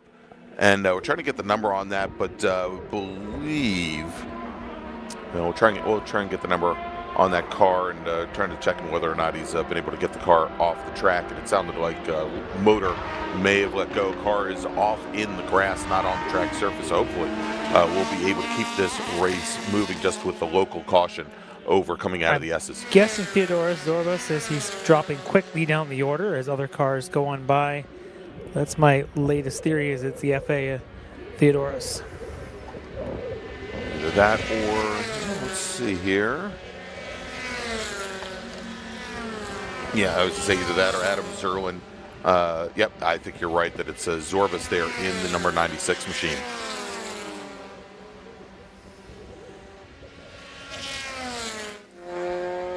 So the Formula Atlantic runner now apparently out of the race. That is going to move Jeremy Hill up in second position in Formula Atlantic, currently running 4th overall. Well, MacLeod, your leader in P1, just kind of showed the inside there to Larry Howard, saying, hey, I'd like to maybe work on some clean laps here. Howard didn't back off going into 1. We'll see if he gives them that opportunity now as they climb the S's. I don't know if these two are racing or just sort of toying, because in their classes they have clearly been the heads of their fields, but on the overall race, and maybe now it looks like Howard's going to go ahead and let him on by. Yeah, I was going to say, you saw Howard move all the way to driver's right coming out of the S's, and I think that was more to set up the pass on the slower machine that they just passed coming through the bus stop, because he hasn't given up position to MacAleer. And I think it was a question of, frankly, of Larry Howard just kind of anticipating what that slower machine was going to do and not giving many options to MacAleer. Maybe they are doing a little bit of interclass racing here between the FA car and the P1. We saw in qualifying they were really on similar pace. Yeah, we've just got confirmation from the field that Theodore Zorbas, the 96 machine, is the car. And we've got a machine there, it looks like, Larry, that has gone around coming out of turn 10. That's a tough position to be in there. It He's still is. moving, though. Yeah, Looks like got he's to gonna try and be get doing- around. It's very hard to get a sight line on cars coming through that corner.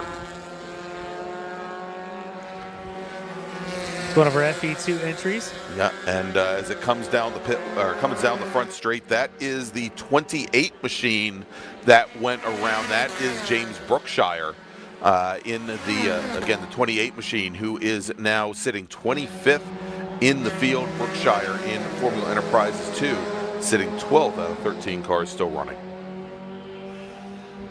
And Larry, as we're just about halfway through this 25-minute timed race, let's make a first call to the grid for our next group and then take a little break. Attention in the paddock, attention in the paddock. First call to the grid for race group number 7, Super Touring Light and Super Touring Under. Please start heading to the grid. Race group 7, Super Touring Light, Super Touring Under drivers. Your race is next. Please head to the grid. And Larry, with that, let's take a quick little break. We'll be right back with more action. We'll take you all the way up to the checkered flag in this open wheel and prototype race from Watkins Glen International and the 2023 Hoosier Racing Tire SCCA Super Tour. Hoosier Racing Tire is proud to be the presenting sponsor of SCCA's Super Tour. Hoosier's mission is to be the dominant, customer-driven provider of tires to race teams domestically and internationally. Realizing Hoosier's existence and continued success is dependent upon how well we meet our customers' expectations by providing the safest, most reliable, high-quality race tires that put you in the winner's circle. For more information, see one of our trackside support personnel or the local Hoosier Tire racing dealer nearest you, or contact us at HoosierTire.com. Hoosier Racing Tires, truly designed for champions. Mazza Vineyards is the exclusive sparkling wine for podium celebrations at the Hoosier Racing Tire SCCA Super Tour, SCCA Runoffs, and Tire Rack SCCA Pro Solo. Celebrate your race weekend with Mazza Vineyards and learn more at enjoymazza.com. Tire Rack was established over 40 years ago by an SCCA member with a passion to find the right tires, wheels, brakes, and suspension products for racers and enthusiasts both on the street and on the track.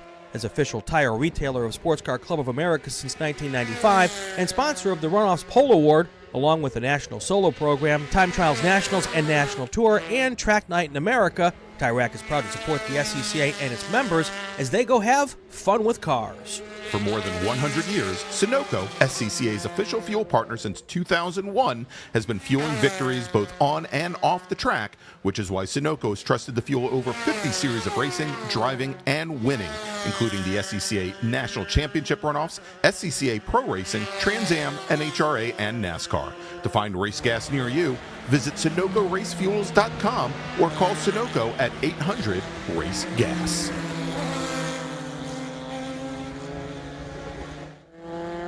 All right, and we are back here at Watkins Glen International with the 2023 Hoosier Racing Tire SCCA Super Tour. I'm with the guy that I keep calling Brian. It's Larry Lefty MacLeod, and I'm Gregg Ginsberg. And Larry, in the time that we were away, we've had some fairly big changes here. We do. One of them is Matt Gendron. We were talking about him earlier in the Downing Peach. Has just pulled the car to track right at the end of the front straight, so he looks like he is done. He'll be sitting there for about the next 10 minutes probably, and then we have maybe some fluids down or Yeah, something? James Brookshire in the number 28 machine, who we saw spin over at turn 10 a few moments ago. He is off now over at the turn 8, and he just went straight through, and there's a cutout there in the view that we just had. It's kind of off in the distance, but over where our emergency vehicles are, and he is there, and I think he is going to be safely waiting. There was not a report of fluid there, and we're staying green flag now, although there's a little caution down at that Yeah, I corner. think maybe they were just checking to see it as he went on by. They're just checking. So. And I'm actually getting word now that the report is there is fluid. There's the shot from turn 1, and you can see Gendron there parked over, actually very similar place to where we saw the Corvette in one of our earlier sessions. Yeah, and he came by the starter stand here real slow, definitely off song, and probably felt that was the best place to park it down there. So he's got a bird's eye view of turn 1 for the next 8.5 minutes.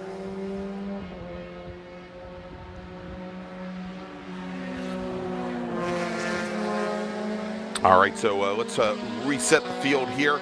Running at the front of the pack, and we'll give you the overall order. John MacLeod, your leader, having gotten around Larry Howard, the Prototype 1 driver, now with about a half-second advantage over Larry Howard, who is our Formula Atlantic leader. Jeremy Hill, also in Formula Atlantic, he is now almost a half minute, back from our 2 leaders. Russ Turner, for the second race in a row, is your class leader, this time in Formula Enterprises 2, with Jason Conzo about 7 seconds in arrears. Gabe Fairbach, another 2.5 seconds back from there, then Adam Jennerjohn.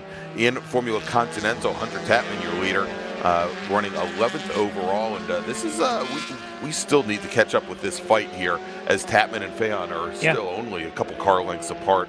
We'll try and track them down the next time they come by.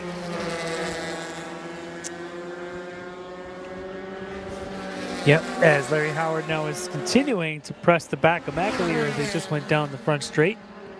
Starting a new lap, MacLeod only about maybe a car length and a half ahead of Howard.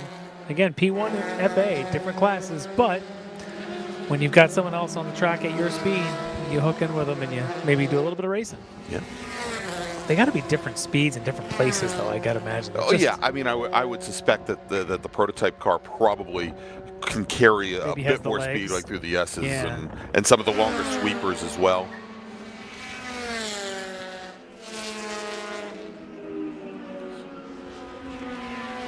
The battle we're looking for is the FCs of Tapman and Fehan.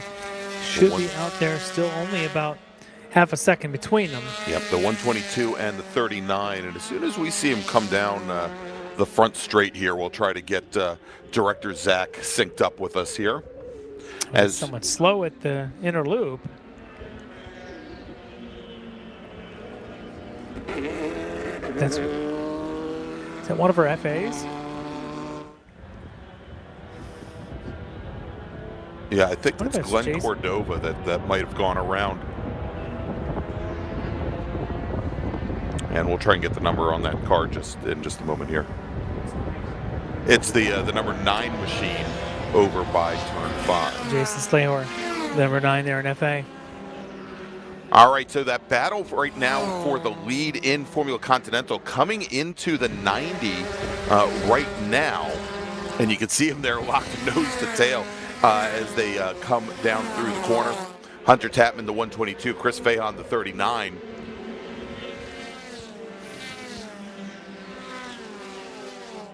Yeah, as our overall race leaders are now going through some traffic.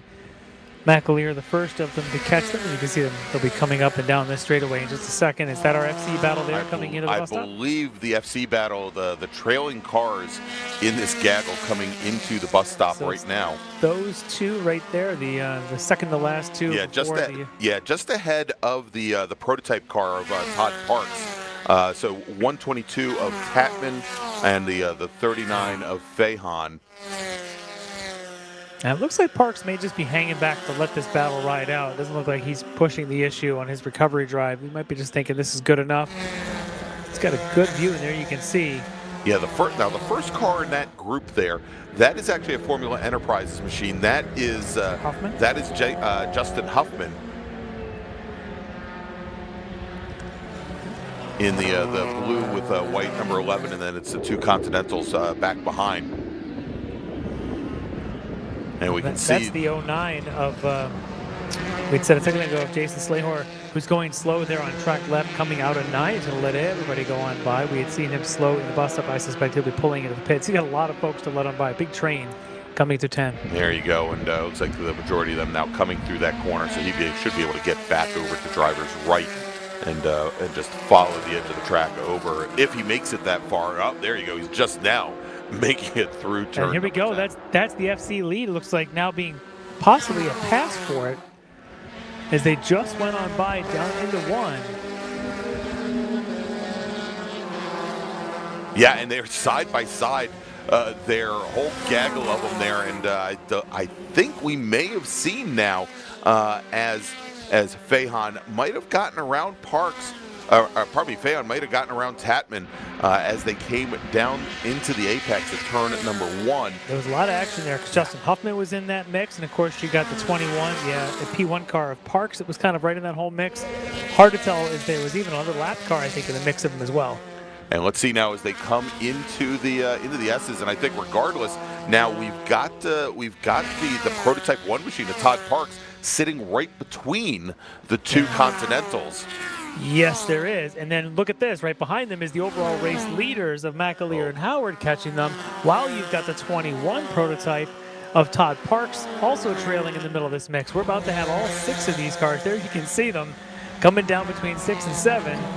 And there's some battles in here that have to be considered. Those 2 FC cars now, probably about 5 car lengths between, with the prototype between them, but this is going to get all sorts of mixed up as those 2 leaders want to get through. Yeah, and you see now they've withdrawn the local yellow over at turn 8. Oh.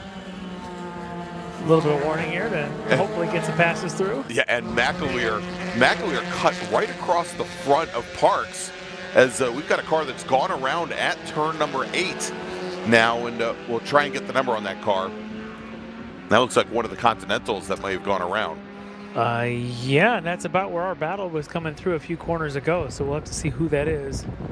Yeah, and you know what I was going to say there here, Larry, is that we saw MacLeod cut right across the nose of Parks from driver's right booth across driver's left, and I think it was Phaon who went around the number 39 machine.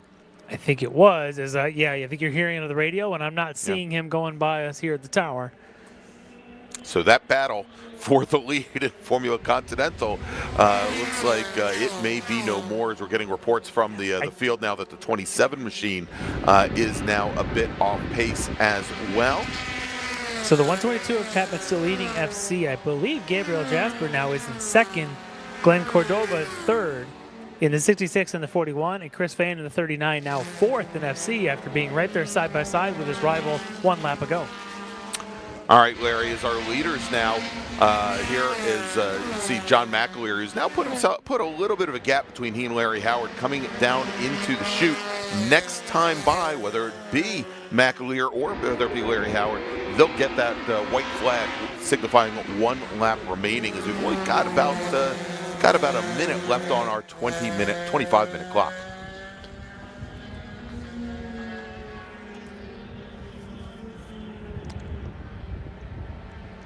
Well, the other in-class battle may be Steve Witts and Sam Harrington battling for 8th overall in the field, both in their FE2 cars, just about 7/10 between them.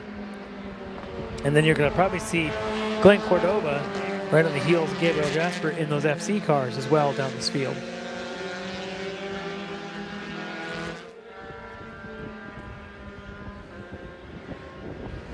All right, coming out of turn 11 for the very last time. Well, not for the very last time, for the second to last time. See, I told you I was always a lap early. There you go, taking the white flag. It is MacLeod in the number 77 prototype 1 Elan DPO2. Larry Howard still fairly close behind, separated a little bit out by the traffic there, with Jeremy Hill still waiting to see him come out, coming onto the front straight here. And I think there goes Hill.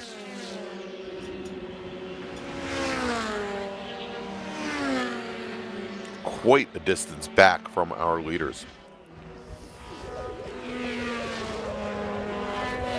Leading Formula Enterprise 2 is Charles Russell Turner. He's opened up almost a 9-second advantage over Jason Conzo, another 1.5 seconds back to Gabe Fairmont. I'm in a bit of an awe of Russ Turner right now after the display he just put on in Spec Racer 4 Gen 3 about half an hour ago. Wire to wire, won that thing, pulled away from his good buddy who couldn't even stay with him with the draft. He gets out of that car, literally walks out of one car, gets in the other, belts in, connects the comms, and off he goes. And all he's done is lead his class in this one wire to wire. Wire to wire. It's just amazing. The amount of concentration, the mental focus, and the physical ability to just jump in from one car to the next and do it, right over again. Look, we see this all the time in the virtual world, how drivers will go and with like 2-3 minutes suddenly have to completely reset, and how much of a challenge it is. There's a lot more at stake when you're in a physical machine that drives very differently. At a track like this. Yes. This isn't just any little club track. This is Watkins Glen. This is where it's made. And here we go. Checker is out. And taking the win in Prototype 1 and overall, John MacLeod out of Roswell, Georgia, in his Elan DPO2. Larry Howard, who set the fastest lap of anybody on the very last lap, trying to get by MacLeod, will finish about 0.4 of a second in arrears. So he takes the win in Formula Atlantic. In Formula Enterprises 2, it is Russ Turner, who ran his fastest lap on the very last lap of the race, turns in a 150.321, and that is just shy, about 0.2 shy of a track record here after he had just obliterated the record in Spec Racer 4 about a half hour ago. Jason Conzo will come home second in Formula Enterprises 2 with Gabe Fairbach taking the bronze. Adam Jennerjohn finishing just off the podium there. So let's take a look in Prototype 1. MacLeod taking the win with Todd Parks coming home in second position and finishing third in Prototype 1. Well, it wouldn't be anyone. Matt Gendron retires early. He got to see our drivers start their cooldown laps. And then in Formula Continental, it's Hunter Tapman taking the win, with Gabriel Jasper finishing second, Glenn Cordova third. Chris Fahan, after that late spin over turn 8, he drops down just off the podium into fourth. And then finally, we talked about taking the win in Atlantic being Larry Howard. Jeremy Hill will finish in second and coming home third in Formula Atlantic. And he's going to be finishing it, I think, from the pit lane. Jason Slayer coming home in third. All right, so Larry, let's take another quick break. Before we do that, let me make another call to the grid for our next group. Attention in the paddock, attention the paddock. Final call to the grid for race group number 7, Super Touring Light and Super Touring Under. Super Touring racers, please head to the grid. Your race is next. And we will be right back in just a few moments with more action here. 2 more races to go today from Watkins Glen International in the 2023 Hoosier Racing Tire SCCA Super Tour. We'll be right back.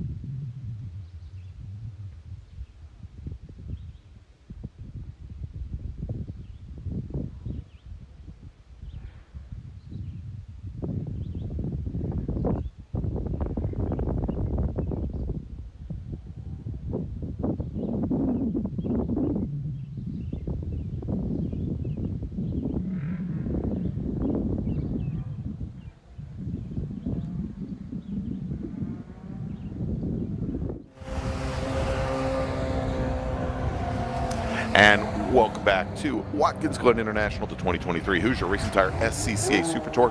2 laps remaining for his grandfatherly eminence, Larry Lefty MacLeod, and myself, Gregg Ginsberg. And it is Super Touring Light and Super Touring Under heading onto the track. We had 20 cars set qualifying times this weekend. Let's run them down. Starting 20th, driving the number 5 STU Mazda MX-5, representing Redcom and Redline Oil. It's John Weisberg.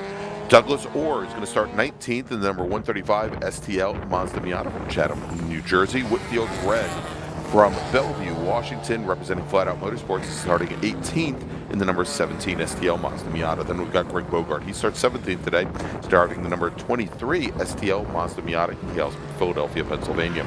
Will Robinson will start 16th today. He's driving the number 51 Atlanta Speedworks Mazda Miata. He's out of Wilson, Wyoming, with Marshall Stocker starting 15th, driving the number 21 STL Mazda Miata, representing Flat Out Motorsports. Then we've got Rafe Abdulali. He starts 14th today. He's driving the number 13 STL Encrypture Mazda Miata. He's from South Salem, New York, with Steve Hunt in the number 141 machine. He's out of King George, Virginia, driving the RSA Enterprises STL Mazda Miata. Starting 12th, driving the number 75 STU Alien Force Racing Nissan 300ZX from Moab, Utah. It's Jim Schlepta. Starting 18th, driving the number 69 Honda S2000 from Brooklyn, New York, Michael Reese. Peter Tonelli starts 10th. He's driving the number 117 STL Mazda Miata, representing Westboro Toyota. That's an interesting one. Pick a manufacturer. Yeah, exactly. Nobody tell the sponsor. All right, starting 9th, driving the number 7 STL Angry Sheep Motorsports Hoosier Mazda Miata, Bristol, Virginia, Chris Childs. Starting 8th, driving the number 37 Flat Out Motorsports STL Mazda Miata from Manson, Washington, it's Amy Mills. Douglas Vaughn starts 7th. He's in the 131 STU Rapscallion Motorsports Mazda MX-5. He's from Flower Mound, Texas, with Danny Stain, our STL pole sitter, starting 6th. He's driving the number 9 Ocean Machinery Mazda MX-5. And the remaining 5 cars, all in STU, driving the number 165 Taxmania Mazda Miata from San Juan, Puerto Rico. It's Jorge Nazario. Anthony Garaci will start 4th. He's in the number 72 Krug Speed Lotus Exige. He hails from Glen Henne, New York. Starting 3rd is teammate David Brand, driving the number 3 Krug Speed Lotus Exige. He is from Syosset, New York, and your front row. Driving the number 70 Treacle Insurance Agency BMW 325 from Marshall, Virginia, Darren Treacle, and your pole sitter. Driving the number 18 Audi A4 Warwick Auto Park MCS Shock Audi A4 from Lidditz, Pennsylvania, Chip Herr.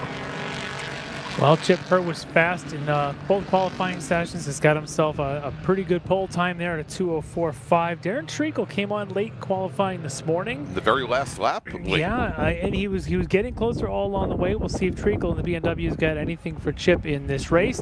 This could be good. The track record, I believe, in STU was a 2:04.2. Chip Herr qualified at 2:04.5, so he's in the ballpark. I see if he can lay one down in race trim. It's nice, cool temps out there, beautiful sunny skies.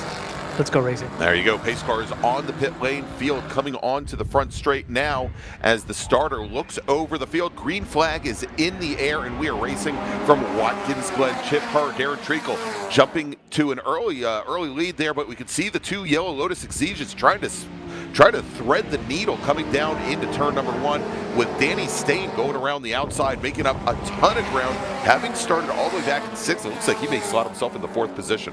David Brand a little bit slower in one of those Lotuses down the front straight. Maybe he was trying to let his teammate Garaci in front of him. He ends up letting Danny Stain get in front of him as well as they're heading down the back straight. And you can see there Garaci gets around Darren Treacle, now running in 2nd position. So it is Chip Herr trying to hold off that Lotus Exige as they come down the front straight. Brand now gets around Danny Stain as they head over to the inner loop for the very first time, and jumping to the lead It is Anthony Garacci with Chip Herr now slotting into second. That much bigger, much heavier Audi, almost lumbering through the through the inner loop there, with Darren Treacle sitting in third, and again the other Lotus slotting into fourth. Then, as we've got Danny Stain leading STL, and Amy Mills and Chris Childs not all that far behind. What an opening 5 corner. Oh, and we've got a car that is off in turn number 6, gets it wrong, gets into the tire wall, and I'm fairly certain that's going to bring out a full course caution. And I believe that was Douglas Vaughn in the 131 Mazda MX-5. Was running qualified, I think, in 6th there in STU. And he is right now stuck side of the track on the driver's right in 6th. And we are going to a full course caution as we expected here. So that is going to bring the field close back close together. And indeed, that was the 131 machine there with that incident. On cold tires, just couldn't make the thing stick, and goes around. It's a tough corner and downhill that it does between the outer loop down into 6. Unfortunately for him, the cold tires they've caught him out. But what a first lap for Anthony Garacci. Just lightning quick, just right off the green, took off, made one pass, made another. Suddenly he's got the lead, but now he's got to go figure it out. And Chip Herr's got a chance to catch his breath and say, what just happened? Yeah, and as we can see here, as the field now coming around and onto the front straight here, it looks like Chris Childs may have given up a position to Peter Tonelli in the 117 machine. We'll check as they come across the stripe here, Larry. But you know, that Exige, certainly not known, I mean, for torquing out of corners, but my, did he get a run? It is just so much lighter than that Audi.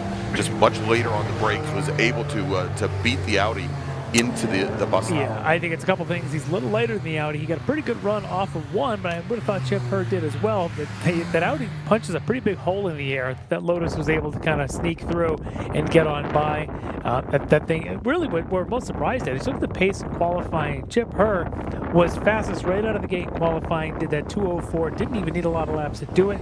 Garacci only got down to the mid-206, so see a 2-second gap one way, suddenly flipped the other on the first lap of the race. It's a bit of a shock here. Maybe Garacci figured something out here in the garage from this morning till now. Whatever it is, he brought pace. His teammate David Brand sitting there currently in 4th. All right, so Larry, I'm getting word that first off that the driver is okay, but we do have some fluid down as well. So it sounds as though we're going to bring the field down the short course instead of going into the boot while they try to get that get the fluid cleaned up over there. We also now have onto the pit lane, not a car that was involved with that incident. I don't believe that is the Honda S2000 of Michael Reese, the number 69 machine, now onto the pit lane. Yeah, didn't see him involved in anything, but he's down the pit lane. We'll see if he continues or parks this one behind the wall. He is pulling back in behind the wall. So that'll be the end of the day there for Michael Reese. And we can see him heading back behind the pit wall now, going back to the paddock.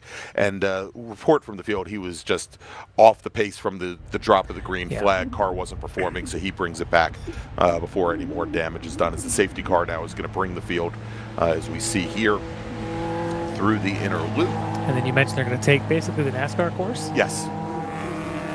So we may have a new track record. There is a big name series that comes up here every year and runs this track. Of course, NASCAR comes and runs up here. They don't run the full boot. They run the other section, the classic section here, with that shortcut between the outer loop all the way up into turn 10. And that's what we're going to take now to give those crews a chance to clean up any of that fluid that may be down just past where the outer loop turns into that short stretch, into that chute. At least they're supposed to be taking. That's what I thought. That's what we were told.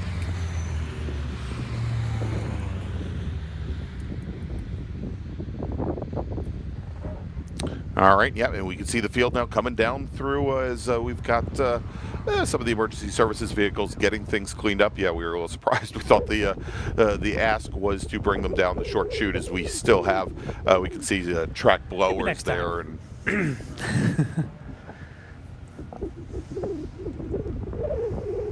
well, Danny Stain also had a pretty good start to this race as he was right up there alongside David Brand at one point.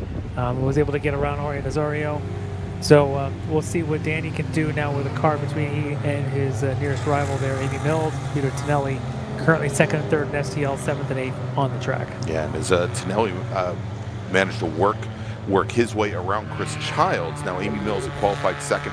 Childs 3rd in STL, and we'll see what Mills can do. In qualifying, she was about 2.5 seconds off of Stain's qualifying pace, and that machine between her and Stain, the Nazario STU machine, may complicate things just a little bit. Now, maybe a little bit closer. Only about 0.15 of a second separated Childs and Tonelli in qualifying. That may turn out to be a pretty neat race. It may be. Now they've swapped positions once. We'll see how many more times that they'll continue to swap once we do get back to green here. Hopefully sooner rather than later. Yeah, and I just saw they did take the car. They've removed the car that was in the incident, taking it to a safe location. Now they are looking at putting down some oil dry there at that section of the course, and we did see blowers head out that way. So maybe another lap or two behind the safety car, hopefully, before we get things back underway here. Let's do this. We'll make a first call to the grid for our final race group of the day. Attention in the paddock, first call to the grid for race group number 8, GT1, GT2, GT3, GTX, American Sedan, and Touring 1. Race group number 8, please start heading to the grid. Your race is next.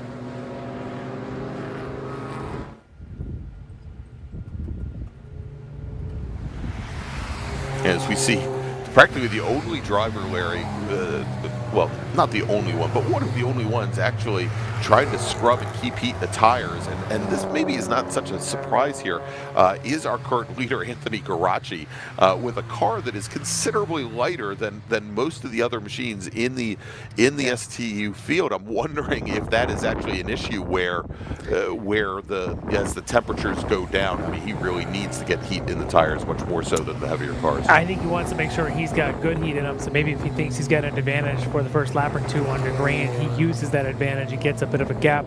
He may be worried that getting jumped by the Audi is a possibility, so yeah, he's really just going to keep his mind on that, and maybe just keeping busy. You know, we were talking about to Gabe earlier. Right. In these situations, he said he always on comms with the team. They're coaching him through, but still he likes to keep busy, remember the moment, keep the car moving. Some of that is just kind of keeping your blood flowing, keeping your adrenaline flowing, and not getting too relaxed in the car. Exactly. All right, so Larry, while we're still under full course caution here, let's take a break. Let's thank some of our partners and sponsors, and when we come back, hopefully we'll be ready to go back to green flag racing, and we'll take you all the way to the checkered flag in this Super Touring race. You're watching the 2023 Hoosier Racing Tire SCCA Super Tour live from Watkins Glen International. Hagerty is the official and exclusive insurance partner for the Sports Car Club of America. Hagerty provides affordable off-track insurance protection for motorsports vehicles while in the paddock, in transit, in storage, and at the shop. They provide guaranteed value coverage and even have protection for your trailers. SCCA members can save 5% on insurance through Hagerty. Learn more at Hagerty.com. Hagerty, let's drive together. Tire Rack was established over 40 years ago by an SCCA member with a passion to find the right tires, wheels, brakes, and suspension products for racers and enthusiasts both on the street and on the track. As official tire retailer of Sports Car Club of America since 1995 and sponsor of the Runoffs Pole Award, along with the National Solo Program, Time Trials Nationals and National Tour, and Track Night in America, Tire Rack is proud to support the SCCA and its members as they go have fun with cars. For over 25 years, championship-winning drivers and teams have demanded Hawk Performance Motorsports brake pads. Now you can have their advanced technology on your daily car, truck, or SUV with Hawk Performance Street products. With the improved HP Plus pad for that hybrid street and track feel, or Super Duty pads for tow vehicles, their all-new ER1 brake pad designed to take on even the longest race, and their all-new high-performance brake fluid, Hawk has all of your braking needs covered. Visit HawkPerformance.com and like them on Facebook or Instagram to learn more about the Hawk Performance Advantage. Hawk Performance, what's stopping you? Winning takes work. Getting parts is easy. SummitRacing.com. For more than 100 years, Sunoco, SCCA's official fuel partner since 2001, has been fueling victories both on and off the track, which is why Sunoco has trusted to fuel over 50 series of racing, driving, and winning, including the SCCA National Championship runoffs, SCCA Pro Racing, Trans Am, NHRA, and NASCAR. To find race gas near you, visit SunocoRaceFuels.com or call Sunoco at 800-RACE-GAS.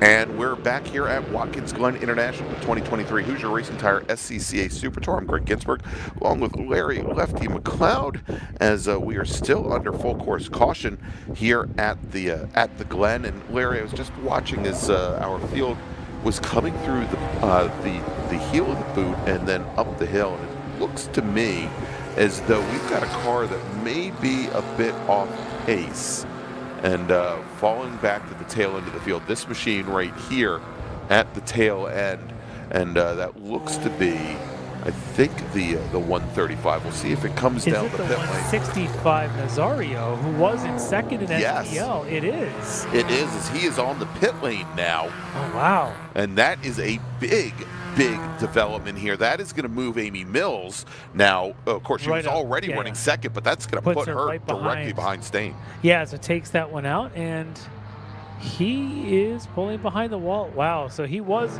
up there running, I think, 5th in STU. Now he's going to retire the car.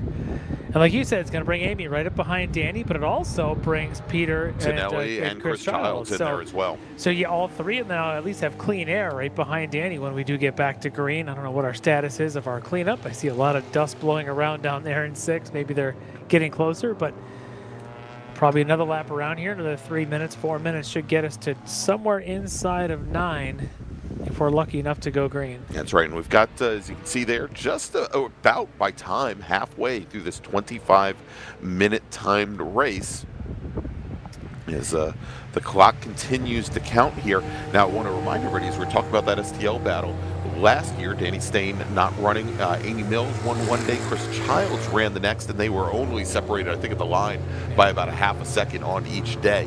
So we'll definitely continue to watch that, and we'll see how Peter Tinelli manages this as well. Sitting right between them, we've got the 3 Mazda Miatas all in a row.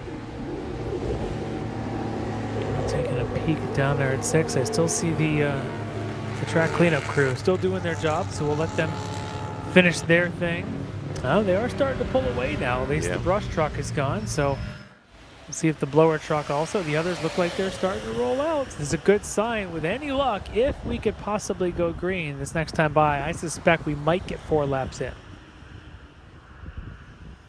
All right, so is the safety car now starting to bring the field right down into that area. Well, the drivers are going to chance to see it. They know now the emergency services vehicles are gone, so they're pretty sure this is going to be the last time through before we go back to green. So they can at least get a spotting turn. Now, when you do get green over that, we know how slippery that corner is in the best of days. Right. Now you've got a bunch of oil dry down in there. That is going to be an extra slippery corner. Not the place on the opening lap to go side by side with someone. Yeah, and you know, and I was going to mention the way it's running from one side of the track to the other. It just covers the whole thing. Yeah, and the first cars through there, it doesn't really matter what line you take. It's going to affect everybody, as opposed to something that, you know, like a line of oil that would run, you know, race direction where you could avoid the oil dry if need be. Yeah, but now it looks like it's going to hit everybody, but it'll be interesting to see when they go through if anybody tries to make a move down there, because we know these restarts can be a bit chaotic.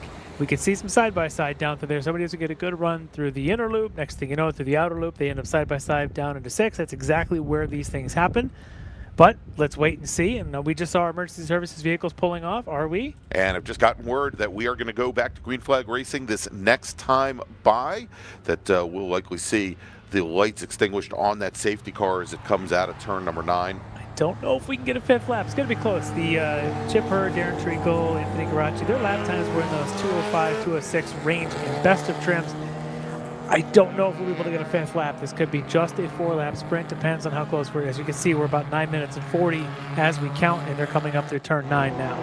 All right, and here we go as the safety car leads them out of turn 9. Lights are now extinguished. Yeah, we'll see, of course, that the first lap out, they're going to have a much slower run to the green flag. Going to be a much slower lap than their previous best. Well, we're right at that 9-minute mark right now. Again, it is possible. We might just get a 5th lap. This will be interesting to see. A 5th lap for a lot of these could be the deciding factor in some of these battles. I'm also going to watch that second grouping as Danny Staines even got a bit of daylight between he and the front 4. Yeah, he's backing it up just a little bit from the STU drivers up ahead. And as our leaders come down onto the front straight, green flag is in the air, and we are back to racing here at Watkins Glen as Chip Hurd all over the back of the Exige of Anthony Garaci as they now head down into 1. Darren Treacle trying to hold off Danny Stain. Look at that, Danny Stain again trying to go around the outside of one of the Exiges and gets by David Brand, putting that Exige between he and Amy Mills. We'll see if the Exige, it did the last time, was able to overtake him on the backstretch heading into the bus stop. Peter Tonelli and Chris Childs were side by side coming across start finish to take that green flag. Of course, we know that they and STO were sitting 3rd and 4th. They might be 4th and 3rd now as they make the way. And it looks like one of the Exiges, and I think that is Brand, definitely off the pace on the back straight as Tonelli gets around. Well, no, that's Garaci. It is Garaci who was leading, and I think he just straight lined through the bus stop. He may have an issue. I think he does, as he was off pace coming down the back stretch long before he ever got to the bus stop. That's going to move Chip Hurd now up. Maybe reports of the car smoking on him. And there you go. And now moving up in the second place overall is Danny Stain, STL leader now, who's gotten around Darren Treacle. Wow. What a shakeup here, unfortunately, for your race leader. Then we got Brand. Then we've got Chris Childs, who's gotten around Peter Tonelli and made that pass stick. And as we watch the STU Nissan trying to get around a whole gaggle of STL Mazda Miatas. Jim Schlechter trying to deal with Steve Hunt, Marshall Stocker, and Rafael Abdullahi. I feel terrible though for Garaci. Was looking like a good position here to maybe even hold off Chip for that lead, at least for a lap. Chip now in the lead, and Garaci's nowhere to be found. Unfortunately, it looks like his car may have let him down today. Yeah, and remember, Garaci had issues yesterday in qualifying, had the transmission issues. He brought the car, had some issues, and towards the end of this afternoon, or this morning's qualifying session as well, and it looks like that car just could not hold up to the stresses here, as David Brand also appears to be smoking just a little bit, Larry. So that may be an issue as well, as he's going to now follow Darren Treacle into the 90, into turn number 1. But it is right now Chip Hurd, your leader, coming through the 90. Then Danny Stain, who has opened up an amazing lead here over Amy Mills. Mills running 5th overall, 2nd in STL with Childs and Tonelli directly behind. Marshall Stocker having fallen off the pace of Mills, Childs, and Tonelli, almost 10 seconds back from them. Amy doing what she can do there and getting a good solid lap there under green to be able to pull ahead of that battle of Chris Childs and Peter Tonelli. Childs was able to get by Tonelli the first time they came by. This last time now he's got about a couple of car lengths on Tonelli. So that's going to be a good little battle to watch there for the podium in STL. Amy, though, about a 1.5 seconds ahead of them. All right, and Darren Treacle gets around Danny Stain as they were going down the short chute into the bus stop, but Stain, with that superior handling, goes around the outside of Treacle and is able to retake second position. Treacle, I think, doing anything he can to put Danny Stain between he and David Brand. Yeah, Brand back there, and the second of the yellow Exiges, the one still in the field right now. He's going to be pushing. I don't know what kind of pace he's got, but I'm sure if you're Treacle, exactly, you would much rather have that STL car between you looking back instead of being stuck behind Danny, because it looks like, especially in the straightaways, Danny is definitely a bit more of a liability in front of you. But in the corners, boy, I tell you, look at Danny here again. On the straightaway, giving it up. When they get to the corner, the Miata is definitely faster. Yeah, and here we go. It looks like Treacle able to get around Stain for now. We'll see what happens when they get to the S's, as Treacle for now has a little bit of coverage with Brand behind. And now we watch the battle for second in STL, and Amy Mills starting to open up a nice gap there back to Chris Childs and to Tonelli. About 6 or 7 car lengths now separating our second place STL driver from 3rd and 4th. There they are now coming out of 10 towards 11. But again, Treacle now hoping he's got Stain behind him, and maybe now he can play that game and keeping Brand a little bit further back, as we've got the battle of STL third and fourth as they come across start finish with Mills, and then a little bit of a gap to Childs and Tonelli. Those last two only about 7/10 between them. From Mills to Childs, about a second and a half right now between second and third place. Now, if you want to see something neat here, Larry, as we watch now, we're going to see the Audi of Chip Herr come up to the bus stop. Watch him hustle this car through the bus stop, and I don't want to say it definitely doesn't lumber, but how it soaks up the curbing. And you can see there, it just that machine, it rotates, it comes all the way around, and he's able to power out with that all-wheel drive. Now, again, for those who don't know, this is a car that Chip Herr raced in Pirelli World Challenge over 15 years ago. He owns two of them. Yeah, he bought I the know second that. car. There was a podcast Yes. inside the SCCA this week. If you get the chance, listen to it. Great stories about the two cars that he owns, and you can tell he has an extra little glimmer in his voice that comes up when he talks about these cars. Yes, he does. And also, he's likening it to his twin daughters, and he's hoping someday his daughters can be running these twin Running cars. the twin cars, exactly. So very, very cool if you get the chance to listen to that. And you could just tell as he throws that car around that he really enjoys this car. All right, and so we do have word, and there was a local caution over by turn 9, I believe, and that was where Anthony Garaci had parked his Lotus Exige, and he is now the local caution has been withdrawn. But as we see now, it looks as though David Brand has gotten around the Miata of Danny Stain as well. Danny a distant fourth position, but also still a tremendous lead over the rest of his STL field. But now Darren Treacle, as they come out of turn 10, Darren Treacle under attack from that Lotus Exige of David Brand. Yeah, I have a feeling Danny Stain probably said, you know what, it's not my battle anymore. Clearly, I can't stay ahead of these two guys. I'm going to let them fight it out themselves. And that's what's going on with Brand and Treacle.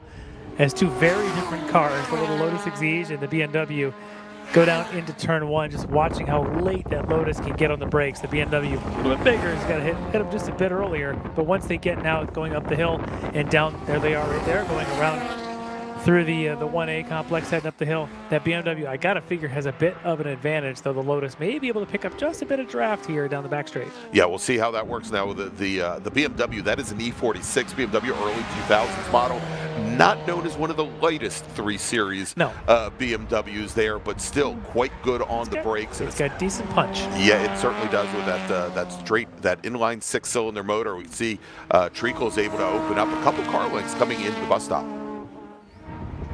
And Brand so smooth, such nice shallow lines there through the bus stop, trying to minimize the speed loss through there. All right, so almost lost track of it, Larry, as we had that extended full course caution period, but we are now working the last lap here at Watkins Glen. We've got just about a minute and a half remaining on the clock. At least it should be the last lap. I think the white flag in the air is oh, I'm sorry. White flag will come out this we're next still time. on time. I'm always a lap early. We know this. I always jump the gun. We're right on time. There we go. So told you it was either going to be 4 I'm or not 5. wrong. I'm just early. Thank you. Apparently, Chip Herr is Thank fast you, enough. We're producer going to get that 5th lap in because Chip Herr is just fast enough to make this happen. As he's coming around, there he is leading the field. Not much of a field yet behind him as he's put a daylight there, but Chip now coming out of 9, heading to 10. In his Audi, but that battle for second, I don't think is over yet, as they've got a lap and 2 corners to decide the order of the podium in STU, and I don't think it's over yet. David Brand looks like he's got something in the chamber for Darren Treacle. That's right, Treacle trying to hold him off as we've got Chip Herr coming across the front row. Hey, look, there it is. That's the white flag. Thanks, Barney. 1 lap to go here at Watkins Glen for our touring cars. And coming across the line now, Darren Treacle, he's got David Brand only about a half a car length, maybe a full car length back. Brand does not poke out yet. And this is where we saw Treacle have the advantage, going up through the S's, motoring into the bus stop. Obviously, the very small, very light Exige, a bit of a scalpel here in some of the twistier sections of the course. But, here at the Glen, we've talked about it a lot, Larry. There are not actually a lot of passing opportunities because of how much momentum these cars carry. Yeah, let's see if the Lotus here, David Brand, really gets a run through this bus stop and into the outer loop. But look how shallow that Chip Herr takes this as they come on through. Just a little bit tighter again for the lighter weight Exige and Brand, but nice and clean for Treacle as he makes his way through. Chip Herr running all the way out to the curbs on the exit of the outer loop. And you see Brand not using every last inch there because he probably doesn't need it with that very light car as Treacle and Brand go through that oil dry over at the chute, over at turn 6, come down the hill into 7, and Brand hasn't made up a lot of ground here on the number 70 machine as they come under with a light brake into turn 7 and power up the hill. This is probably the one place where maybe Brand has a bit of an advantage as he's able to carry a little more speed and get that car rotated through turn 7. We'll take a look here now as they come over the crest of the hill and down into the heel of the boot, whether or not the Exige is able to make up, and he's pulled up now within a half a car length, maybe a car length, to the back of Darren Treacle as they come and run up the hill. But again, it's Chip Hurt all by himself as he rounds turn 9. He's got 2 corners left to go as Treacle now extends his advantage to 2 car lengths over David Brand. And at the tail end of that shot, Danny Stain, your runaway But this leader guy, in STL. speaking of runaways, your STU leader, he's got about 100 yards left to take checker and win here in STU. Great run for Chip Hurt. There you go. Taking the win is Chip Hurt, driver of the number 18 Audi A4. Finishing second will be Darren Treacle, and David Brand will come home third in STU. Our STL leader, now our STU winner, Danny Stain, crossing the line. Next car we expect to see coming out of the final corner should be Amy Mills. Wait till you see the battle for third, though. It's not done yet between STL. All right, so here comes Amy Mills. She crosses the line. We've got Chris Child and Peter Tonelli side by side out of the final corner. And as they come to the line, mere inches separating the 2 drivers. Wait. And as they cross, I'm waiting for timing to refresh. this might take I a think second. it was Charles. Here You're we saying go. Tonelli. Peter Tonelli taking the Look at last that spot gap. on the podium. Look at that gap. And the gap between do our math? 2 drivers, no, I can't do math. Carry the 3 1,000ths of a second between Peter Tonelli, who comes in third, and Chris Childs, 3 1,000ths of a second. Steve Hunt, he's going to finish just off the podium in STL with Rafe Abdullahi coming in 5th. Whew.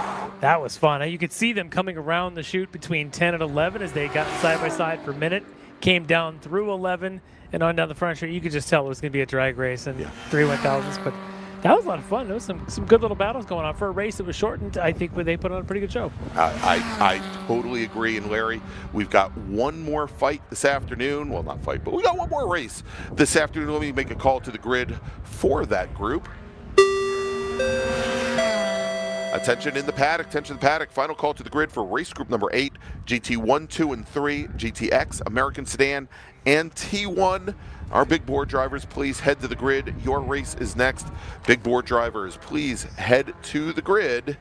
Your race is next. And so we're going to take a little break. Our last race of the day coming up. I want to remind everybody we're going to be back at it tomorrow morning. Feature races starting at 8:30 a.m. from Watkins Glen. But we'll be back in just a few moments. You're watching the 2023 Hoosier Racing Tire SCCA Super Tour live from Watkins Glen International.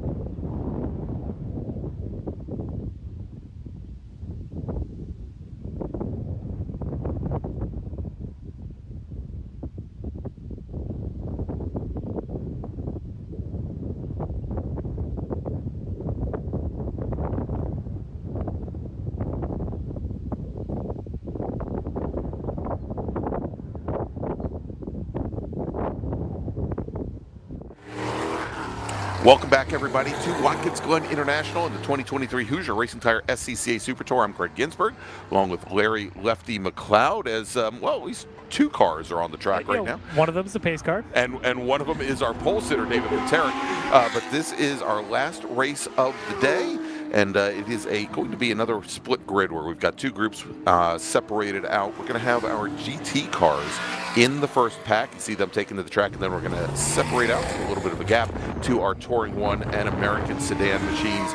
We had 12 cars in the first group. Let's run them down, starting at 12th in the number 103 GT2 BMW M3. It's Bruce Bergeron. Starting 11th in the number 13 GT2 Mazda RX-7, Sterling Cole. Starting 10th in the number 44 GT1 Olds Cutlass, John Helmers. Simon Asselin will start 9th. He's driving the number 81 GT2 Porsche 911 Cup car, with Joe Frieda starting 8th, scheduled to start 8th in the 122 GT1 Chevy Corvette. Starting 7th in the number 50 Sunbeam Tiger. It's Tiger Tom Patton. That's a GT2 machine with Matt Moore. Starting 6th, he's driving the number 09 GT2 Ford Mustang. Then we've got Jorge Nazario. He starts 5th in the 165 GT2 Chevy Corvette, with Jared Odrick starting 4th. He's driving the number 01 GT2 Porsche 911 Cup car. Kevin Allen is your pole sitter in GT2. He starts 3rd overall in the number 64 Nissan 300CX. And your front row, Ray DeVuti, driving the number 11 GTX Lamborghini Super Trofeo, and your pole sitter in our first group, driving the number 57 GT1 Ford Mustang from Canfield, Ohio, with a qualifying time of 148.581. It's Dave Paterick. So now let's take a look at our second field. Our T1 and American Sedan car is going to give you the top 10, starting 10th, driving the number 56 American Sedan Cadillac CTS-V, Thomas West. Starting 9th, driving the number 51 American Sedan Pontiac Firebird. We've got Amy Aquilante with Andy McDermott starting 8th. He's in the number 24 American Sedan Ford Mustang. Danny Richardson is your pole sitter in American Sedan, starts 7th in this group in the number 22 Chevrolet Camaro. All the remaining drivers are in T1, starting 6th, driving the number 42 BMW M3. It's Brian Goodman with Hugh Stewart starting 5th in the number 23 BMW M3. Ann Doherty will start 4th. She's driving the number 4 Porsche GT4 Club Sport, with Joe Aquilante starting 3rd. He's in the 2007 Chevy Corvette. That's the number 32 machine. Then we've got James Candelaria. He's driving the number 134 Chevy Corvette, and our pole sitter in T1, driving the number 33 Phoenix Performance Ford Mustang, with a qualifying time of 157.872, Andrew Aquilante. All right, 3 good battles to look for here. GT2 between Kevin Allen, Jared Odrick, Jorge Nazario, all 3 of them very close on qualifying time. Should be equivalent to watch. T1, Andrew Aquilante and James Candelaria should be a really good one there between the Mustang and the Corvette. And A Sedan's always got one. Sometimes it's an active attrition. Sometimes it's just who can save tires. But between Danny Richardson, who's been real fast, McDermott, we know he's won his share of championships, yes, and maybe Aquilante showing some pretty good pace here at the Glen. That could be a fun one to watch here as the first group's coming around towards 11. All right, and here we go. Lights are out on the pace car, bringing the field around. Dave Paterick, red, white, and blue American flag Ford Mustang, with Ray DeVuti in his Lamborghini to the outside of the front row. And as they come down the front straight, there it is. Green flag is in the air, and we are racing here from Watkins Glen as that GT1 machine, as you'd expect, jumps out to a very early advantage. I guess that's what 800 plus horsepower will do for you.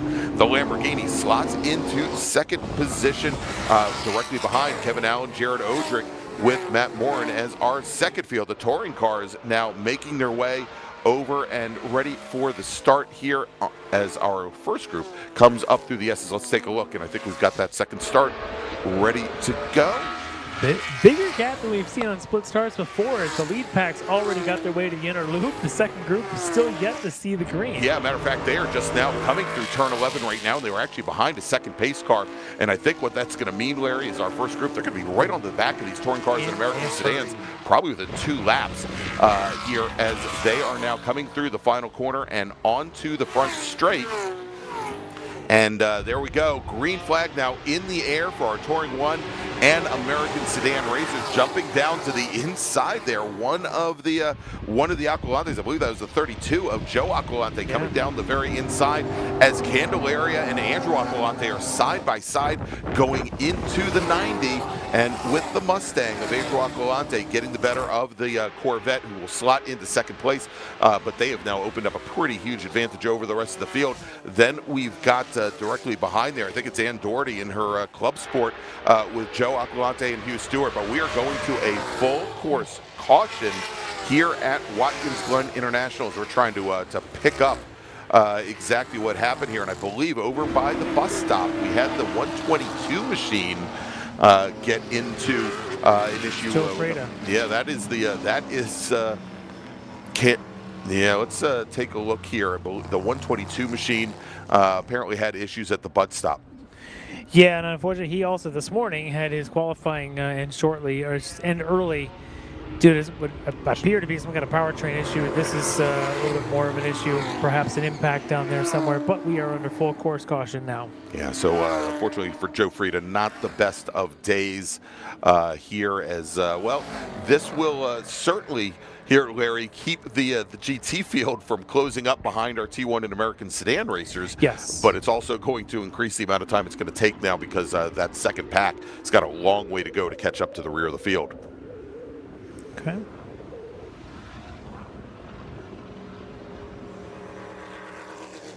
All right, we're also getting reports Beth Aquilante may be slow cutting through, maybe on her way back into pit in. It does not sound like the engine's on full song. Yeah, and if you remember at the end of qualifying this morning, Beth was having some issues with that car, and it seemed to be a little bit off song as well. So whatever the TAR folks were doing in order to get that up to speed, apparently still a little bit of work to do. We'll see if she is able to continue here as that T1 in American Sedan field just now coming through the final corners. The first group is coming into the bus stop right now, so they're still going to be running at close to race pace for about another half lap.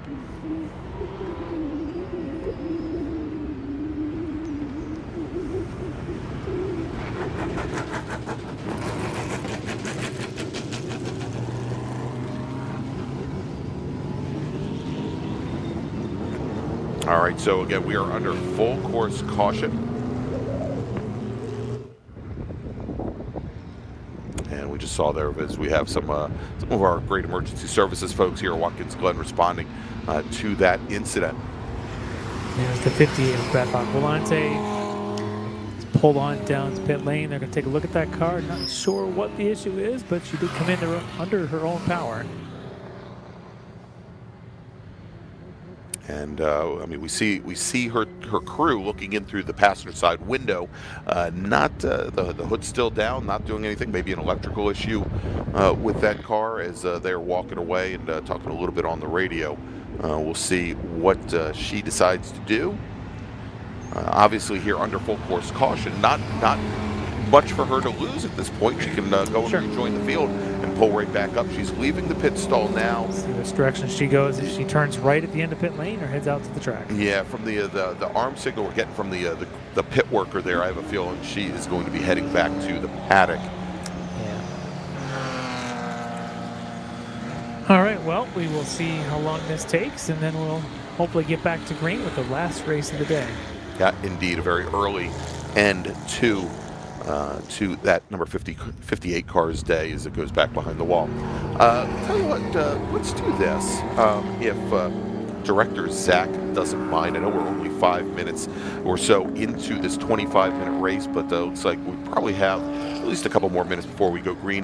Why don't we take our last break of the day, and we'll bring you extended coverage, almost 20 minutes, to the checkered flag here in our big board race. You're watching the 2023 Hoosier Racing Tire SCCA Super Tour, and we'll be right back. Ready for a new race trailer? Bravo Trailers is the exclusive trailer partner of the SCCA. Owned by longtime SCCA racers, Bravo Trailers work better, load easier, and tow better because we build them with racers in mind. Visit bravotrailers.com to see your new trailer in aluminum or steel. For over 25 years, championship-winning drivers and teams have demanded Hawk Performance Motorsports brake pads. Now you can have their advanced technology on your daily car, truck, or SUV with Hawk Performance Street products. With the improved HP Plus pad for that hybrid street and track feel, or Super Duty pads for tow vehicles, their all-new ER1 brake pad designed to take on even the longest race, and their all-new high-performance brake fluid, Hawk has all of your braking needs covered. Visit HawkPerformance.com and like them on Facebook or Instagram to learn more about the Hawk Performance Advantage. Hawk Performance, what's stopping you? Hoosier Racing Tire is proud to be the presenting sponsor of SCCA's Super Tour. Hoosier's mission is to be the dominant, customer-driven provider of tires to race teams domestically and internationally. Realizing Hoosier's existence and continued success is dependent upon how well we meet our customers' expectations by providing the safest, most reliable, high-quality race tires that put you in the winner's circle. For more information, see one of our trackside support personnel or the local Hoosier Tire racing dealer nearest you, or contact us at HoosierTire.com. Hoosier Racing Tires, truly designed for champions. Mazza Vineyards is the exclusive sparkling wine for podium celebrations at the Hoosier Racing Tire SCCA Super Tour, SCCA Runoffs, and Tire Rack SCCA Pro Solo. Celebrate your race weekend with Mazza Vineyards and learn more at enjoymazza.com. Summit Racing is proud to support SCCA racers through the Road Racing Contingency Program. Run the required decals to be eligible for contingency payouts.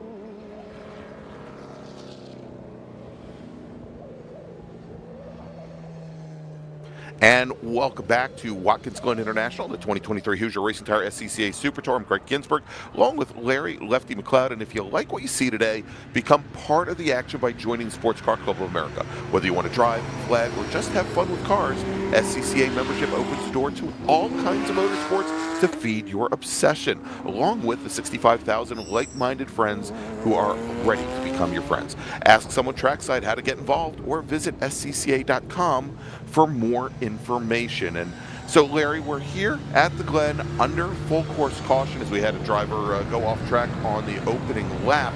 And let's do this as we've got a little bit of time here. We know James Candelaria from Sentinel Systems. He's got in-car camera views here, and we want to take a look and see exactly what James encountered here on the start and on his very first lap. You can see as they're coming into the bus stop. He's in his Corvette, right behind Andrew Aquilante, who's in that Mustang as they come through. And there's the car just off to his left going, oh, hey, there's somebody there. And at this point, both of them probably realize this is going to be full course, and there's the flag coming there's through. The flag, yeah. Yep. So almost immediately. That'll definitely put a little sugar in your coffee this afternoon. Yes, they were coming through at speed there and just came right up on it. So there you go. Here again as we're under full course caution, and that was the 122 GT1 Chevy Corvette of Joe Frieda. Well, I appreciate James putting the camera in his car so we have a good shot of that. All right, so it sounds like they've gotten the Frieda GT1 Corvette out of the area there at the exit of the bus stop, and we've just gotten word, Larry, that we should be going back to green flag racing this next time by. All right, ready for lots of noises down the front straight. And here we can see now the lights are out on the safety car. All the best noises. And so if we break things down, it is Pantera, your leader, with Davudi in the GTX Lamborghini Huracan second. And then we've got Kevin Allen and Jared Odrick, nose tail third and fourth overall. That is the battle for the lead in GT2 with Jorge Nazario and Matthew Morin directly behind. Actually, a whole gaggle of GT2 machines. Nazario, Morin, Asselin, and Tiger Tom Patton there as well. And then we've got Aquilante, Candelaria, Hugh Stewart, Joe Aquilante, and Doherty all in a row in Touring 1. And Andy McDermott still trailing Danny Richardson for the lead in American Sedan with Amy Aquilante, Tom West rounding out the top four as the safety car now brings the field through the final corner, is on the pit lane. And we've got the drivers on the front straight, and we are back to green flag racing here as once again that GT1 Mustang jumping out to an early lead on the rest of the field. Yeah, I'm watching what Andrew Aquilante did in his Mustang in T1. He was kind of backing the field up just a little bit. As they came off 11, he took off. Right. He timed it perfectly, was able to get the last of the GT1 cars going across start finish, putting a big gap between himself and James Candelaria. They've now got probably 6-7 car lengths and cars between them when they were nose to tail coming in. Really smart move for Andrew Aquilante. Very well calculated there on that restart. Yeah, and it looked as though Tiger Tom Patton got a very good jump as well. That car may not be the most aerodynamic thing, but it's got a big horsepower advantage on a lot of the other machines in the field. He tried to go around the outside there as our GT1, or probably as our T1 field. We just saw them come through the bus stop. Again, Candelaria nose tail. He's gotten right back to the back of them. And there they go through there. And Hugh Stewart in that white, right black, and red BMW, he's right there as well as they come into turn number 6. Oh, and a big loose moment there for Stewart as he came through turn 6 and got maybe some of that oil dry as he manages to hold on. Andrew taking defensive lines in through 7, kind of watching his mirrors for that big Corvette of Candelaria. Not able to make the move there, but as you said, you've got Hugh Stewart right there. So the three of them nose to tail, while out in front, GT1 Dave Petark doing what Dave does. And Ray Devoti, it's that GT2 battle that's stacking up Kevin Allen, Jared Odrick, Jorge Nazario. They're all grouped up. And then you get to that battle of the T1s, now coming through 8 into 9. Yeah, and we see now Kevin Allen coming out of turn 9. He's got about a 3 car length advantage over the Porsche 911 and Jared Odrick. What I will say here is Odrick has been known at many tracks to take maybe some non-traditional lines through corners that might stack up some of the drivers behind, and we can see that right now. Actually, he's right behind Simon Asselin, and then he's got that T1 battles. We're on board right now with James Candelaria. Yeah, I was going to say, he's making the move down the inside. He's going to push Aquilante to the outside a little bit. Not enough to make the move, but he's going to be right on his shoulder. Yeah, and as they come through the corner, you can kind of see the shadow of the 33 machine directly ahead as for the moment, Candelaria sticking right to the back of the 33 machine. And wow, did you see that? Just that little tap of the curbing there, driver's right, was enough to really send a pretty big shiver through that Chevy Corvette as they make the run now down towards the bus stop. Andrew staying off of all the curbs down there after he got through the apex at 1. Candelaria just kind of getting a good view along these two sides. Of course, here it's all curved down through the bus stop for everybody.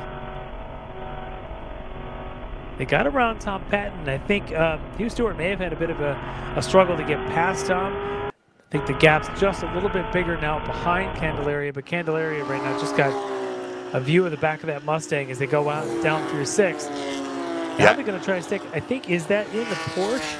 Yeah, they're right behind Simon Asselin in the number 81 machine. Looks like Jared Odrick in the 01 has managed to get around Simon.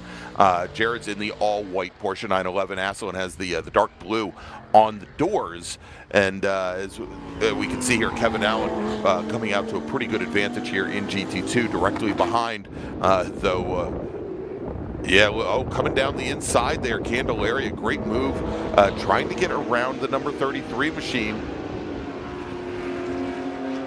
and was not able to get that move done as Tiger Tom Patton now directly behind Candelaria's Corvette, and it looks like Hugh Stewart has dropped quite a bit further back now from that field. Just spun there, coming out of 10 towards 11. They're still track right. And that is one of, I believe that is the TA2 Ford Mustang, if I remember correctly. Matthew Morin. Who I think that's Matt Morin at the 09 car. He was running there with Jorge Nazario, and Nazario continues, but it does look like the white Mustang of Morin is still there, track right. Yeah, and he's trying to get that car fired back up. We can see the fireballs out of the exhaust, but he's just not moving yet.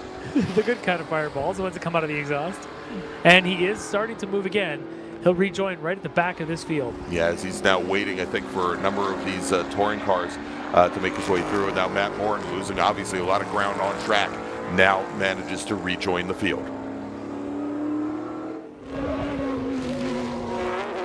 And as we jump back up here, as we take a look, looks like there's the battle with the Aquilante and Candelaria with now, can you see how loose Stewart is now coming through many of these quarters? He's got some challenges keeping the rear end of that BMW. I don't think his car liked the pace he ran for the first 2 laps coming off of that restart. He is now faded back quite a bit. He's not able to maintain pace with what Aquilante and Candelaria doing it. As you can see him now coming through 6th. The car does look just a little bit squirrely for him and just not on pace with where Aquilante and Candelaria are running. Yeah, and even if he was able to get up towards them, they've got Tiger Tom Patton pretty much to act as a pick there, sitting right back behind him, as Kevin Allen now opening up a pretty nice advantage over the rest of the GT2 field. He's running now 3rd overall, and he's opened up about, I'd say probably around a 6 or 7 car length, probably more than 7 car lengths, probably closer to 12 car length advantage now over Jorge Nazario's number 165 Corvette.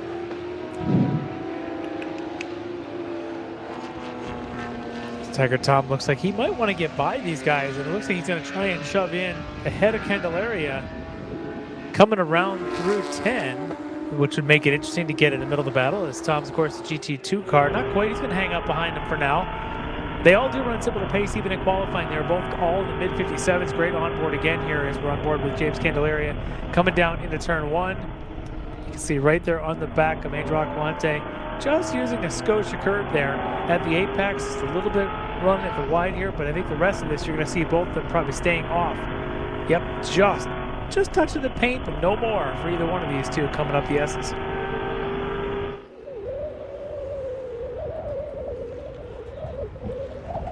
As Ray Davuti in that Super Trofeo GTX class car out there, kind of leading the rest of this train. Kevin Allen. All right, so I want to try and track Larry now. Coming into the S's, just came out of the exit of turn 1 and starting to run up the hill. This is the battle for the lead in American Sedan. We've got Danny Richardson in that 3rd-gen Chevy Camaro, then Andy McDermott in there just now coming up to the top of the S's here. And we can see the effect of the draft as McDermott now going to come right alongside Danny Richardson's Chevy Camaro as they come under braking the turn 1. I'm wondering here if Richardson might have a problem as given how far he's now dropped off. And we know that Camaro, very, very fragile, Larry. Richardson had been leading the national championship race at VIR this last fall and had some mechanical issues, had to retire early down at turn 1, and we now have a new leader in American Sedan, and that is multi-time champion Andy McDermott. Yeah, Andy always a contender every time these cars fire up. Danny, unfortunately, looks like the car has lost some steam, way off pace in the traps. They're about 20 miles an hour slower than McDermott the last time down the back straight, so things not good for Danny Richardson. We'll see where Amy Aquilante then stacks up, as she is running 3rd, see if she's got a chance to get past the limping Danny Richardson. All right, as we watch the front end of our GT2 field come down the front straight, and now Andrew Aquilante and Candelaria, they're coming. Aquilante shoves the car right underneath Tiger Tom Patton. Tom had actually gone past Andrew on the straight, but when they got to braking, Andrew actually was able to get by him in braking. I don't know that Andrew's too happy with Tom being in the middle of this. I don't think so. And here's the next thing, Larry, is they're coming out, starting to go up through the S's. Tiger Tom Patton as he was starting to pick up speed. We just saw as Aquilante came right across his nose, driver's right, and Tom Patton had to slam on the binders going up the hill. So no, I think there's definitely something going on between those two drivers as Danny Richardson, who was our pole sitter in American Sedan, brings his car now down onto the pit lane, and effectively his race is now done. Yeah, that does move Amy Aquilante up into 2nd, and Tom West in the Cadillac now into 3rd in a sedan. That's unfortunate. Danny's been quick. The car was running strong. Just unfortunately, something's up with it, and they are lifting the hood to take a look. All right, and looks like Dave Pinteric, they're going to show the soundboard to him on the front straight here as he has cracked that 103 decibel limit. He's only got a few more times before they're going to bring him in. I thought it was a sonic boom that went by. I didn't realize it actually came out of the exhaust at the pace he's running out there. Maybe it was a nail-filled blimp or something. All right. As Pinteric, in that red, white, and blue Mustang, he gets the board.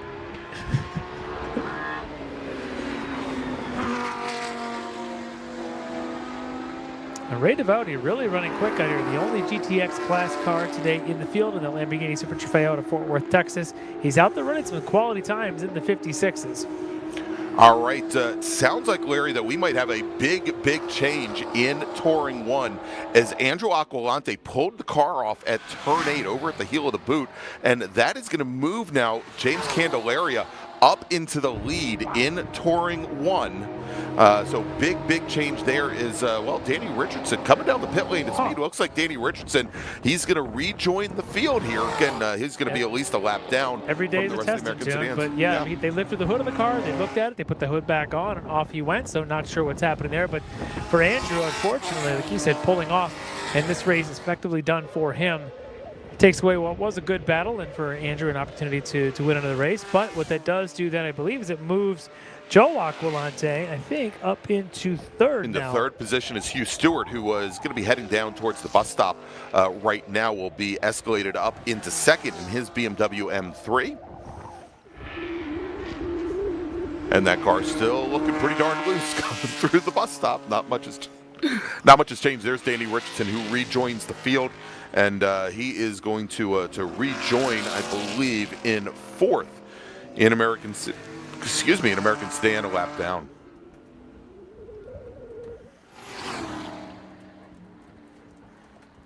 As we now have just 3 minutes remaining on the clock here, Larry, just a few more laps to go. Dave Panterick, your leader in GT1. Kevin Allen, your leader in GT2. James Candelaria, your leader in T1, and your leader in American Sedan, Andrew McDermott. As we just heard, Dave Panterick going down the front straight, right in front of me, just making a wonderful rumble against his main grandstand.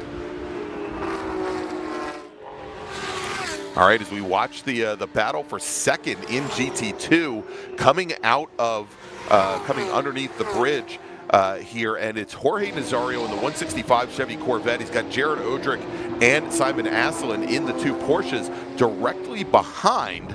And that is, I think, that without a doubt, the best battle we've got going on, and certainly a battle for podium, is Kevin Allen now almost 20 car lengths ahead of these three who are fighting it out for the last step on the GT2 podium. As we've just gotten word that the next time Dave Panterick comes by, he is going to get the white flags. The time definitely running down here at Watkins Glen. I don't know if the Porsches have the legs, but as you can see him coming to the bus stop there, I hope he's looking over his shoulders. Yeah, Nazario pushes wide coming through the bus stop there, actually gets into some of the dirt on the inside curbing there on driver's right, and he's got Odrick and he's got Aslan right behind him, right on his bumper. Those two Porsches right now looking like just a couple of piranha just feasting on the blood and the water, with Nazario just kind of slipping and sliding that big Corvette around. I don't know how much tire he's got left under that car, but he certainly is pushing it for all it's got. If he makes one little bit of a slip, he might lose not one but two spots to those Porsches. They are right there waiting.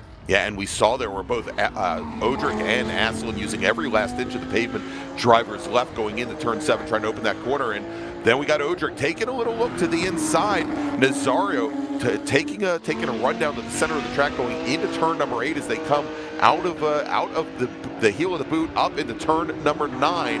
And you said they're kind of sensing blood right now as they come through the final corners, taking the white flag. 1 lap remaining. Dave Panterick here is your leader in GT1 with 1 lap remaining. Let's go back to this GT2 battle here, coming through the final corners as they now start their final lap. Kevin Allen, your leader in GT2. Jorge Nazario running in second, but Jared Odrick and Simon Aslan, they are closing things down now with only a lap remaining. Yeah, it looked like Nazario really struggled there through turn 9, gave up a bunch, but nowhere to go with it. It's forcing the guys behind him to sort of just check up and wait, as Odrick and Aslan just can't go anywhere. Then you get to the straightaways. Now the Corvette actually has a bit of the advantage as they come up the hill, and you can see them there on that shot. I don't know that the Porsche can do much here. Where they're going to have to see if they can get a run might be down in the boot section.